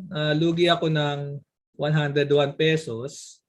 So ang percent loss ko is negative 27%. So pwede pala yun, Oming, no? Pwede ka palang malugi. Yes, pwedeng malugi sa stock market. Ima-manage mo lang, no? Lugi ako ng negative 101. Mega World, ito yung mga makikita natin sa Eastwood, sa McKinley, yan, Real Property Development. Lugi din ako pero maliit lang, negative 0.25% and negative 32 pesos. Okay? I had Pure Gold. So 100 shares lang din. So this is 100 shares. Ang value niya is 3,684. Kumita na ako so far ng 479. So that was 14.96%.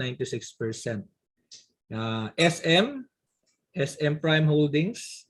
So mga operator ng SM Malls, maliit lang din. I have 3,386. So 112%. So matagal ko na kasi itong hawak SM. So hindi ko na kasi natututukan tong account. Kaya yung iba, umaabot na ng, dati pa. Nabili ko na dati pa. So dumoble na siya actually. Pero yung pinaka-recent ko dyan, itong DNL. So pansin nyo, mas malaki siya, no? 82,000. It earned 12.50%. So 9,000 na yung kinita ko. So this is still in my account. Hindi ko pa siya binibenta, no? So anytime I can sell it, but I can also choose to just keep it, no? Kung maakyat pa siya, edi hayaan ko muna. But I also place myself dun sa risk na pwedeng bumaba siya, di ba? So no one knows how the stock market will move, but long-term trend, paakyat naman yan, no? Long-term trend. Kaya mahalaga meron tayong long-term horizon when investing in stock market. Kasi kapag ang projection mo lang or ang time horizon mo lang is less than 7 years, hindi siya advisable. No? Stock market is really for long-term funds. Okay? Mga at least 10 years nga eh. Okay? At least 10 years sana. So kung ikakasal ka in the coming 1 to 2 years, don't put your funds dito sa stock market. Kasi pag nag-crash yung stock market, baka wala ka ng pambayad sa kasal nyo, hindi matutuloy yung kasal nyo. Diba? So never put your short-term needs or short-term funds in stock market because it can go down, no? Kung short time lang naman yung horizon. Okay? So I hope that was clear. Ayan. And then ayan. So 2 ways of doing stock market. Ito yung I just mentioned, no? You can do it as a short-term trader. Remember, we can buy and sell stocks every day, no? You can buy today, you can sell tomorrow. Pwedeng ganun. Actually, meron gumagawa na what we call day trader. They buy today and then they will sell after few hours. Pwede yon. But it's kung hindi mo alam yung ginagawa mo, you are entering into gambling na, no? Then meron tayong you can also buy and sell after weeks, after months, okay?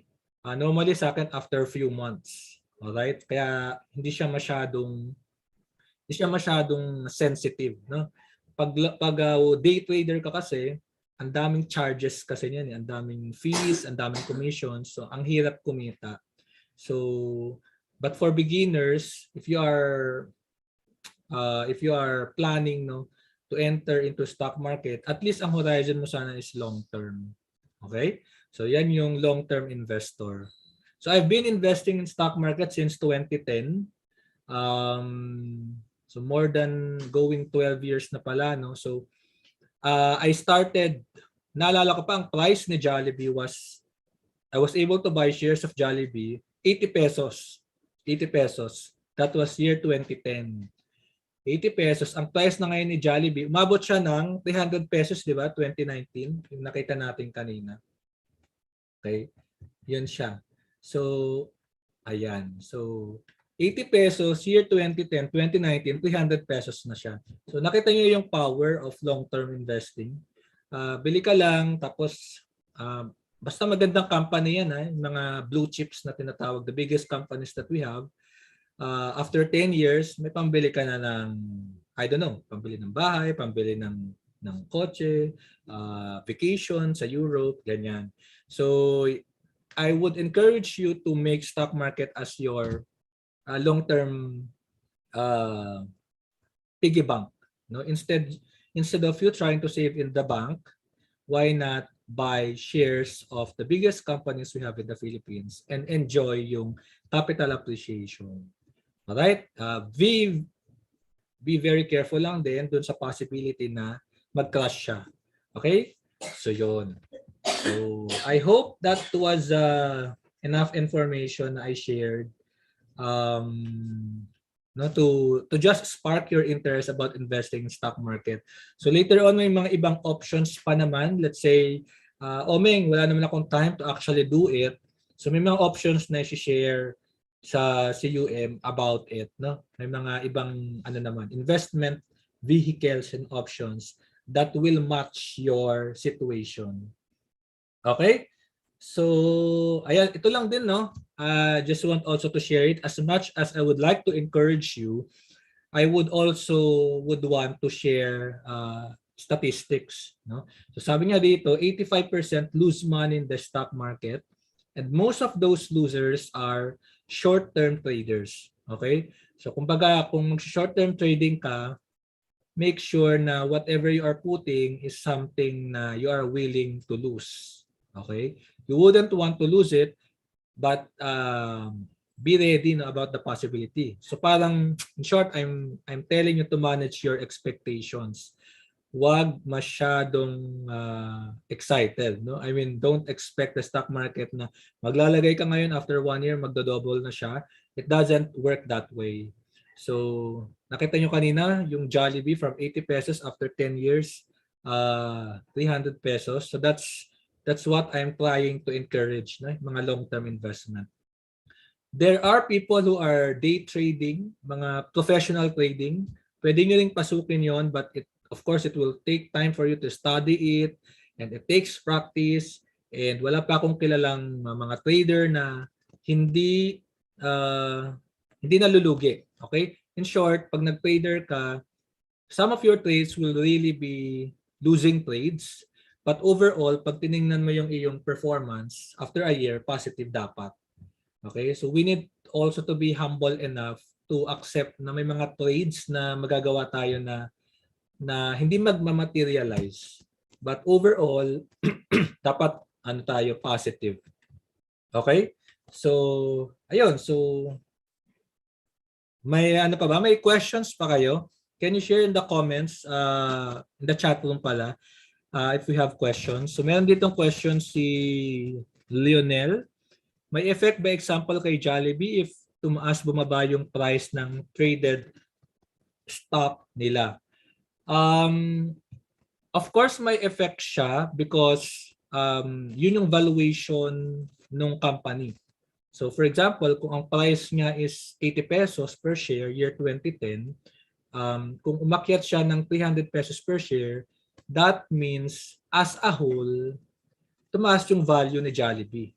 No? So pwede siyang mag-sell ng shares niya to other institutions na mas malaki yung price. Pero operational wise, wala siyang effect. What do I mean by operational wise? Ganun pa rin yung operations ni Jollibee. Gumagawa pa rin sila ng burger, ng Chicken Joy, ng spaghetti. Ganun pa rin yung operations sila day by day. But yung value ng company as a whole, they can use it kasi kapag nakakipag-transact sila with other entities, di ba? So, doon pumapasok yung effect ng stock price. At yung operation-wise, it's still the same. Okay? Ayan. So, Engineer Japet, buy time ba ngayon sa JFC? Depende kasi depende yan sa time horizon mo. No? So, kung after 10 years mo pa naman, after 5 years, siguro buy time na siya ngayon. Okay? Ayan. So, may other questions pa ba? May other questions pa? Ayan. So kung wala nang questions, ayan. From Engineer Beatrice, do you recommend stocks for conservative investors po? If you are a conservative investor, you will need to manage your exposure sa stock market. Okay, what do I mean? You can still invest in stock market, but probably not all your savings, not all your investments should be there. So meron tayong mga tinatawag na bond funds, so mga mas less volatile yon. Meron tayong mga tinatawag na time deposits, meron tayong mga tinatawag na other accounts, no? So ang risk management naman kasi is really about asset allocation. Okay? Risk management is about asset allocation. If you are a conservative investor, so that means you are willing to put much greater percentage of your savings in aggressive assets like stocks. But if you are conservative, mas mababa. So pwede siya, Engineer Beatrice, but you need to manage yung iyong exposure. Kasi mas magandang pag-usapan yan with your advisor, no? Para malaman nila how conservative you are. Kasi baka naman, depende din sa age mo kasi, no? Depende din sa goals mo. Yung ilalagay mo ba sa stock market, para saan ba yun? Para ba yun sa vacation mo next year? So probably stock market is not the ideal place for that. Okay? Para ba yun sa iyong long-term purchase? So pwede nating i-consider yung stock market for that. So those are just some general questions, no? Much better answered with with a financial advisor mo. Alright? So, pwede pa rin naman yan. Yeah, we just need to manage it. Ayan. So, welcome, Engineer Beatrice. Ayan. Any other question before I proceed with my last slides? I only have 8 minutes left. Going once, going twice. Sige, so while you are typing your questions, no? So ito yung just some of my key tips about investing. Okay, so number one, start early. So I would reiterate my experience. Kung if you were able to start investing in Jollibee 10 years ago or 11, 12 years ago, that was 80 pesos per share, di ba? We would be in a much better position now, even with pandemic. Okay? As compared to banks. Okay? Ang laging baseline kasi natin is banks because yun yung very much available and accessible sa atin. But with online investing, yung online stock market is actually also just, at the tip of our fingertips. Diba? So very accessible na. We can monitor it habang nakahiga tayo, habang anywhere we are as long as we have access to internet. Okay? Now, second tip, ayan, which I also shared about earlier, we need to match our investment with our goals. So stock market generally is for our long-term investment goals. Anything that is less than, any investment goal or financial goal with a time horizon of less than 5 years, I would caution you about putting it in stock market unless you will do it really with your skills and knowledge na, which comes with experience. So basta less than 5 or 7 years, or at least 5 or 7 years sana yung time horizon natin sa stock market unless magiging active trader ka talaga. Alright? So be consistent. Yan din yung sinabi ni Engineer Jap earlier. We need to be consistent because if we will not be consistent, it will not become a habit, no? And anything that is not done regularly is done randomly. Pag sinabing randomly, parang wala lang, no? Wala kang direction. So let's try to be consistent. How much can you afford to put in stock market? I said earlier, you can add 500 pesos a month. As low as 500 pesos, pwede ka magdagdag. Do you have 500 pesos a month? Diba? That is just parang Netflix subscription natin, diba? To Starbucks. Okay? To Frappuccino. So be consistent. Ako nag-start lang ako 10,000 pesos when I started working 2010. I was a fresh graduate. And then of course when I started earning, tuwang-tuwa ako because that was my first time to have such sum of money. It's not really huge, but as a new earner, that was very wonderful experience, no? Maka-receive ka ng ganong income for the first time. So I started with 10,000 pesos, that was year 2010, and then monthly I would put 5,000 pesos because single ako noon wala akong responsibility. I was still living with my parents. Wala akong masyadong gastos. So 5,000 pesos a month, feeling ko kaya ko naman. So kung hindi nyo kaya yon, you start with any amount that you can afford. If you can start with 500 pesos a month, then so be it. What's important is for you to tell yourself na, okay, I'll be taking charge of my finances and every month I will put 500 pesos a month. Then later on, once you see it growing naman, you will become more motivated. You will see it growing. Makikita mo, nag-work pala ito. And then you will become more motivated to save. Yung 500 pesos mo, it can become 600 pesos. You will even be more motivated to find other income stream, and it grows exponentially. Okay, such that by the year 2018,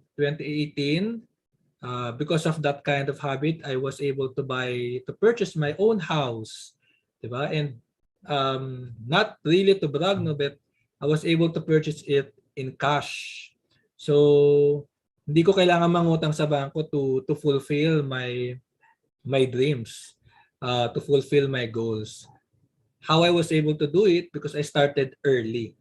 Okay? So depende naman yan sa sa goals nyo.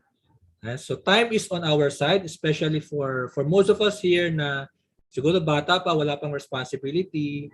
Time is on our side, and I would really encourage you to start early. And lastly, ayan, so last na tip ko na lang is to diversify. So never put everything in one asset, in one investment. So even us, nung kahit bata pa tayo, never put everything in stock market because you could be losing much of it kapag na-tsempuhan ka ng mga crash, ng mga COVID-19, ng mga crisis. But again, if you have more time to just weather it out, I mean, hayaan mo lang siya. You also have the option to do it. Yun. So those were my key tips about investing. If you need more information about investing in stock market, meron akong YouTube, no? Ipa-plug ko na din. Omeng Tawid, smartpreneurinvestor.com, and yeah, so just check every video there, whatever it is to your liking. Ayun, so last na lang, no? It's not your salary that makes you rich. It's your saving and investing habits. Ayan, so thank you fellow engineers for sharing this venue with us. I hope I was able to impart with you some of useful lessons about stock market that could help you achieve your personal dreams and financial goals. So thank you everyone, and see you in my YouTube and in my Facebook na rin. Ayan. Thank you, Engineer Jap. Thank you so much. Thank you, Omeng. And we hope you guys, our fellow engineers, learned a lot in the basics of stock market. Make sure you follow Omeng's YouTube page. I-like nyo na, i-subscribe nyo na, and then meron din siyang Facebook group. Might want to check that out as well. He's sharing his insights on stock market news. So if you want to really make this a start for your investing habits, napakalaking tulong si Omeng Tawid for those who are starting. So we'll be having a 15-minute break, and then we'll move on to our next topic later on, which is about insurance and investments and retirement planning with the beautiful Sheena Camille Hipelano Xiangling. And then before we start the next session, after the break, we'll be playing another Kahoot game based on what Sir Omeng shared a while ago. So if you want to earn some extra cash, mamaya, make sure that you log back in 15 minutes. So, all right, we'll see you guys later. Thank you so much for your time. Goodbye for now.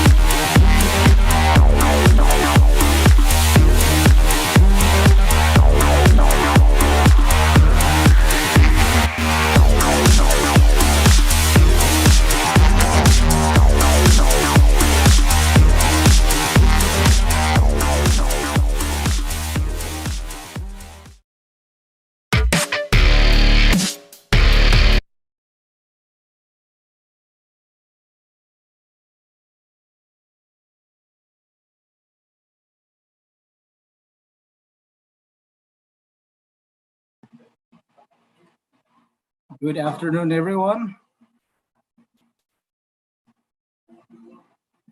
I hope you guys are back in. So, sana nakapagkape kayo, nakainom ng tubig and rested for a while.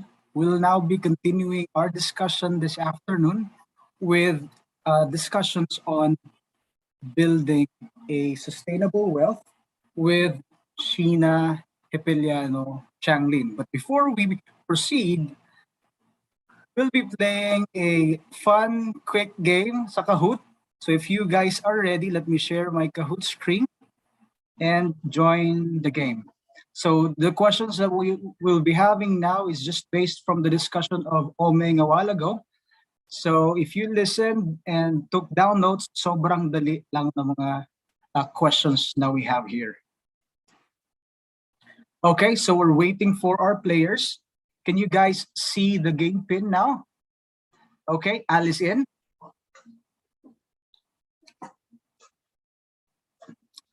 So for this game, since maiksi lang yung quiz natin ngayon, we'll be giving out 250 GCash sa ating magiging winner at the end of the game.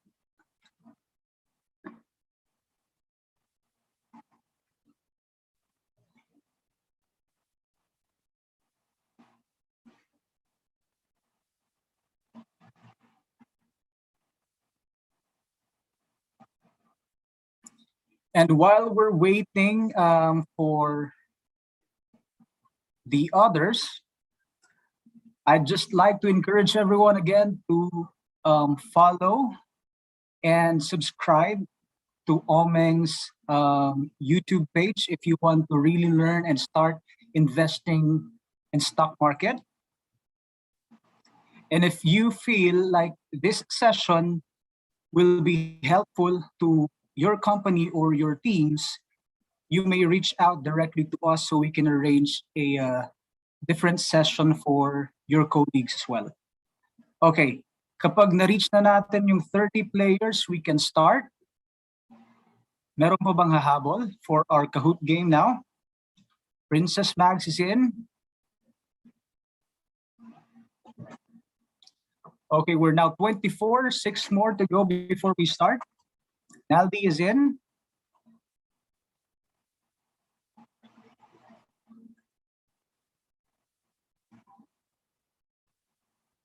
Well, maybe we can start with 25. Sabi naman natin, they have to be back early, right after the 15-minute break. So we'll now proceed with our quiz for today, starting in 3, 2, 1.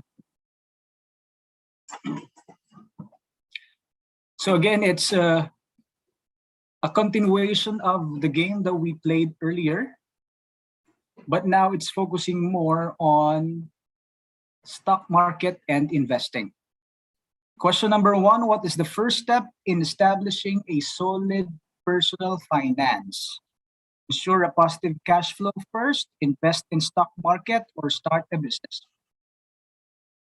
Again, pabilisan tayo ng pag-choose ng answer and then choose the correct answer to gain the highest score for this round.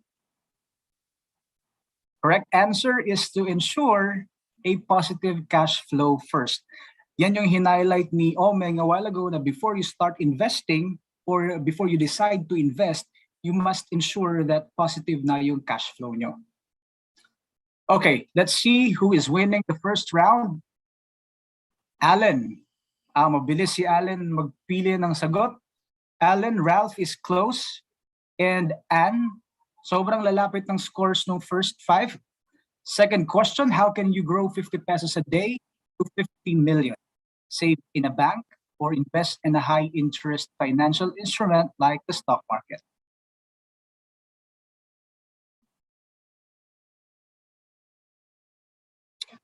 Four, 3, 2, 1, and correct answer is to invest it in a high-interest financial instrument like the stock market. Lahat tama. So let's see kung sino yung pinakamabilis na sumagot. Okay. Jen is up many places, and Alan is still leading with 1881. Next question. What is the National Stock Exchange of the Philippines?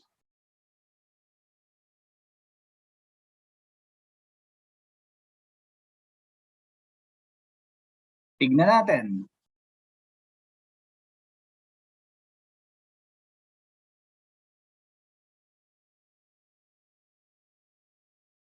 The correct answer is Philippine Stock Exchange.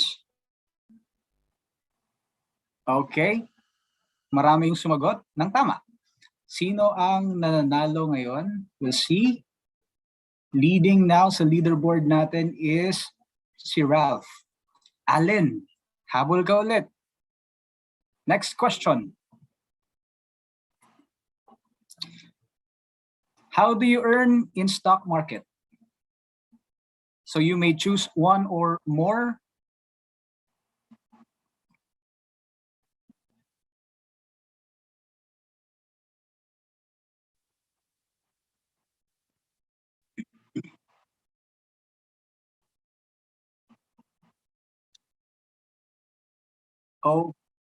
Okay. Okay. Actually, malito. It should be capital appreciation and dividends. So let's just skip this, pero it will affect the scores. Let's just give it to Anne. Pero the correct answer should be dividends and not direct investments. Okay, next one is investing in stock market is a sure way to get rich. Is this a yes or a no?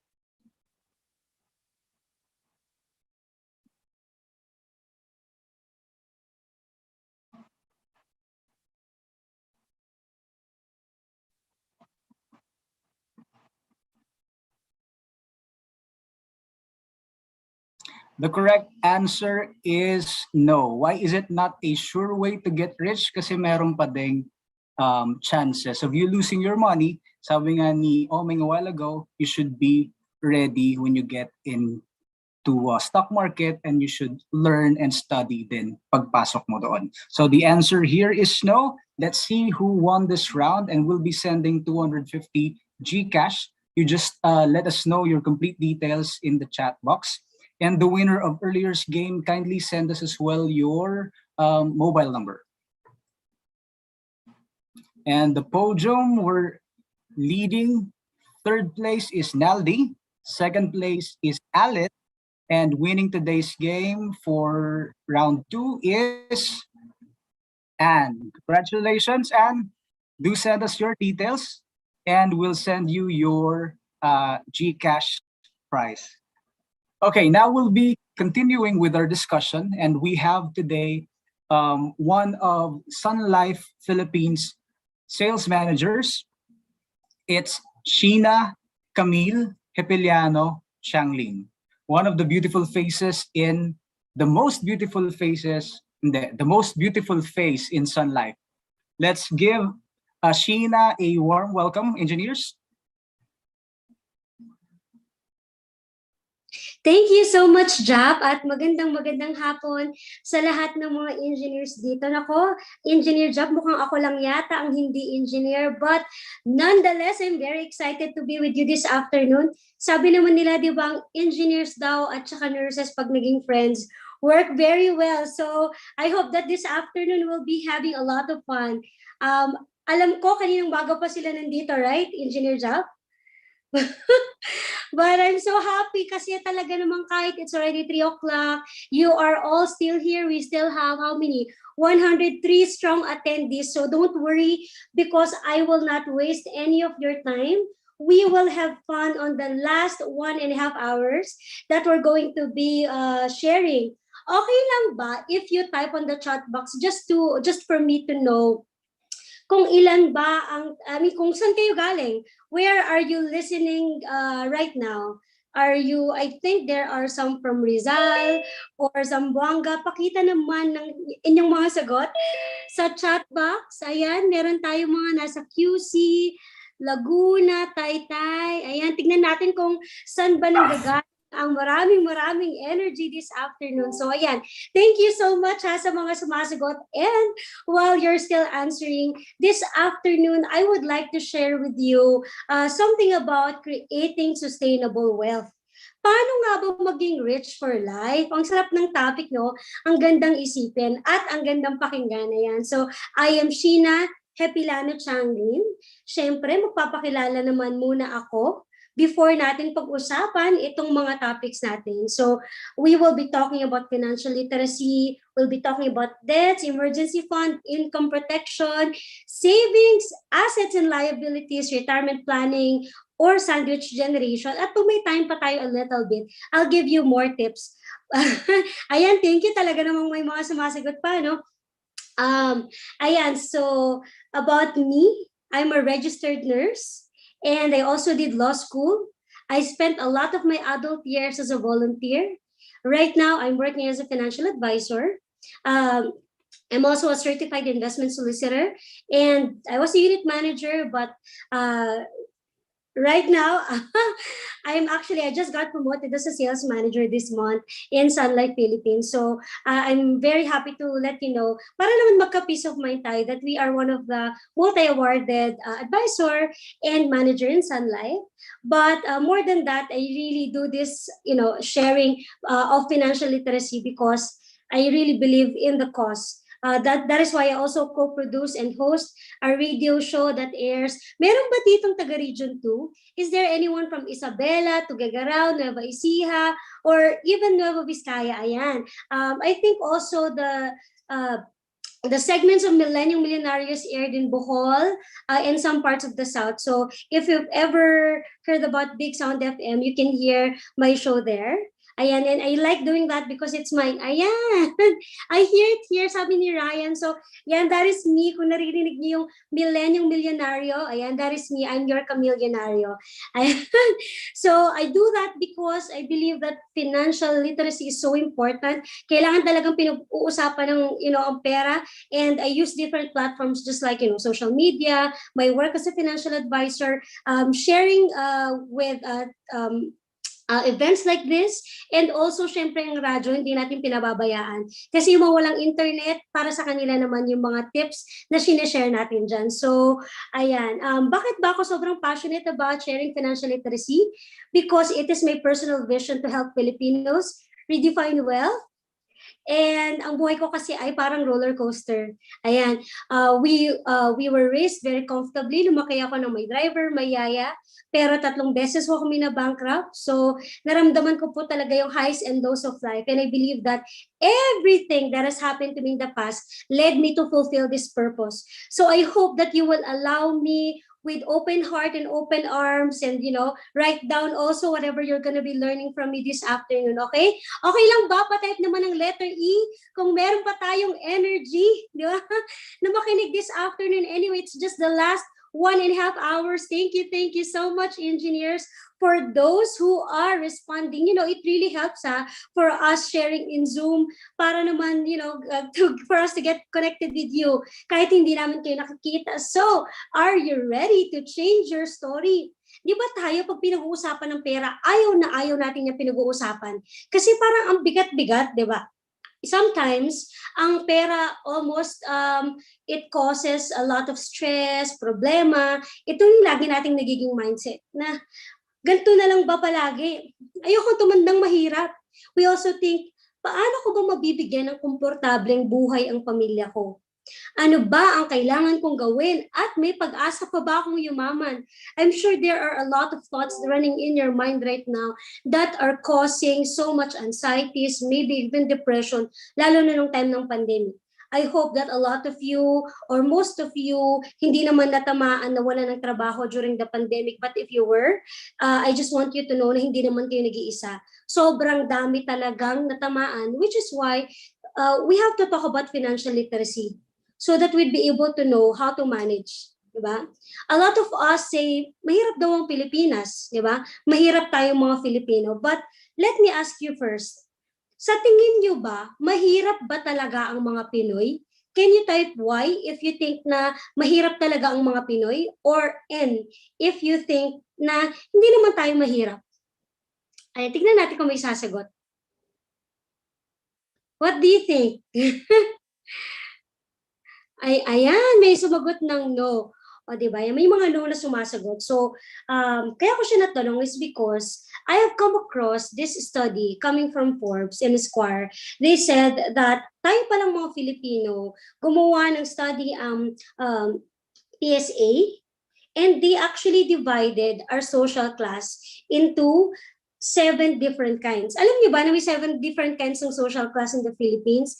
Para daw malaman mo kung mahirap ka ba, middle class ka ba, or are you rich? Di ba? So, syempre, huwag nyo nang itatype kung ano yung social class ninyo, no? Pero I will be sharing this with you so that you can see the bigger picture kung mahirap nga ba o mayaman ng mga Filipino. Bakit nga ba hindi nakakapagtabi at nakakapag-save or invest? It is because right now, 17.7 million Filipinos ang may family income na below 11,690. Sino yung mako-consider natin na poor? The majority of the Filipinos, ang family income is 11,000 to 23,000. That's 40.7 million Filipinos. Ang kabilong sa low income but not poor. The next bracket is lower middle. Sila naman yung may family income. Yung family income, ibig sabihin, halimbawa si nanay at tatay nagtatrabaho, yan na yung joint income nila, joint sweldo. So lower middle class, ito yung may kumikita ng 23,000 or 46,000. Siguro ito na yung may mga teacher, nagko-call center, probably starting engineers, starting professionals. Joint income of the family is 23 to 46 million. That comprises of 31 million Filipinos. Yung susunod na bracket is middle class. That's 46 to 81,000 kada buwan. 11.2 million Filipinos. Upper middle class naman, pag 81 to 140,000 kada buwan. Papansin ninyo na paliit ng paliit yung number of Filipinos habang tumataas ang monthly income bracket. 3.8 million Filipinos lang ang upper middle class. Upper middle but not rich is 140 to 233,000. 1 million Filipinos lang ang meron yan. At ang rich naman na matatawag, so matatawag mo na pala na rich ka sa Philippines kung ang family income ninyo is above 333,000. And do you know that 360,000 Filipinos lang ang may ganyang income? And yet you wonder, sometimes pag pupunta ako ng mall, like Greenbelt, o Timo Louis Vuitton, Christian Dior, alam niyo yun, may pila talaga. Diba? So, that's the reality of us in the Philippines right now. Imagine niyo 17.7, alam ko mga engineers, magaling kayo sa math, diba? 17.7 plus 40.7 plus 31 million. Ilan na yan, diba? 80 something, tama ba? 80 something million Filipinos ang kumikita ng family income na below 46,000. So if you think about it, if you have a family income of more than 46,000, you really have to be grateful because ilan lang ang mga Filipino na kabilong sa mas mataas pa sa lower middle class. Okay? But if not, don't worry because maybe from what I will be teaching you this afternoon, marami kayong matututunan for you to get to the next level or the next class ng ating society. So, one way for you to really improve your finances, it's really starting with financial literacy. Tayo sa school, di ba, pinalaki tayo na, syempre, sinasabi sa atin ng mga teachers natin na mag-aral tayo na mag-aral na mabuti para pag nakagraduate na tayo, makakakuha tayo ng magandang trabaho. At kung may maganda na tayong trabaho, makakakuha na tayo ng magandang sweldo. Correct? Pero ang problema, there's a big gap because now that you are engineers and you are already making good money, maybe for some better money, di ba?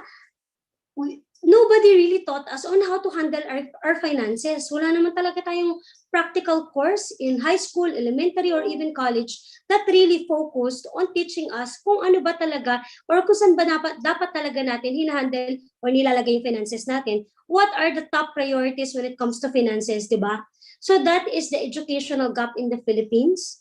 I think that's also one of the contributors why a lot of us really fall into spending so much on the wants, not on the needs, because kulang talaga tayo ng financial literacy.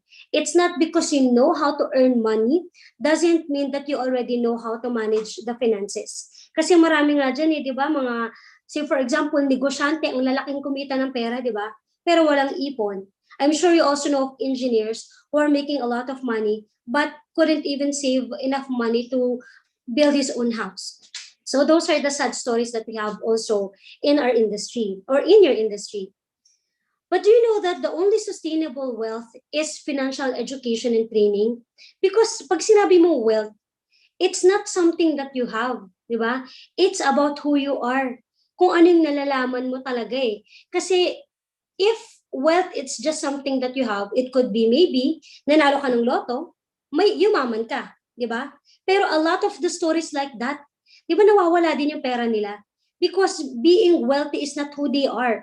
They don't know how to manage their finances. Samantalang ang mga tao na truly wealthy, kahit na mabankrupt yan, kahit mawala yung kung ano man ang meron sa kanila, kayang-kaya nilang bumawi because being wealthy is who they are. They already know, they always know how to bounce back because alam na nila from their education and trainings and their experiences, they already know the ropes of getting to the level of wealth that they want to be or they want to have.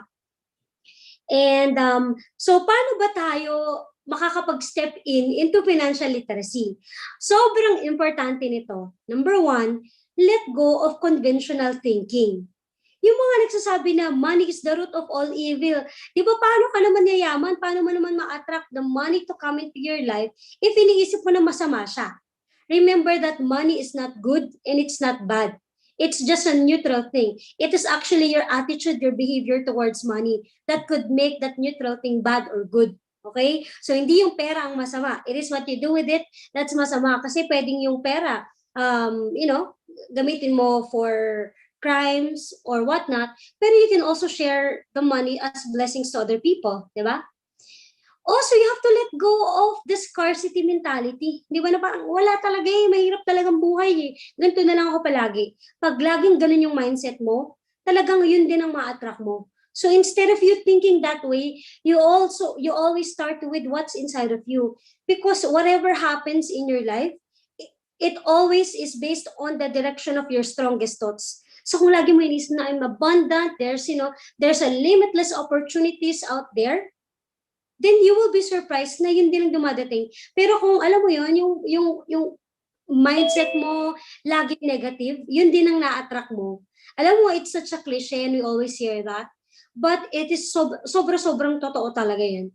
And also, iniisip mo lang na, yumaman lang naman yan kasi mayaman na talaga sila Those things, di ba? So, you have to let go of that. You have to say na whatever state that I'm in right now, I can be wealthy. Everything really starts on the mindset. Sa totoo lang. Kasi pag defeated ka na inside, paano ka pa, how can you manifest that on the outside, di ba? So, pangalawa, if you want to be wealthy, learn how to be wealthy. Di ba? Para maging doktor, anong ginawa nila? Di naman naging doktor yan automatically, di ba? Siyempre, inaral ng pagiging doktor para maging doktor. Same thing sa inyo. Bago kayo naging engineer, di ba katakot-takot na aral, sketching, computations ang ginawa ninyo, di ba? So that you can become an engineer. Same thing with whatever it is that you want in life. Kung gusto mong maging masaya, aralin mong maging masaya. Kung gusto mong maging wealthy, aralin mong maging wealthy. Okay? Next is, yan yung sinasabi ko that learning equals opportunities, di ba? Watch what you're watching. Tayo, di ba, sometimes pag nasa, halimbawa, off natin, we are not mindful na that we are spending so much time with mindless browsing. Kung gusto mong yumaman, syempre, what do you think are the kinds of content that you should be consuming in a daily basis? Correct? Di ba? You have to choose education over entertainment. Sabi mo, gusto mong yumaman. Pero buong maghapon, parang pinapanood mo, puro sayaw-sayaw, kanta-kanta. Not that there's anything wrong with that. But if ikaw, gusto mo talagang may mangyari sa buhay mo, you have to create a certain discipline for yourself. Diba? For you to change the direction of your life. Kasi paano mo matututunan na, ang ganda pala mag-invest sa stock market. Uy, ganyan pala sa cryptocurrency. Uy, ganyan pala yung mutual funds. Ganyan pala yung insurance. Kung hindi mo naman siya inaaral, di ba? So, ang maganda naman ngayon sa generation natin is there's an abundance, di ba, of free content around the world, di ba? Pwedeng local, pwedeng international, ikaw na lang talagang magsasawa. And you can also find coaches, mentors, either face-to-face. Maybe you have friends na talagang you look up to, you can ask them. Usually, alam niyo kung sino yung mga successful, sila naman yung hindi madadamot talaga eh. Di ba? And you can also read books. And remember that there is an abundance of money waiting to be made.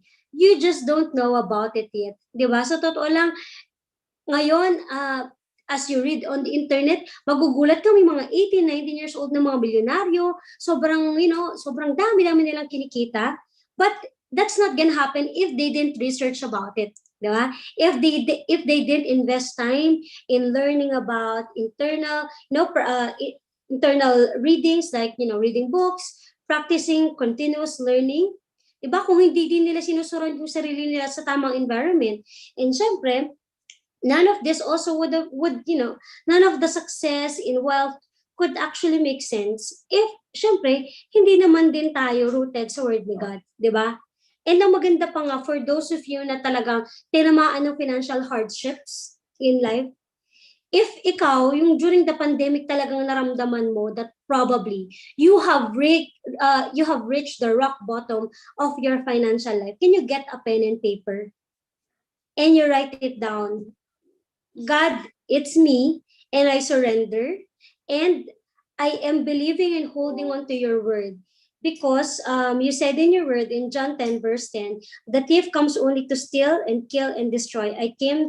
You came that I may have life and have it abundantly. Remember na tayo, di ba, gusto natin maging successful. We want to be wealthy, right? And every day, there are two voices that we will hear, di ba? The voice that wants to steal and kill and destroy, and there's another voice that says, I want to give you a life of abundance, di ba? So, syempre sa tingin mo, pag sinasabi na, naku, huwag ka na makinig dito kay Sheena, ano ba naman yung sinasabi niyan? Sayang ng oras mo dyan. Or maybe, huwag ka na nga manood ng YouTube ni Oming, sayang pa, manood ka na lang ng mga nakakatawang videos or matulog ka na lang. Basta ba't mo pa kasi aaralin yan, di ba? Hindi ka naman magiging mayaman, hanggang dito ka na lang naman forever, di ba? Remember, sino ba yung boses na magsasabi nun? I can only tell you that it's not God, di ba? Because if it's a voice that tells you, hey, makinig ka niyan, hey, aralin mo to, hey, you invest in this. If it's the voice that you feel will lead you to abundance, then that's how you know that it's the voice of God. So you have to be conscious kung sinong boses ang pinapakinggan mo everyday. And maybe sa inyo ngayon na baka nagugulat kayo, bakit ganyan? Parang hindi naman finances yung sinasabi ni Sheena. Parang iba naman yung ina-expect kong conversation. Akala ko ba pera-pera yung usapan? And I would like to tell you that financial literacy and behavioral finance is really the foundation of everything. Kahit ikaw yung pinakamagaling mag-budget, mag-invest in everything, if your behavior is not in place, pwedeng gumuho yan. So it's your behavioral finance that will be, it's really your foundation towards the decisions that you will be making in your financial journey. Okay? So, sino agree doon? Patype naman ng A, that behavioral finance is very important. Diba? It's really what's on the inside. Thank you so much sa lahat ng nagre-reply, diba? If it's your first time to hear that, I would like you to explore more about behavioral finance. Ang daming content online, and I'll be very happy if you can embody, being wealthy from deep inside. Ayan. And okay, next is talk to a professional. Syempre, it is very important, una, to do your own research. Madaming na-scam, 'di ba? Kasi hindi muna nagbabasa before, you put your skin in the game. But on top of doing your own research, there are professionals naman that you can ask, 'di ba? So say for example, you want to invest in real estate, syempre you ask real estate brokers. If you want to invest say in mutual funds or insurances, you ask us your financial advisors. If you want to start a savings account for your emergency fund, you can ask your bankers, di ba? And if you want to, say for example, talk about or learn about stocks, you can talk to Engineer Omeng, di ba? Huwag mong itatanong yung mga tao na negastar, huwag mo nang tatanungin halimbawa yung mga kapatid mo or magulang mo, hindi naman sila marunong, wala naman silang idea about investments. Baka mamaya, it will just give a negative energy towards the growth that you're, getting into. You ask the right people, okay? Kasi not because, syempre, they're ahead of us, they already know everything. So you have to know how to ask and when to ask the right professional with each investment that you're going to have. And maganda that you talk to people who has already achieved what you want to achieve. Di ba? Kasi mamaya, pinapakinggan mo yung friend mo na, naku, wag ka mag-invest sa stock market kasi scam yan, ganyan, di ba? Yun naman pala, wala naman pala siyang idea about it. Tapos siya yung pinapakinggan mo, di ba? So, the good news is, there's a lot of content that you can listen to. You don't have to be limited to one person. You can do your own research around that and you can talk to as many professionals as you want. Next is surround yourself with the right influence.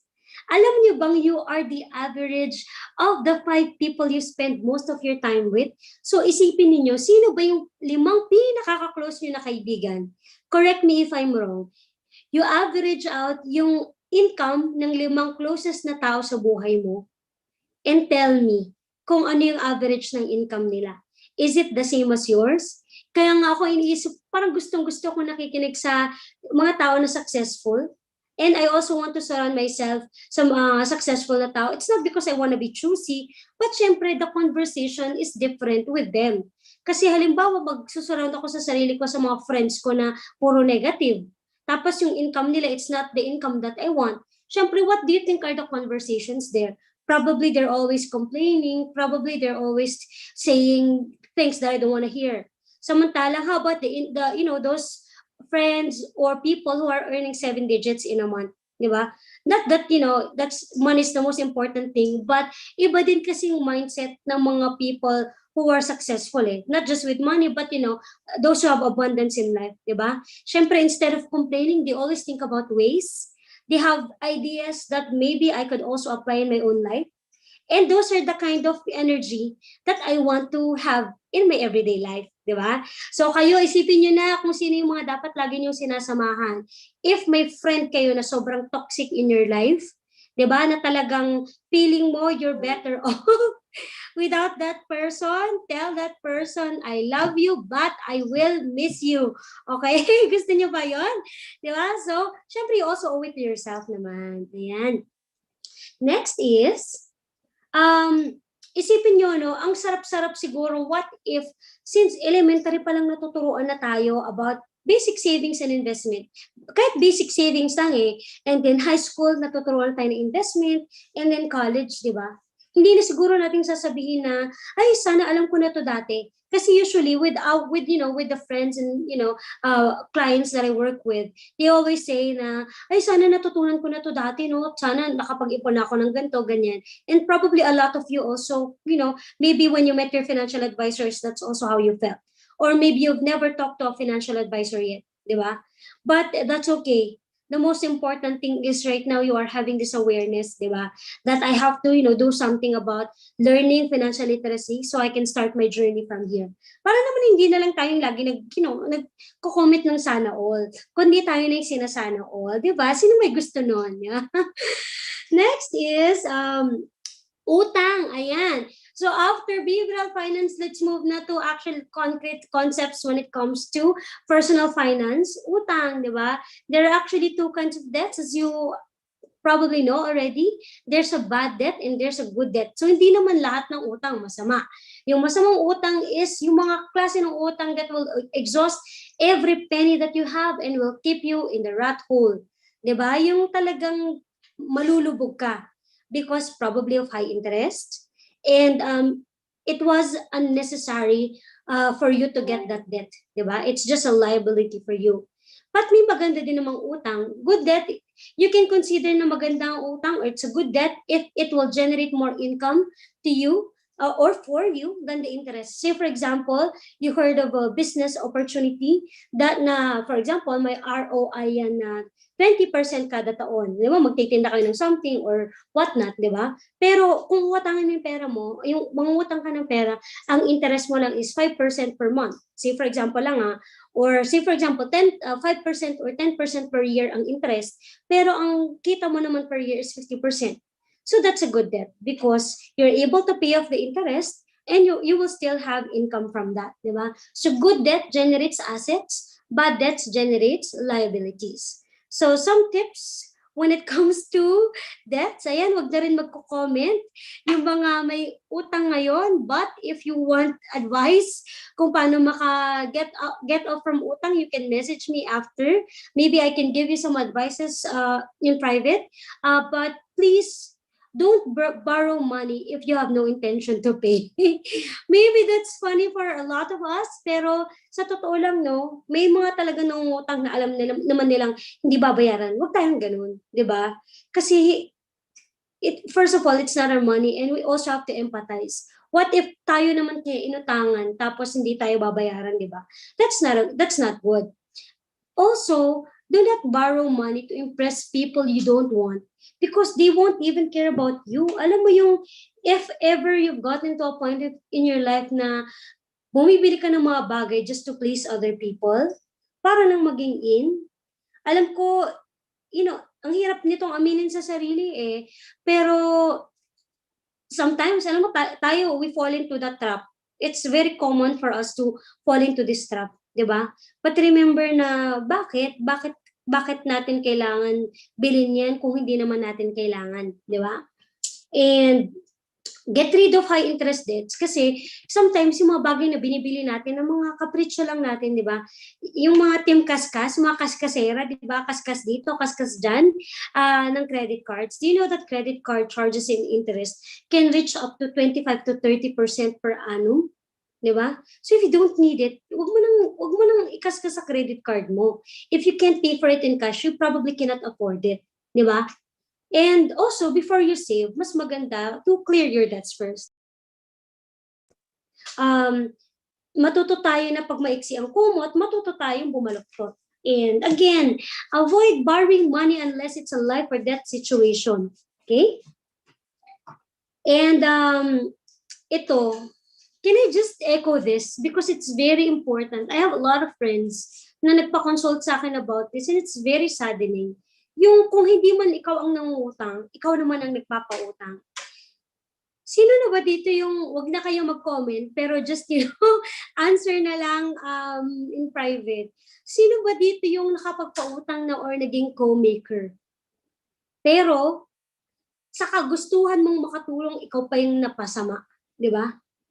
May ganyan akong friend sobrang tinulungan niya isang kaibigan on a time of crisis. Nagpautang, parang nag-loan yung friend niya, siya yung co-maker. Daang-daang libo yung nautang ng friend niya. And you know what happened? Hindi nakapagbayad yung friend niya at siya ngayon yung hinahanap at hinahabol nung inutangan. So ang hirap na, no? Ang sakit-sakit ng ganung scenario. So for you to avoid broken relationships with the intention to help, might as well wag na lang magpautang or maging co-maker. Even if it's your family or friends. Alam ko mahirap. But it's better to, kung papautang ka man, talagang kung wala na talagang choice, magpautang ka lang ng amount that you can afford to lose. Halimbawa, nangungutang ng 10,000 pesos. Instead na ipautang mo yung 10,000 pesos, malaking pera yun sa'yo, di ba? Ipapautang ka lang ng 1,000 pesos. Or might as well, better to give a small amount than lend a bigger amount that you may never give back. Kaya ako, halimbawa, meron akong, may mga tao na hindi naman kayo close, tas nangungutang. Diba? Ang ginagawa ko na lang is, halimbawa yun nga, 10,000 mangungutang kasi daw walang pang diaper yung anak dahil nag-pandemic, ganyan. Sinasabi ko na, I'm really sorry because it took me a lot of courage to learn how to say no because I'm trying to avoid broken relationships. But here's what I'll do. I'll just give you maybe 500 or 1,000 pesos. Sa'yo na yan kahit huwag mo nang ibalik. Basta wag ka na lang mangutang sa akin. So that's what I practice in my own life right now. Kesa 'di ba, parang ma-awkward ka pa na hindi ka babayaran for an amount na you lent, 'di ba? Kasi pag ikaw yung nagpautang, 'di ba? Ikaw pa yung mahihiya magpakita. Agree ba? Pa-type naman ng letter A kung gising pa tayong lahat. Ayan. Next is being a co-maker puts your credit standing at risk. And this is true. 'Di ba? Mamaya pag ikaw naman yung kailangan mag-loan sa bangko because nag-co-maker ka, hindi ka na tuloy ma-approve. Because nga, yung pangalan mo has, a bad record already in the banks or loaning companies. Next is to recover from debt. Siyempre, the first step is to acknowledge na may bad decisions talaga. So, umpisan mo muna, acceptance ang number 1 dyan eh. Kasi ang habang tinatakasan mo yung problema na yan, hindi mo siya matatapos. Alam mo yung feeling na pag meron ka napakabigat na problema na pag-iisipin mo pa lang, parang bumibilis na talaga yung tibok ng puso mo. But even when it's hard, acknowledge it anyway. And then pag na-acknowledge mo na okay, fine, nagkamali ako, but how do I rectify it moving forward? So you have the acceptance, and the next is understand every detail on the bill or the loan para malaman mo kung sino ba yung uunahin mo, sino ba yung may pinakamataas na interest. Siyempre yun muna i-clear natin, di ba? Next is for you to call your bank or kung saan ka man nag-loan, tao man yan, kausapin mo, harapin mo yung problema mo because ikaw naman ang nagdala sa sarili mo in that position in the first place, di ba? Harapin mo, wag mo siyang tatakasan. And next is check your cash flow. Magkano na ba yung meron ka ngayon? Di ba? So, before ka siguro mag-save, siguro magtira ka ng onti for your emergencies. Pero kung bago ka mag-save, put it all in na. Bago ka mag-invest, magbayad ka muna ng utang mo. Diba kasi gusto mo mag-invest, kikita ka ng 10% without you knowing yung credit card mo, nag-interest pala ng 25%. That's why clearing your debt is very important. Unahin mo muna siya. Okay? Kung hindi kaya ng cash flow, cut off extra expenses. Diba? Wag muna tanggalin muna natin yung mga wants natin just for, is muna for the meantime. Kasi the longer you drag it on, the bigger the debts become. Napaka-trader pa naman ng debts na yan, diba? If hindi talaga kaya, kahit na talagang said na talaga siya, talagang wala na, talagang tinipid ko na lahat, kulang pa rin ang pambayad, o di get an extra source of income, di ba?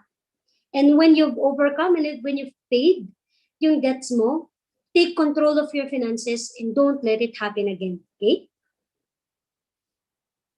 And then, the next is emergency fund. Ayan. Sino na kaya dito ang may emergency fund na? Alam niyo, sobrang hirap para sa mga Filipino ang may emergency fund. Bakit? Kasi makakate ang mga kamay ng mga Filipino in a sense na yung laman ng payroll natin, no? Yung ATM natin. Bakit kaya habang may laman pa yung ATM natin, kating-kating tayong gastusin, no? Talaga namang habang may laman pa, beyond the maintaining balance, talagang gusto pa nating, meron pa akong sobra, pwede pa tayong bumili ng ganito, pwede ka pang mag-online shopping and whatnot, di ba? So, samantalang a lot of us, di ba, pagdating naman ng mga emergencies, ayan, nahihirapan, kamot ulo talaga. So, let's explore naman the idea of emergency fund. And I would like your participation on this one. Bakit nga ba ang mga Pinoy kating-kating igastusin ng pera at ayaw mag-save? Can you help me answer this? Ang sabi ng matatanda, wag daw mag-iipon dahil. Kasi pakisagot nga yung mga paniniwala ninyo or naituro ng mga lola o lola ninyo. Because I also want to learn from you. Siyempre, diba? It's not just me sharing, but I also want to learn from you. Ano ba yung mga sinasabi sa atin that stops us from actually saving? Ayun. Tignan nga natin. Ayan, may nagtatype na. Ayan. Sabi ni Engineer Jap, hindi madadala sa hukay ang pera. Totoo naman yun, di ba? Bakit ka pa mag-iipon?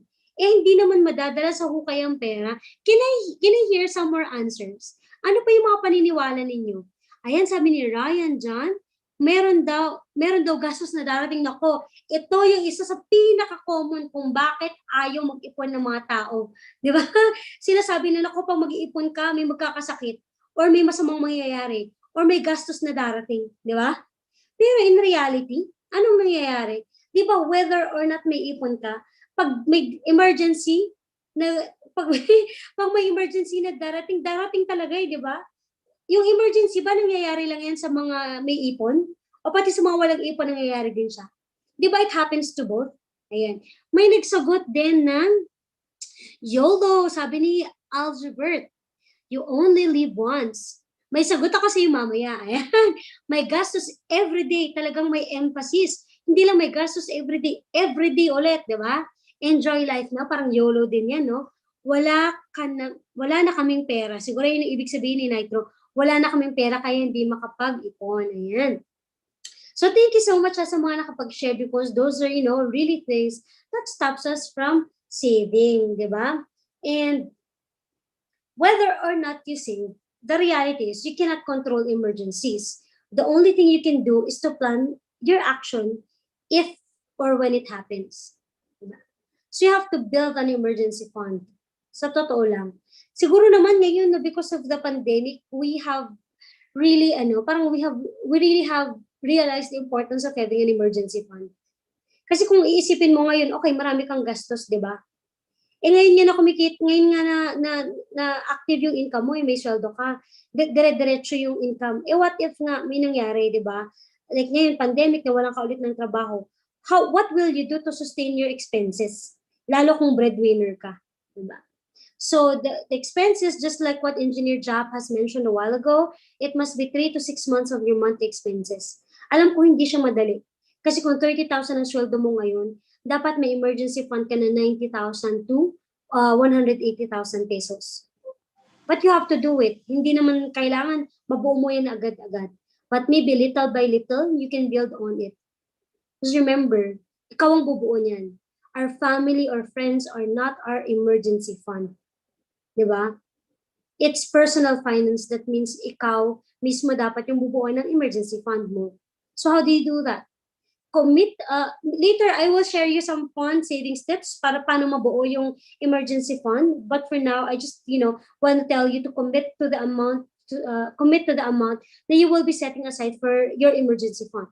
So if you decided na dapat meron akong 180,000 pesos, then yun yung amount sa bangko mo na dapat lagi siyang nandun.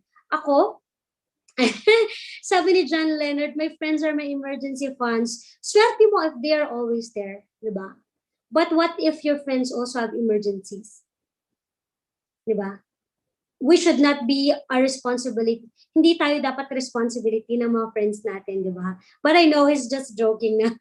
Pero gets nyo, diba? Hindi natin masasabi kung ikaw ang, may pera, lalapitan ka ng maraming kaibigan. Pero kung ikaw na ang walang pera, di ba? May kamag-anak ka pa ba? May kaibigan ka pa ba? Di ba? So that's the sad reality of life also.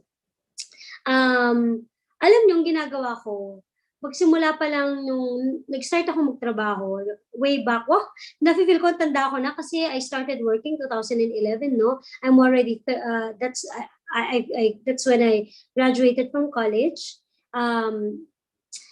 Ang ugali ko talaga is I would definitely, uunahin ko talaga yung savings ko, which is 50% of my income.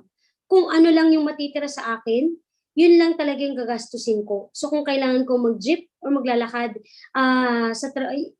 may portion na lalakad, hindi ako magta-tricycle, kung yun lang talaga yung budget ko, I will really stick to that. Kasi may amount ako sa bangko na pagbababa din yung pera ko, I'm very uncomfortable. And that's what I call my emergency fund. Ayoko na bumababa din yung pera ko. Feeling ko, hindi ako makatulog. Di ba? So I think that's a very responsible attitude to have because that really allowed, that really allowed me to help my family and also other people during the time of the pandemic. Di ba? And syempre, mas masarap naman to be in that position rather than tayo yung nasa other side. Create a separate account for this purpose on a higher yielding savings account. So, may payroll ka, pero pwede ka mag-create ng account na mas mataas yung interest. Right now, mayroong mga digital banks like GSave na nagbibigay ng higher interest. Pwedeng dun mo naman itabi yung retirement fund mo. Yung emergency fund mo. Siyempre, it's important to start as soon as possible. And halimbawa, nagkaroon ng emergency, you replenish it right away. Halimbawa, may nasira sa bahay, nagamit mo yung emergency fund, palitan mo din siya agad. Next is savings. Ayan, ito na. Sa mga nagsasabi na wala na kasing pera, walang natitira, maybe this, consistent savings plan could help you out. Number one way for you to, para magkaroon ng forced savings is, halimbawa araw-araw, halimbawa budget mo today is 500 pesos or 300 pesos or 200 pesos. Kung ano man yung matitirang pera sa iyo ngayong araw na to, itabi mo na. So for example, today, naglabas ka ng 700 pesos. Pero may natira kang 532 sa wallet mo. Gawin mo, lahat ng butal, itabi mo na.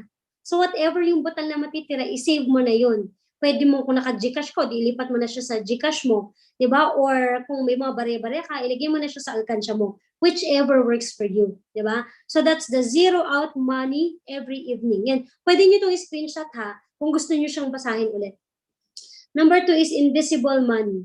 Pili ka ng amount ng cash denomination na every time makakakuha ka nito, hindi mo siya gagastusin. Na-try ko to, every time makakahawak ako ng 100 pesos, hindi ko siya gagastusin. Talaga itatabi ko siya, forced savings, di ba? Nagulat na lang ako yung after a few months, nung binuksan ko na yung alkansya ko, di ba, nakapag-open ako ng another investment account from that. So, pwede tayong mag-start. Halimbawa, ikaw bahala. Gusto mo, every time makakakita ka ng 5 piso, wag mong gawin. Actually, nakuha ko siya sa kuya ko. Alam niyo yung 10 peso na coin, ginagawa niya, pag may nakukuha siya nun, tinatabi niya, tapos hindi niya ginagastos. Yeah, ang gandang gawin nun. Next is, so pwede mong gawin yun. Next is forced savings. You can call your bank. Pwede kang magpa-auto-debit ng savings every month. Pwede din naman yung, halimbawa, kayo mag-asawa, mag-boyfriend, magkaibigan. Yung gawa kayo ng challenge na every time savings, ibig sabihin, every time, say for example, every time makakita ko ng pulang kotse, maghuhulog ako ng 50 pesos sa savings ko. O every time na may makikita akong Shih Tzu, magtatabi akong 20 pesos. Alam niyo yan, just to make it more fun. Ayan, di ba? Also, you can also change bad habits into good habits. You can hit, this one you can hit 2 birds with 1 stone. Halimbawa, instead of you say for example, bibili ka ng sigarilyo. Di ba ang isang kahang sigarilyo ngayon, I heard 100 plus na. Diba? So instead of you spending that money for cigarettes, baka, you wanna honor your body into saying na, okay, this year, pwede sigurong bawasan ko na yung paninigarilyo para nakabuti na sa health ko, may matatabi pa ako. Di ba? Sabi ni Sir John Leonard, unfortunately, if you save your money, it will inflate for 5% per year. Totoo yan. That's why, that's where investing comes in naman. Ako, my advice is, whatever is in your savings, dapat yung sa akin na ang nasa savings account ko lang is my emergency fund, which is yung amount na sinasabi ko sa inyo kanina, 3 to 6 months of my monthly expenses. The rest, syempre, I invest na. Why I put it in my savings account? Syempre, so that it's accessible. Kasi emergency fund should be accessible to you. Pero the rest, I put it na in different investment baskets. Para naman hindi ka talo ng inflation. So tamang-tama naman talaga yung sinabi ni Sir John Lennon. And assets versus liabilities, sabi nila, poor people have expenses, middle class buy liabilities they think are assets, rich buy assets. So how does that translate? For example, mobile phone, di ba? Paano mo masasabi na ang cellphone ay asset or liability? Kung yung phone mo gumagana pa naman, or any technology that you have, gumagana pa naman, it serves its purpose, pero gusto mo lang mag-upgrade for nothing dahil lang gusto mo ng bagong phone. But that phone will not generate any income for you whatsoever, then that's a liability kasi expense lang talaga siya, di ba? But say for example, your phone stopped working, nasira na talaga siya. And you need your phone because probably nag-online selling ka, or you conduct your business using your mobile phone, then that's your asset. Because kung mawawalan ka ng income, pag nawala yung phone mo, then that's, if that specific thing generates income for you, then that's an asset. Here are the top 10 richest people in the Philippines. Can you tell me kung ano yung napapansin niyo sa kanila? What do you think is common in majority of them? Can anyone guess kung ano ba yung common na makikita sa majority sa kanila? Ayan. Hashtag when you see it.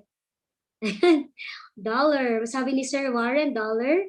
Sabi ni Ryan, Sir Ryan dyan, they have their own company. Ayan. Ako ang unang-una ko, rich people. Ayan, actually. nakuha yung same, yung unang, ano ba yan, yung una kong napansin, every time I check the richest, people in the Philippines.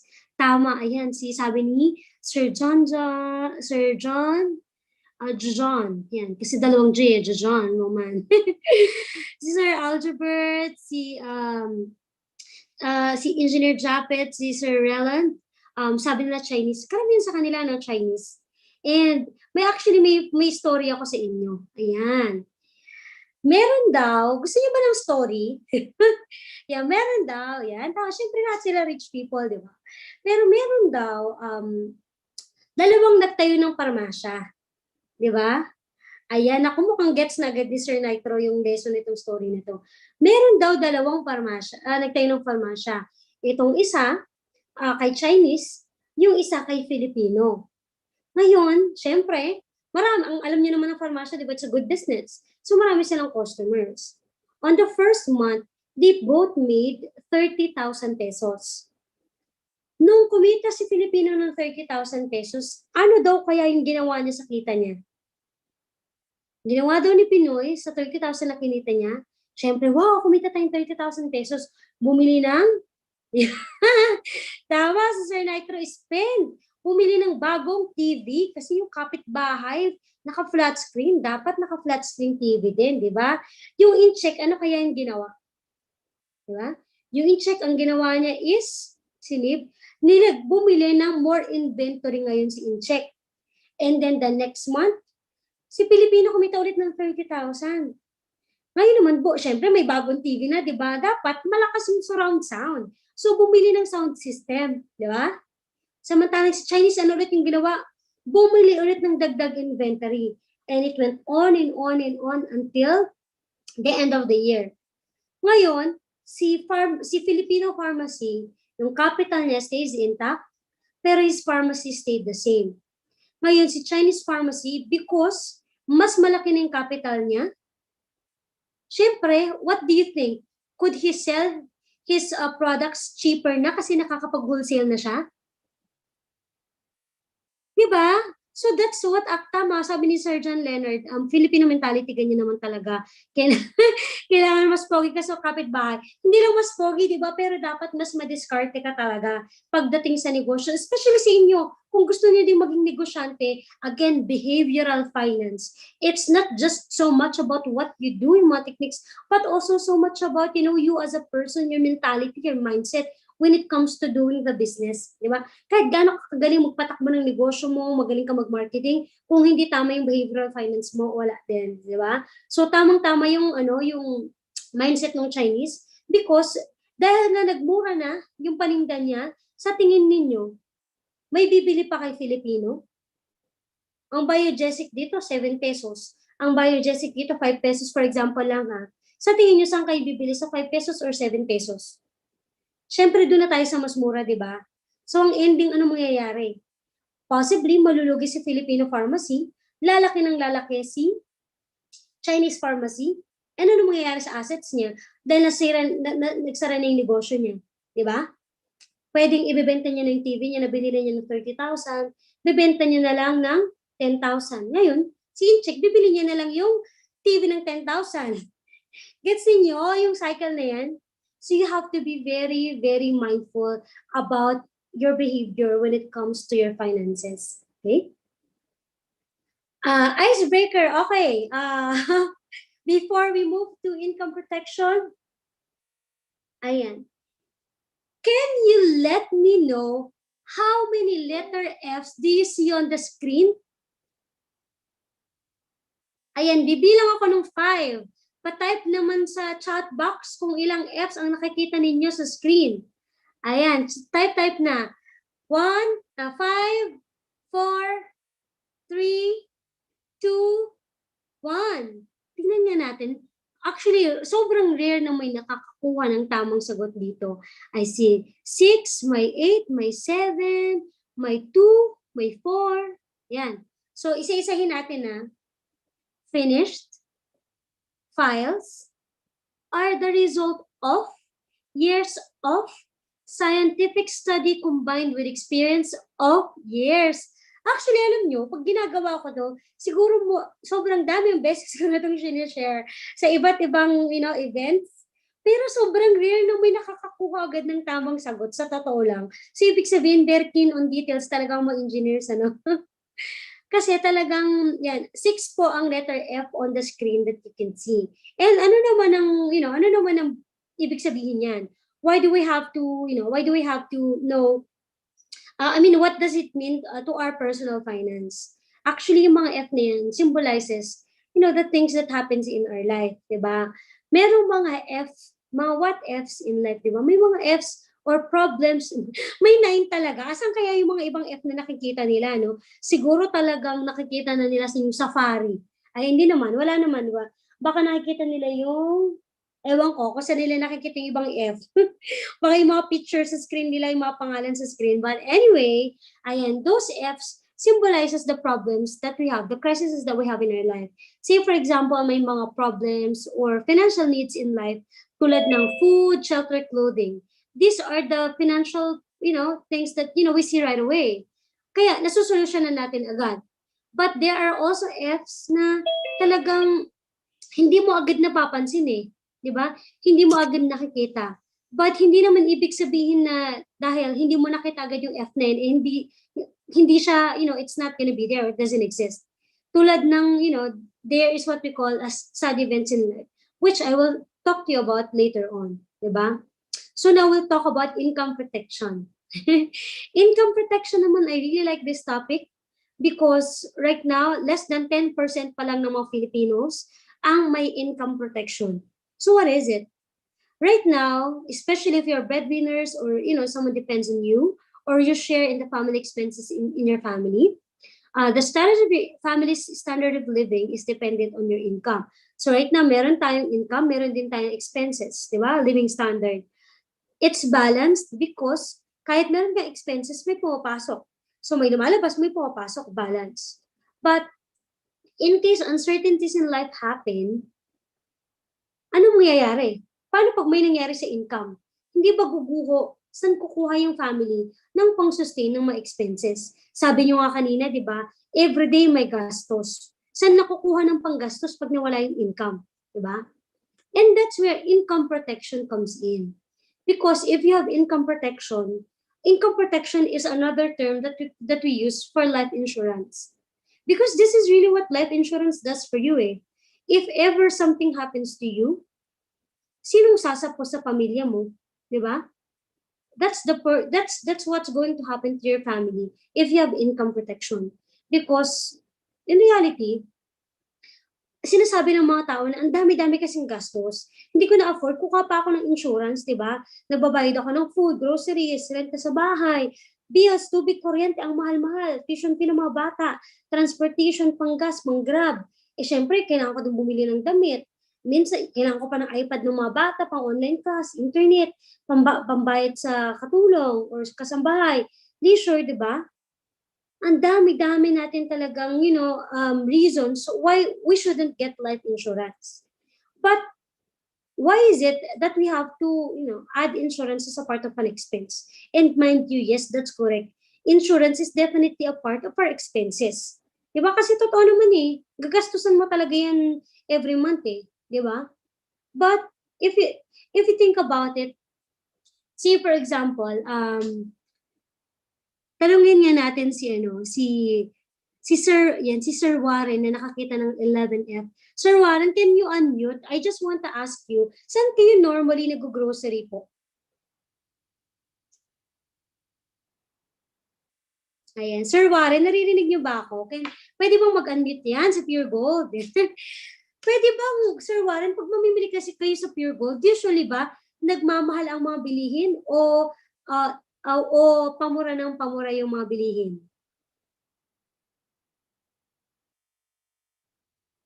Nagmamahal, di ba? Sa totoo lang, nagmamahal yung mga bilihin lagi.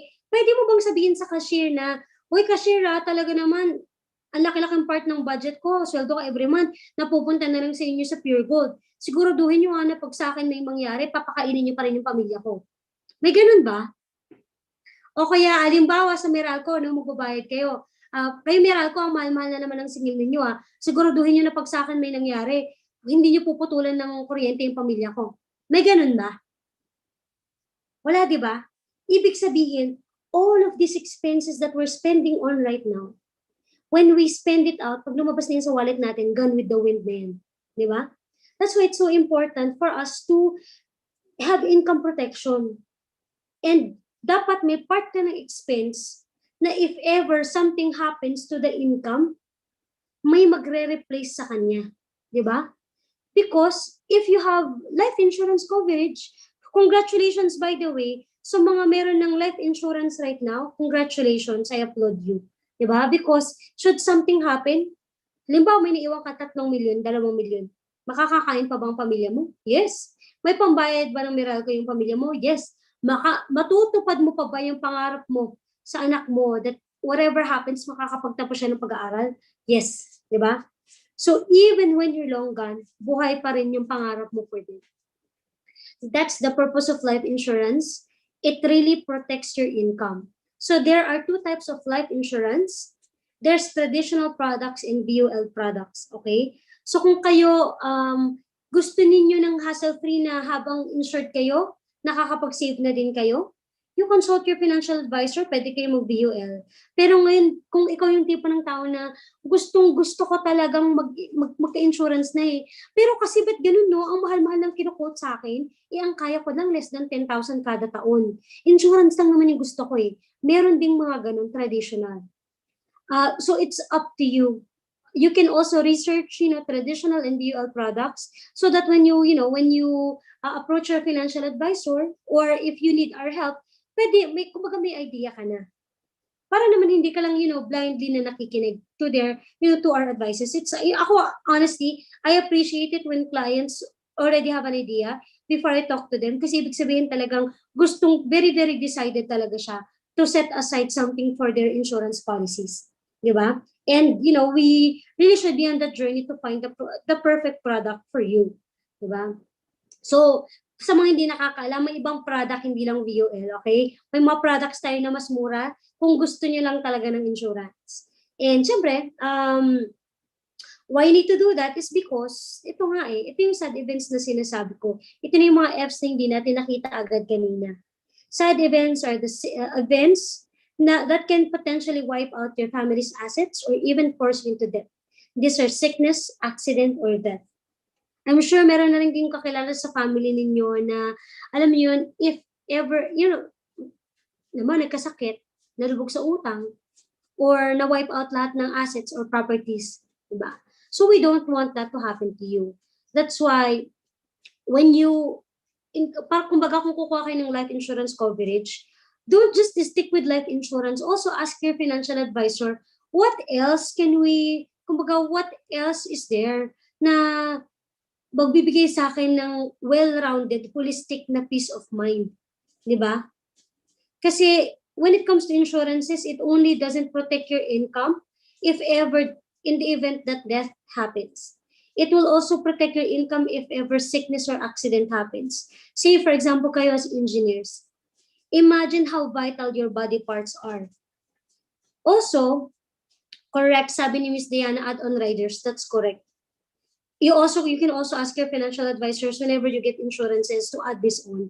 Sobrang importante kasi halimbawa, tayo diba, kahit gaano tayo kasikas, ako, I would like to think that I'm a very safe driver. Very calculated ako, mabagal ako mag-drive, no? Pero kahit nang gaano ka kaingat mag-drive, hindi mo makokontrol yung ano mo, di ba, yung mga nakakasalubong mo. Meron talagang masyadong mababait, tsaka sad, agree? Di ba na talagang mapapakamot ka na lang ng ulo. Sana naman walang may road rage dito, di ba? But that's why accident is one of the top 10 leading causes of death in the Philippines, eh. And what if because of that accident, dismemberment or disability happens to you? May naputol na part ng katawan mo or na-disable na part ng katawan mo. You think if you lost sight of one eye, you will be able to do everything the same? or baka magkaroon ng economic loss. Sometimes we take for granted insurance just because ang kukulit ng mga financial advisors. But you have to remember that more than that, you have to think what is, pang ano ba, yung value nito para sa'yo. Think of it na if something were to happen to me today or tomorrow, safe ba? Secure ba yung family ko? Lahat ba ng promise ko sa kanila will stay the same? Diba? Again, it's not about, actually may mga insurance policies nga na talagang kahit na estudyante afford how much more pa for professionals, right? It's just important for you to research kung ano ba yung mga products that are out there in the market. So that's for accident. We also ask about hospital income benefit, lalo kung walang mga HMO in the current company right now. Hospital income benefit allows you to have, say for example, I have clients na yung mga na-COVID, kahit na hospital, na-confine sila sa bahay. For example, they have hospital income benefit na 2,000 pesos per day, o di confinement na quarantine sila ng 14 days, nakakuha ng 28,000 pesos. Alam mo yun, pambalik man lang ng pinambili ng gamot, pinambili ng whatever, di ba? So, laking tulong ng mga gantong coverage. What if yung sakit mo is aabot ka ng 1 month sa hospital? Hindi kasi natin alam Di ba nga si Isabel Granada, sobrang healthy nga. Tapos nagkasakit pa siya, di ba? So, we don't know. We also, among all the riders, if there's one thing that you should talk to your financial advisors about, it's this one, critical illness benefit. Kasi critical illnesses just like cancer, stroke, end-stage lung, liver, kidney failure, dati sakit lang to ng bata, di ba? Ay, ng matanda. Pero ngayon, teenager, isipin nyo as a nurse, really, may mga teenagers na na-stroke. So kahit gaano kayo kagaling mag-invest, sabihin mo na, laki-laki na ng investment mo, pero wala ka namang insurance. Ano mangyayari sa investment mo pag nagkasakit ka? Limas, di ba? Hindi naman tayo Diyos para sabihin hindi mangyayari sa atin to. Diba? So, it's important to have critical illness benefit that will give you a lump sum if ever something happens. So, say for example, cancer, alam naman natin cancer, mababa 1-2 milyon mo dyan. So, kung may 2 milyon kang critical illness benefit, hindi mo na kailangan magbenta ng ari-arian, mag-liquidate ng, properties, or ubusin yung savings mo. Yung iba, di ba, kasi kaya ako talaga nagbe-build up ng critical illness benefit. Una, may risk kami. Kasi mga Ilocano, di ba, mahilig I'm from Isabela, so mga Ilocano, mahilig sa matataba, mahilig sa baboy, mahilig sa mga alat, di ba? So that's why I really, of course, I take care of my health. I'm a vegetarian for 2 years now. Pero on top of that, I plan for also yung insurances ko because I don't want na what if college na yung mga wala pa naman po akong anak pero iniisip ko na what if college na yung mga anak ko by the time na nagkaroon ako ng critical illness, I don't want to use their educational fund or ayoko silang mamroblema if ever something happens to me. There are also maternity benefits that you can ask. So remember that whether you get insurance or not, someone will pay in the event na you get sick or there's an accident or death happens. Ang tanong ko na lang sa inyo is, sino ang gusto ninyong magbayad ng bill if ever this happens? Yung insurance ninyo o yung pamilya ninyo? Diba? So there are only 2 things that happens to us as humans. It's either mahaba ang buhay natin or maiksi ang buhay natin. Diba? The sad events happens too soon. So kami, we're just here to remind you. Syempre, it's your finances. You decide where you want to spend your money on. But we are here to remind you na this is the reality of life. If you want to do something about it, then we're here to help you out. If you don't want to do anything about it, then we hope that you're going to get to the point that you're going to be open to do that. Ba? So protect your income because you are not indestructible. There's actually a song that I would want to share with you. Hindi ko siya tatapusin kasi 2 minutes siya. Pero ang ganda-ganda lang niya. Ayan, para naman maka-inhale, exhale muna tayo. When you think about insurance, I would like you to, listen to this song and what it means, for you to have life insurance and what it means for you to leave a legacy to the ones you love. Narinig niyo na ba itong kantang to? Ang ganda-ganda niya.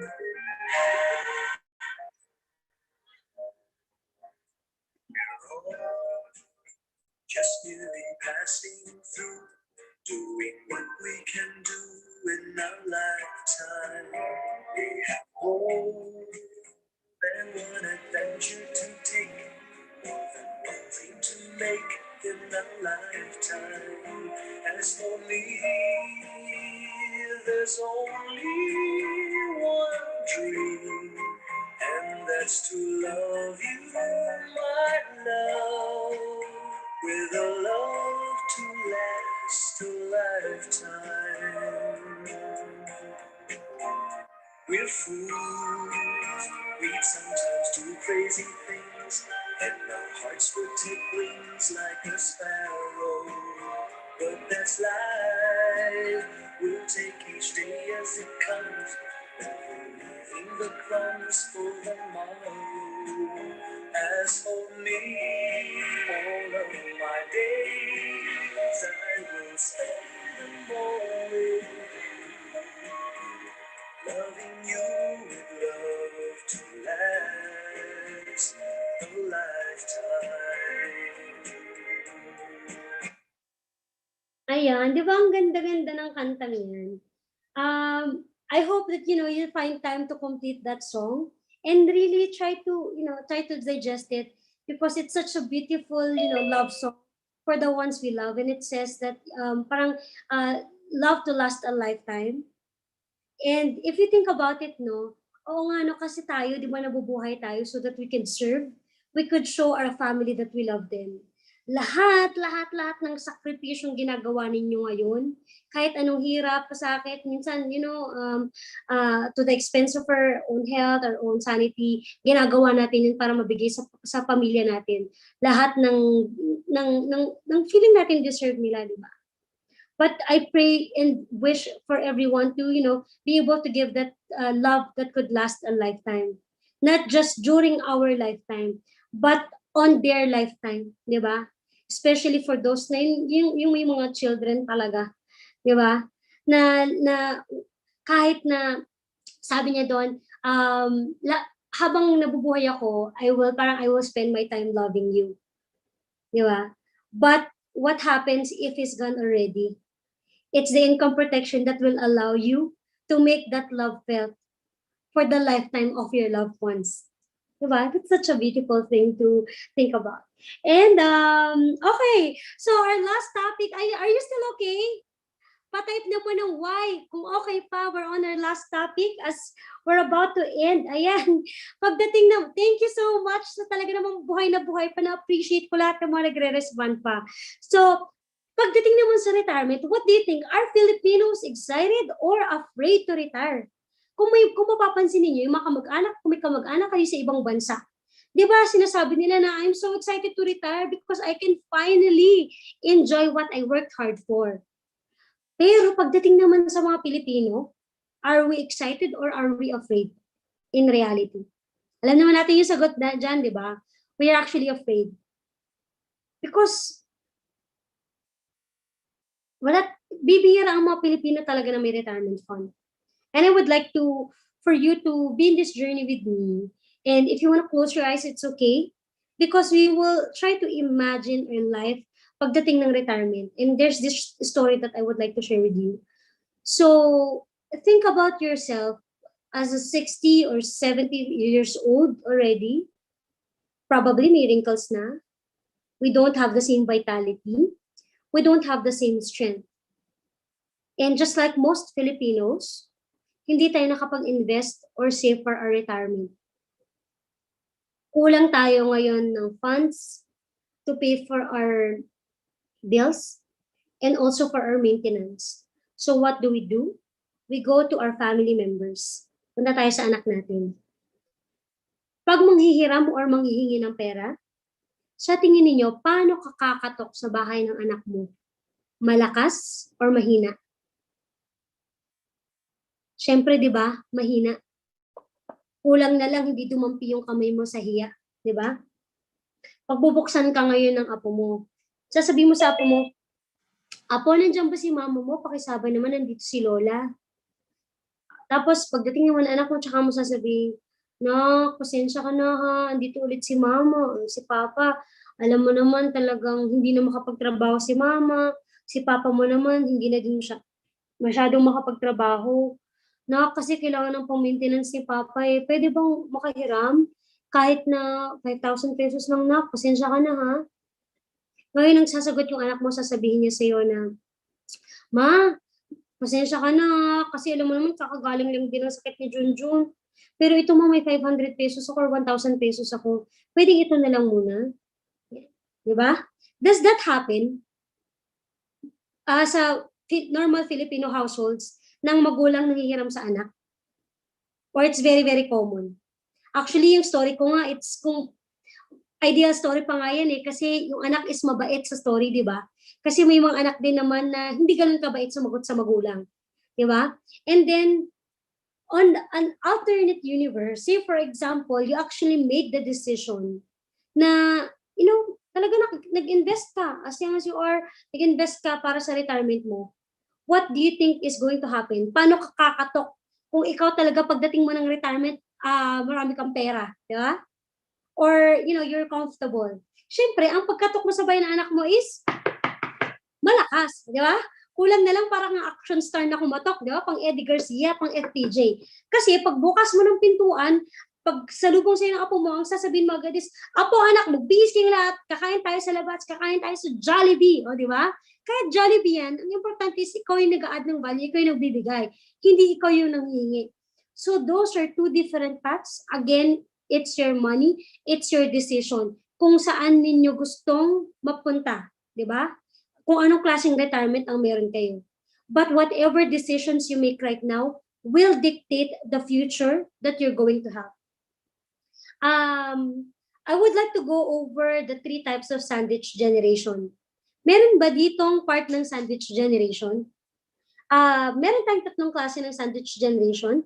The first one is the traditional sandwich generation. Ito yung, ngayon, kung ikaw, nagsusuporta ka ng magulang mo, but you're also supporting your own children. That's the traditional sandwich generation. Yung pangalawang klase naman is the open-faced sandwich generation. So ikaw, may sinusuportahan ka pero isa lang. It's either magulang mo lang, grandparents mo lang, or yung mga anak mo lang. So that's the open-faced sandwich generation. The next naman is, ito ang pinakamasakit sa lahat, yung club sandwich generation. Ito yung kayo, sumusuporta sa magulang, tapos sumusuporta sa anak, pero on top of that, nakasuporta ka din sa lolo mo o lolo. Halimbawa, for those na nasa 20s or 30s, na may mga pamilya na, you're supporting your own children, but you're also supporting your parents and your grandparents. For those naman na probably mga 40s or 50s na or 60s, you are supporting your parents, but at the same time, nakasuporta ka din sa anak mo, pati mga apo mo, ikaw nagpapaaral. Di ba? Or sumusuporta. So those are the 3 different kinds of sandwich generation. And whichever type of sandwich generation you are, first of all, I want to honor you, syempre. Di ba? Alam kong hindi madali. But just, kind reminder that, syempre, lagi naman nating naririnig, di ba, na, ngayon, yung our children should not be a retirement fund, ganyan. But remember that awareness about the sandwich generation, it's not naman meant to blame our parents. Kasi hindi mo sila masisisi kung bakit na sandwich generation eh. Because dati, iba naman yung mindset nila. Probably they didn't have access to the information and knowledge that we have now. But this awareness is important only for us to be thankful that we now have access to the knowledge on how to plan for our own future. Diba? So this should not give us, an opportunity or a right to disrespect naman our parents. It's only giving us, a way on, para hindi na rin mangyari sa atin at sa mga anak natin in the future. So what to do? Siyempre, set your priorities. Write down, una sa lahat, isulat mo muna lahat ng responsibilities mo. Responsibilities nyo, ano yung mga task na kailangan ikaw lang ang pwedeng gumawa, at ano naman yung task na pwede mong i-delegate. Halimbawa, sa inyong mag-asawa, ano ba yung, halimbawa nag-aalaga kayo ng magulang, Ano ba yung mga task na ikaw lang ang pwedeng gumawa? Ano yung pwede naman yung mga kapatid mong gumawa? Diba? So pag nasulat mo na lahat ng task na yon, ito sobrang importanteng gawin. Uncomfortable man tong gawin, pero talaga, kasi yung mga Pilipino, di ba, ayaw pinag-uusapan yung mga gantong bagay. Pero importante na as soon as possible, schedule a family meeting para magkaroon kayo ng reality check.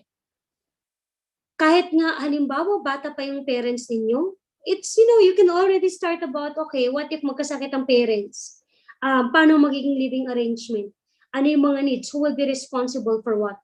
You also go through your fears and concerns. And when you do that, you have to be clear, transparent, and respectful. And don't forget to ask the preference of your parents and agreement between couples. Alam niyo yun, yung agree ba kayong mag-asawa na susuporta pa rin sa kapatid, pag-usapan talaga siyang maayos para hindi siya maging issue along the way, no matter how uncomfortable it is. Pangatlo is plan ahead. So pag nakapag-meeting na kayong pamilya, pagplanuhan ninyo na kung anong gagawin ninyo. Never, ever, ever say, bahala na si Batman. Kundi masasampal tayo para-parehas ni Batman. Pag sinasabi niya na, bahala na si Batman, di ba sasabihin ni Batman, ako na naman. Wala naman siya kinalaman, pero lagi nating inaasa sa kanya, di ba? You have to check your resources, if any. Ang magulang ba ay may sinking fund? Ibig sabihin, may savings bang naitabi yung magulang na pwede ninyong gastusin at i-handle kung sino mag-aalaga sa kanila? You have to consider the best and worst case scenarios. But also, syempre, kailangan mo din to put yourself first. Ang ibig sabihin niyan is, huwag mo din pababayaan yung sarili mo. Kasi ito yung normally nakakalimutan ng mga nasa sandwich generation. Kasi paano mo alagaan ng ibang tao kung hindi mo naalagaan ng sarili mo? If you're the goose that lays the golden eggs, who will assume your role if something happens to you? Di ba? Don't be too hard on yourself thinking, I haven't done enough. And kahit na yan ang laging sinasabi ng mga tao sa paligid mo, hindi ka enough. Ikaw, you have to be kind to yourself also. Because if you're happy, it's easier to make others happy if you're happy. Yeah? And also, be fully independent. Sa mga anak, kung meron mga 20s or 30s dito na still dependent on your parents. Tapos, ayaw mong maging dependent sa yung magulang mo pagdating ng retirement nila. If you don't want them to be dependent on you, then stop depending on them kasi baka kaya hindi makaipon ng pang-retirement ng mga magulang mo is because hindi sila makapag-ipon because they're still supporting you. Diba? So, let's find ways on how we can be independent to allow our parents to also save for their own retirement. We can also help them to set up a retirement fund, health and life insurances because if you don't, tayo din ang mamamroblema in the end, di ba? So that's what we do for a lot of people. We help them also set up a health and retirement fund and life insurance funding for their parents so that they won't have that burden if and when uncertainties happen. Sa mga magulang naman dito, syempre, kung ayaw natin maging dependent sa anak natin along the way, we have to plan ahead for our own retirement. And we have to empower our children to become financially free as early as possible para maging independent sila habang mas maaga so that, makakapag-save tayo ng maaga-aga. Di ba? Kaya lang, paano natin sila matuturuan kung tayo mismo hindi tayo nag-aaral about financial literacy? So we have to learn that also. When to start and how much do I need will depend on what is your ideal retirement life. According to the 2019 Melbourne Mercer Global Pension Index, alam niyo ba na yung retirement pension daw sa Pilipinas is one of the worst in the world? 20% ka lang ng mga Filipino retirees ang covered ng mandatory SSS and GSISA. Napakarami nagre-retire ngayon na hindi talaga able to provide for themselves. So as a reminder, retirement, yung concept kasi ng retirement, hindi naman yun yung mag-stop ka na talaga mag-work. It's really more of having the freedom to do what you want. Hindi siya based on age, but it is based on capability. Yung kahit na magtrabaho ka, hindi, okay na. Kasi meron ka ng funds na nakaset aside for you. How much do I need? Ayan, will also depend on the lifestyle that you want. It depends sa lifestyle na gusto mo, kung kailan ka nag-umpisa mag-save, and yung funds mo. So, ikaw ba, yung retirement mo will be coming from your savings or sinking fund? Halimbawa, nag-retire ka, may retirement fund ka sa company mo, 1 million pesos, say for example, pero ang monthly expenses mo is 30,000 pesos kada buwan. Ibig sabihin, yung retirement fund mo will only last you 33 months or 2 years and 9 months. What will you do for the rest of years? Babalik ka magtrabaho, diba? That's assuming wala pang emergency. So having a savings for retirement fund or investment is great, but you also have to be realistic kung gaano lang itatagal sa'yo ng retirement fund na yan. If you have pension naman, that's good because this is continuous. If you want to learn more about the GSIS or SSS, I actually have a content on the Facebook page of Millennium Millionario. Pwede nyo na lang siyang panoorin doon. But the average pension of GSIS is 18,525. SSS is 5,125. So if you can live with the pension that you're expecting, good. If not, then you have to make your retirement personal. The best way to really save for retirement is interest or living on interest. I'm actually supposed to give an example ng,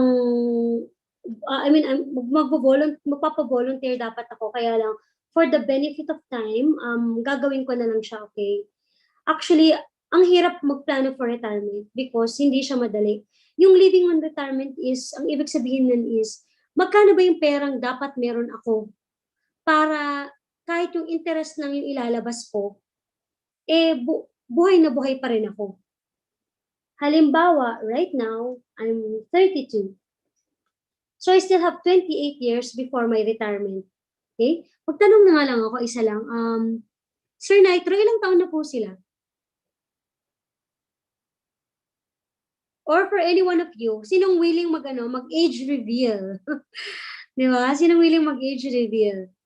Ayan, mukhang walang gusto mag-age reveal. O sige, ako na lang. 32 years old. Sabihin mo na ang monthly net income for, sabihin mo na ang expenses ko every month is 30,000 pesos. Okay? Yung value ng 30,000 pesos sa sinasabing inflation, pagdating ko ng 60 years old, yung 30,000 na yun, 89,000 na yun pagdating ng panahon. Do you know na para magkaroon ako ng 30,000 kada buwan for the rest of my life, dapat meron akong na-set aside na 21 million on my retirement fund. But you know what?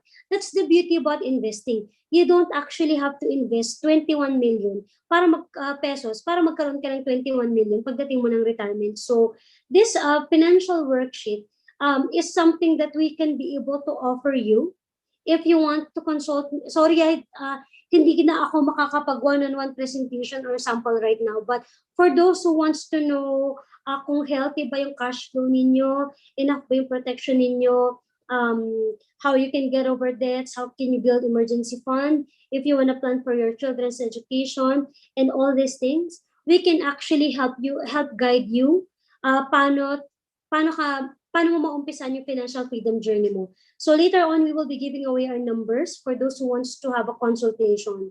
And for others, they pay para na magkaroon ng assessment like that. But with me, for us nila JAP, that's something that we offer for you for free, whether or not you get policies from us. It's it's one of our passion projects also to increase the awareness of Filipinos, just like you when it comes to financial freedom and financial literacy, of course. So if you want to know about that, you can message us. So when do I start? The best time to start was yesterday. The next best time is today, syempre, di ba? Because pag mas maaga ka nag-start, parang walk in the park lang yan. But habang tumatagal, medyo gapang na. Di ba? Kasi pag nag-start kang maaga, kahit maliit lang yung tinatabi mo, pagdating mo ng 60, 65, malaki na yan. Di ba? Because our, ang investments naman, especially like the ones with us, it has compounding interest. Di ba? That's why it could balloon over time. Where to save? It will depend on your risk appetite. Kung conservative ka ba o risky. Nakita ko may nagtanong kanina kung pwede ba ang stock market kung conservative ka. Well, depende kasi kung gaano ka conservative or risky. If conservative ka, syempre go with the mandatory pensions, SSS, GSIS pag government, SSS pag private. If you want voluntary, you can go with pag-ibig. Pwede ding real estate. Yung real estate, it doesn't mean na sarili mong property. One of the major mistakes ng mga Filipinos is putting all of our funds sa ating bahay. What I mean by real estate is having rental properties. Pag risky type of investor ka naman, pwede kang mag-invest sa personal equity retirement account. Pwede ka lang magtabi ng 1,000 pesos per month. Meron yan average 10% return, tax-free. Yung one tip mo per month could be more or less 1.2 million in 25 years. You can ask your banks about this. You can also invest in mutual funds, UITF, or stock market. Same 1,000 pesos investment ang minimum. Pwede tayo dyan sa COL Financial or other stock brokerage. You can also go with insurance plans if you are going with DUL products, yung may investment na. So that para ka na din kasi may mutual funds noon, but it covers a wider array of protection kasi nga pwede kang mag-add ng riders. Kasi kung wala yung riders, say for example, meron kang investments, pero wala ka namang protection against sickness or accident, baka ma-deplete yung retirement fund mo. That's why, products like that are great. One old man bought his phone to be repaired. Sabi niya sa gumagawa, magawa naman ako ng phone ko. Sabi ng gumagawa ng phone, sir, gumagana naman pa yung phone ninyo. Pero sabi ng matanda, bakit? Why my kids don't call me anymore? This is the sad reality again of retirement. Again, it's up to you. What kind of retirement you're going to have. And our retirement is a personal business, not anyone else's. Not even your spouse's. Ikaw mismo talaga ang magpaplano ng sarili mong retirement, di ba? Start planning for your retirement as early as possible because time could be your best asset, di ba? And I will skip the do's and don'ts because I'll just highlight some things. As I end, it's important that you decide that you will never be poor again, okay? Instead of saying sana all, say ako naman muna. The first and hardest battle is the battle inside of us. If you can't dream it, you can't have it. Diba? Doing the same thing and expecting a different result is called insanity. If you want to change the course of your life, change the way you live your life. Mahirap yumaman, pero mahirap din naman maging mahirap. So pumili ka na lang kung anong hirap ang gusto mo. Diba? So start investing and if it's really hard for you to save and invest, then it's time for you to find other sources of income. An average wealthy first person, have 7 sources of income. Use your extra time to earn extra income. You are talented, you are smart, you are able to make more than what you have right now. You deserve a better life for you, yourself, and your family. Diba? So make use of your extra time productively. Yung work nyo should pay for your assets and your assets should pay for your pleasure. Ibig sabihin, kung ano yung kinikita ninyo sa trabaho ninyo, dapat hindi yan napupunta lang sa expenses ninyo Napupunta yan sa mga investments ninyo para kung ano yung kita ng expenses ninyo, ay ng assets ninyo, yun na lang yung panggastos ninyo. Because that's really how you can create sustainable wealth. If you're able to create assets that are working for you. If right now, yung current income mo is not able to buy assets for you, then try to find other sources of income. Hanap ka na ibang sidelines. Sabi nga ni Jack, diba, there's Upwork, there's other tasks. Pwede kayo mag-virtual assistant, any other things that you will generate more income for you. Diba? And as for us, if you are an engineer who also wants to do the same advocacy that we have, to share also financial literacy, you can if you're interested and if it's something in your heart to also do what we do, you can also be a financial advisor slash engineer, just like Engineer Jack, diba? There's countless of possibilities and opportunities if you want to make things happen for yourself. So yeah, later on I will be flashing my number, diba? If you want to become a financial advisor just like us. But because ako everything, I'm really happy because this career also allowed me to create assets that, also allows me to have peace. And ako kasi my aim is not just to be rich, but to be wealthy. And for me to be wealthy, ang definition kasi ng wealth, it's personal eh. Diba? Iba-iba ang concept ko sa pagiging mayaman is iba, pwede ding iba sa'yo, di ba?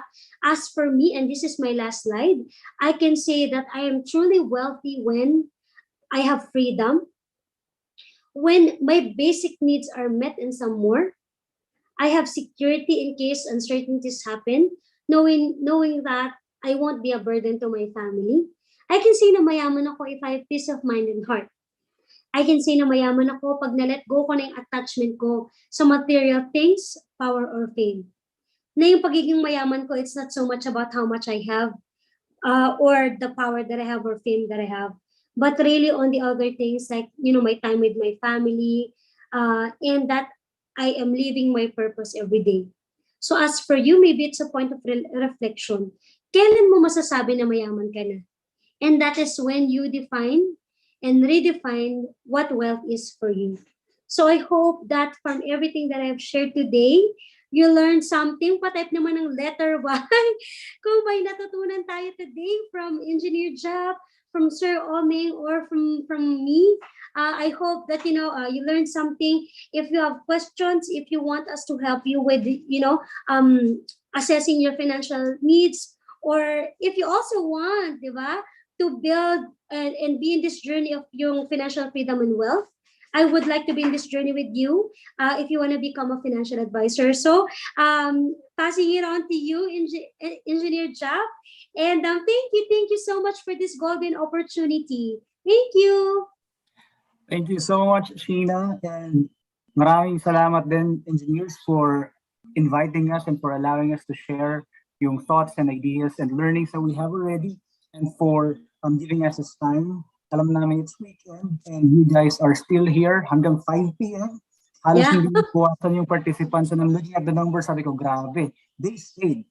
And we're really happy. Sheena and I are working on scheduling personal consultation. So if you guys are interested to really understand kung saan nga ba napupunta yung money nyo, are we investing it properly? Are we saving it properly? We can do a one-to-one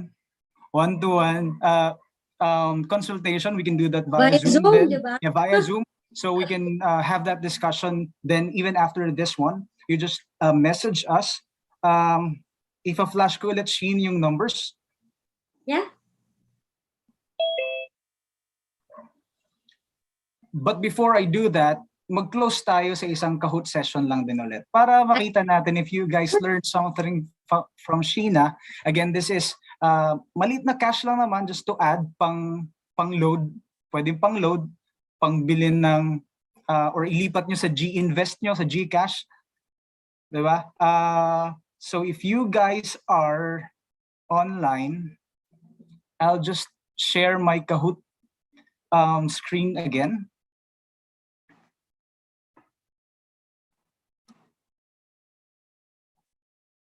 Tapos mag-join na lang tayo ulit.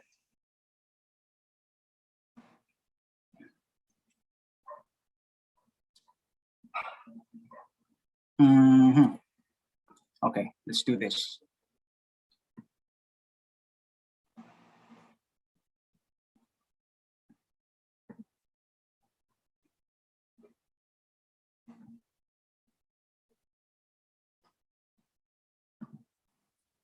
Okay, so here's the pin. Let me share my screen lang.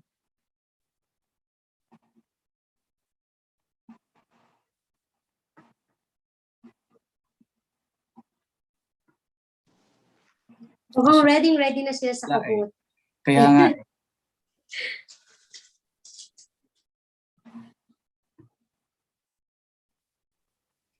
Wait lang ha, ayaw mag-share ng screen ko eh. One more, let's try it again. Ayun, okay, so it's almost 5 pero quick lang to. Here's the game pin. I'm waiting for everyone to enter and then we can start. Again, 250 Gcash, it will be shared with you by the coordinators.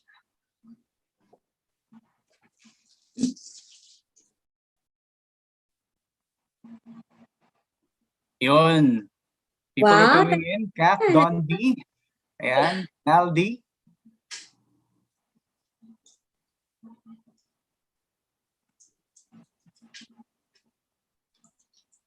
And if there's anyone here, sabi nga ni Sheena kanina, na interested to do what we're doing, we want to share to as many Filipinos as we can yung benefits of creating your own financial plan, and then really planning what you want to do with your money, and then educating others then on how to properly manage their finances. Just let us know, tutulungan namin kayo, and this is a very good journey and an exciting journey na pwede nyo mapuntahan din.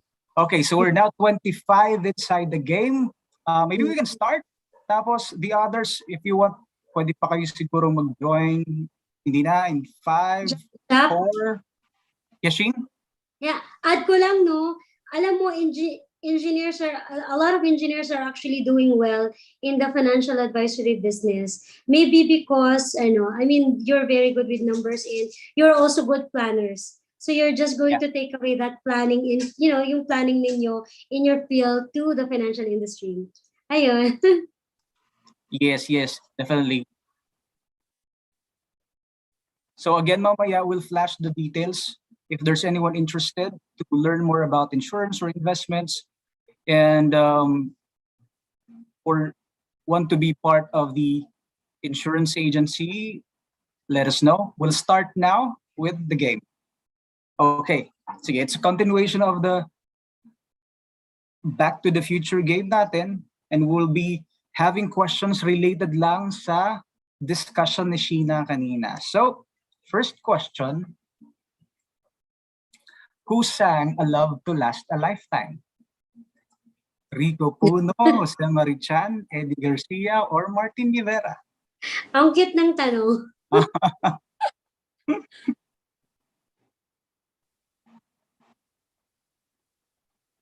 Para pakinggan nila mamaya, no? Because that's a very, very good song. The lyrics, if you just read the lyrics, guys. 17 got it right. Congratulations. Let's see kung sino ang nangunguna ngayon. Go, Allen. Ang bilis ni Allen. Hindi na lalayo si Jing and PB. Next question. It's a true or false question. Good debt will generate more income to you than the interest. Is it true or false?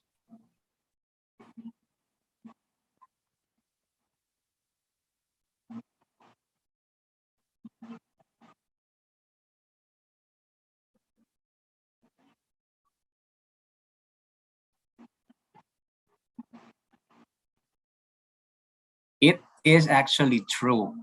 All right, congratulations sa 17 na nakakuha ng right answers. Allen is still on top. Galing ni Allen. Nalalayo si Nalby D. Next question. How much should you save as an emergency fund? Paulit-ulit na itong natatanong. So, gusto ko yung my friends are my emergency fund.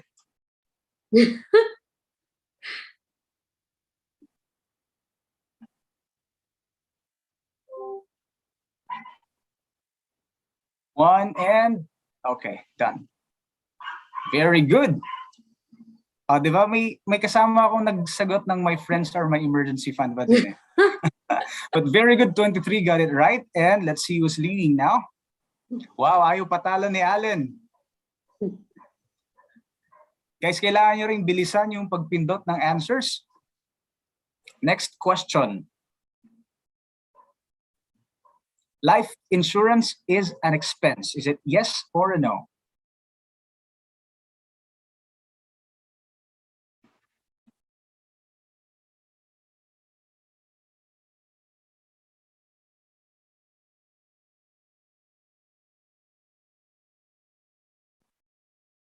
The answer is yes. Sabi nga ni Sheena kanina, life insurance is considered an expense since most of the time she'll be paying it monthly. Oh, nauna na ngayon si Ralph Y. And biglang nawala sa leaderboard si Allen. But, guys, life insurance may be an expense, but this is an expense that will cover all other expenses should anything happen to you. Okay, next question is a multi-select. What benefits can you get from a life insurance? Choose any that applies to the question.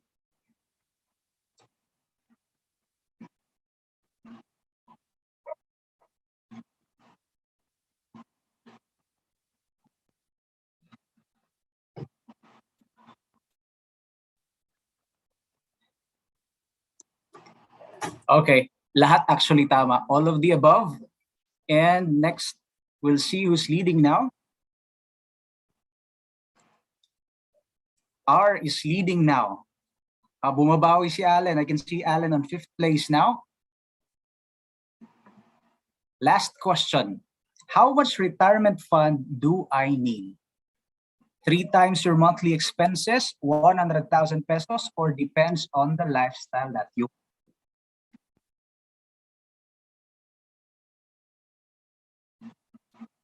Five, 4, 3, 2, and 1.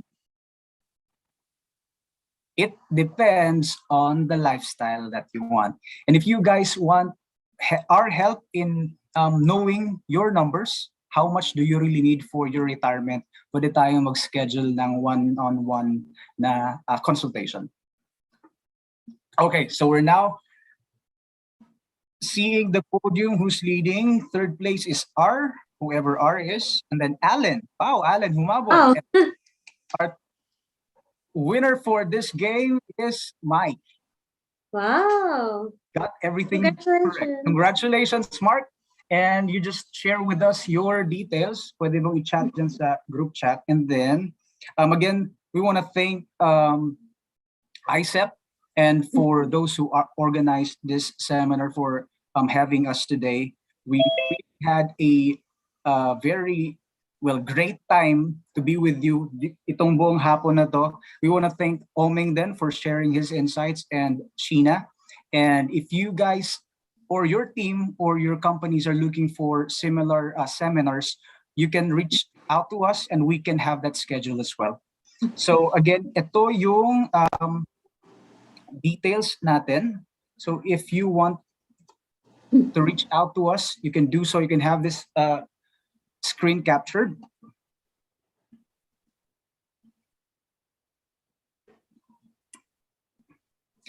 Again, you may follow, subscribe, and watch Oming Tawid's videos. There are many vlogs that he has there about investing and the stock market. And if you have questions on everything that was discussed today, you can reach out to us directly as well. Again, thank you so much, and you guys have a great weekend. Goodbye for now. Thank you so much, guys. Thank you, engineers. Thank you. So thank you, Sir Japet, Ma'am Sheena, and of course to Sir Romer for giving us a very informative session when it comes to financial management. So I hope all the participants learned a lot from this session. So right now for the awarding of the certificates of appreciation, so may we call on again Engineer Beatrice Peralta. Okay, thank you, Alan. And once again, thank you to our speakers, Sir Japet, Sir Omeng, Sheena. Thank you so much. What a good way to start our 2022 with this kind of new knowledge, especially in terms of financial literacy. Okay, so now allow me to virtually hand you over the certificates. So let me read it for everyone. So the certificate of appreciation, these certificates are presented to our speakers, Engineer Japet Cham S. Lanon. And then we have Engineer Romer Tawid and Miss Sheena Helipano Changin. I hope I pronounce it right. So once again, thank you. Thank you for sharing your knowledge and expertise as our resource speaker on our 2022 IECEP Rizal Chapter 5th webinar series in collaboration with IECEP Zamboanga del Norte Chapter with the topic entitled Financial Management for Engineering Professionals.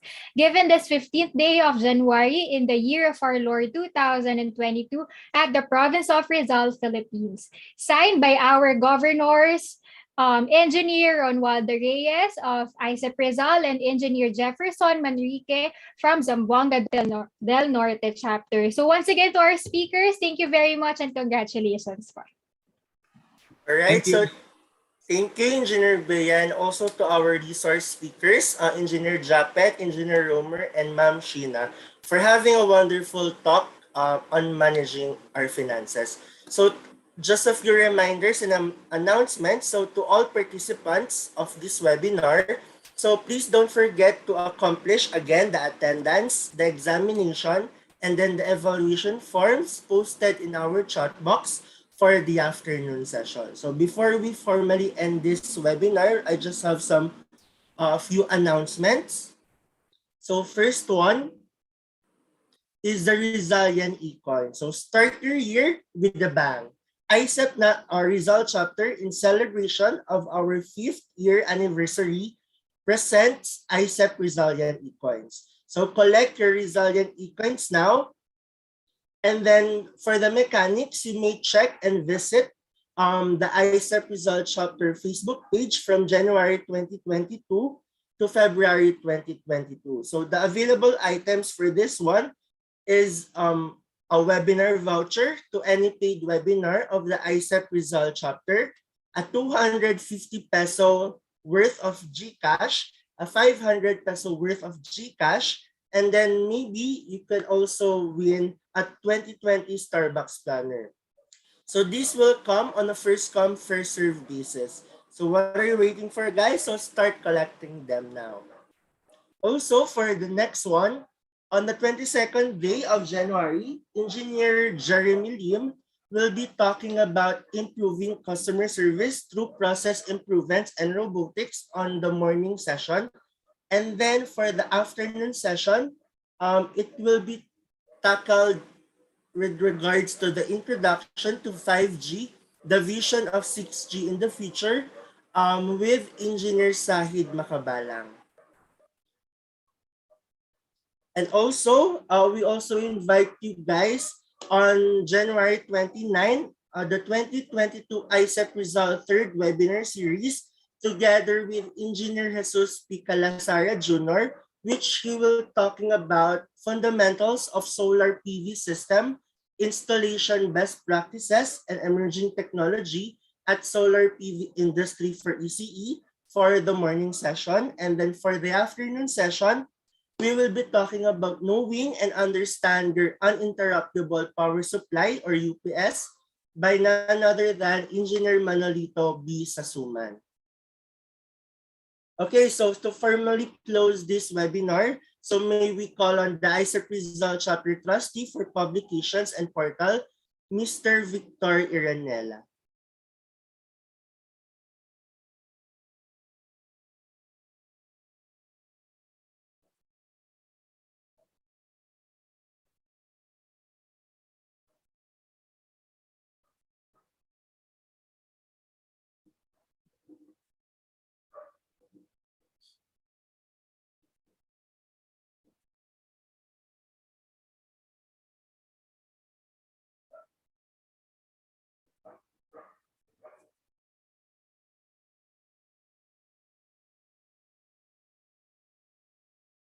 All right, so while waiting for Mr. Victor, so I guess can we have first a group photo for the afternoon session? So if you have cameras, so kindly turn it on so that you can be seen on the photo op.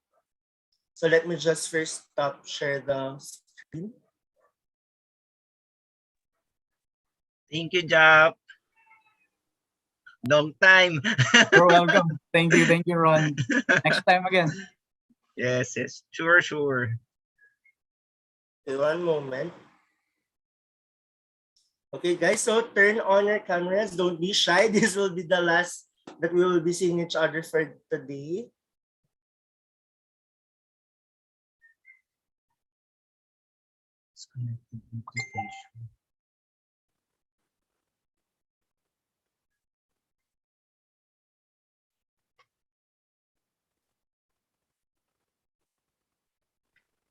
Okay, there you go. So let me just count from 1 to 3. So 1, 2, 3, smile. Okay, one moment.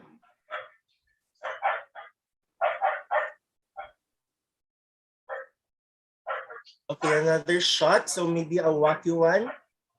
So let's go. 1, 2, 3. Okay, thank you so much, engineers. So going back, so may we call on Mr. Dr. Iranella to formally close the webinar.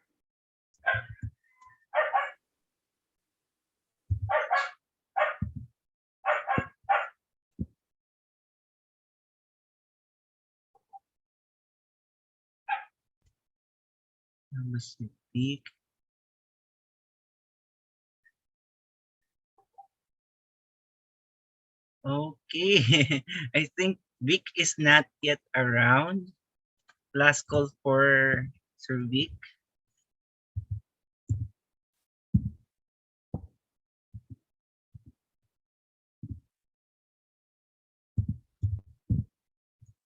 Okay, kung wala talaga.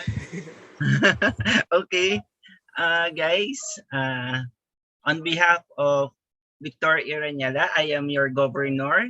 Allen, I will be doing the closing remarks. Okay, guys. First and foremost, I want to thank the ISEP Zamboanga chapter for collaborating with us. I know na medyo makulit ako when it comes to collaboration. So thank you guys. Pasensya nyo sa akin sa pangulit ko. Then thank you very much also for accepting the invitation in the afternoon session with my classmates in masteral rather, Engineer Japet Lanon for accepting my invitation. And also I want to thank Engineer Allen for hosting our event for today. So thank you very much, Engineer Allen. And I know meron conflict sa schedule mo, but you still managed to be here with us. And also, I would like to thank all the officers, organizers from ISEP Rizal chapter to Zamboanga del Norte chapter.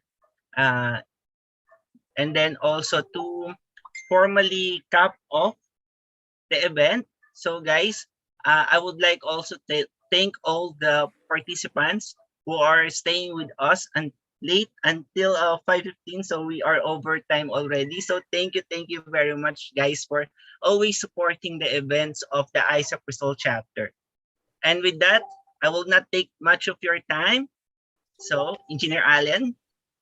Okay, so that's it everyone. So thank you for attending the IECEP Rizal Chapter 5th webinar series in collaboration with Zamboanga del Norte chapter. So hoping that everyone is doing great and keep safe always. So once again, I am Engineer Alan Calderon concluding this event. So have a blessed afternoon, guys.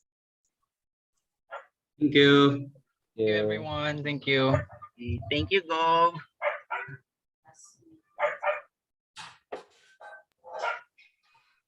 Thank you, Gob, and ISEP Rizal.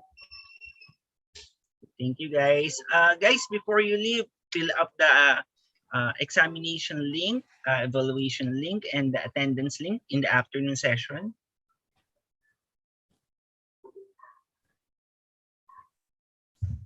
Oh, wait. And then also don't forget to make an appointment with Engineer Japet if you have further questions on how to manage your money proper.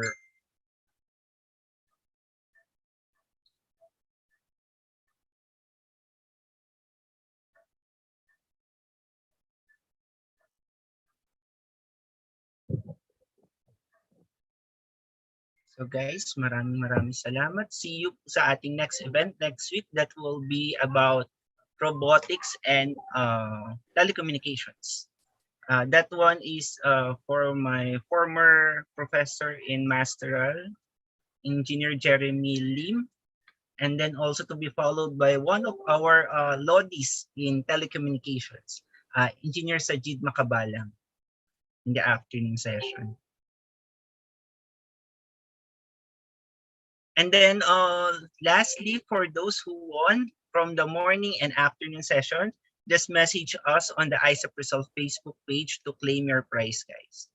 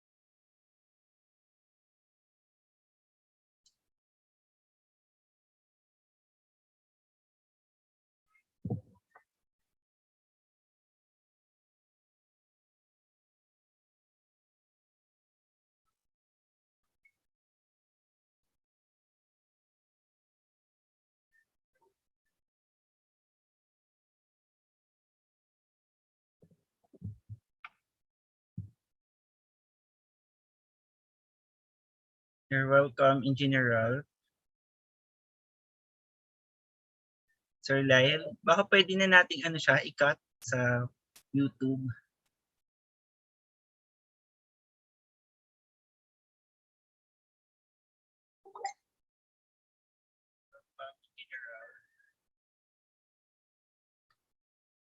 Sir Lyle, baka pwede na natin siya, i-cut.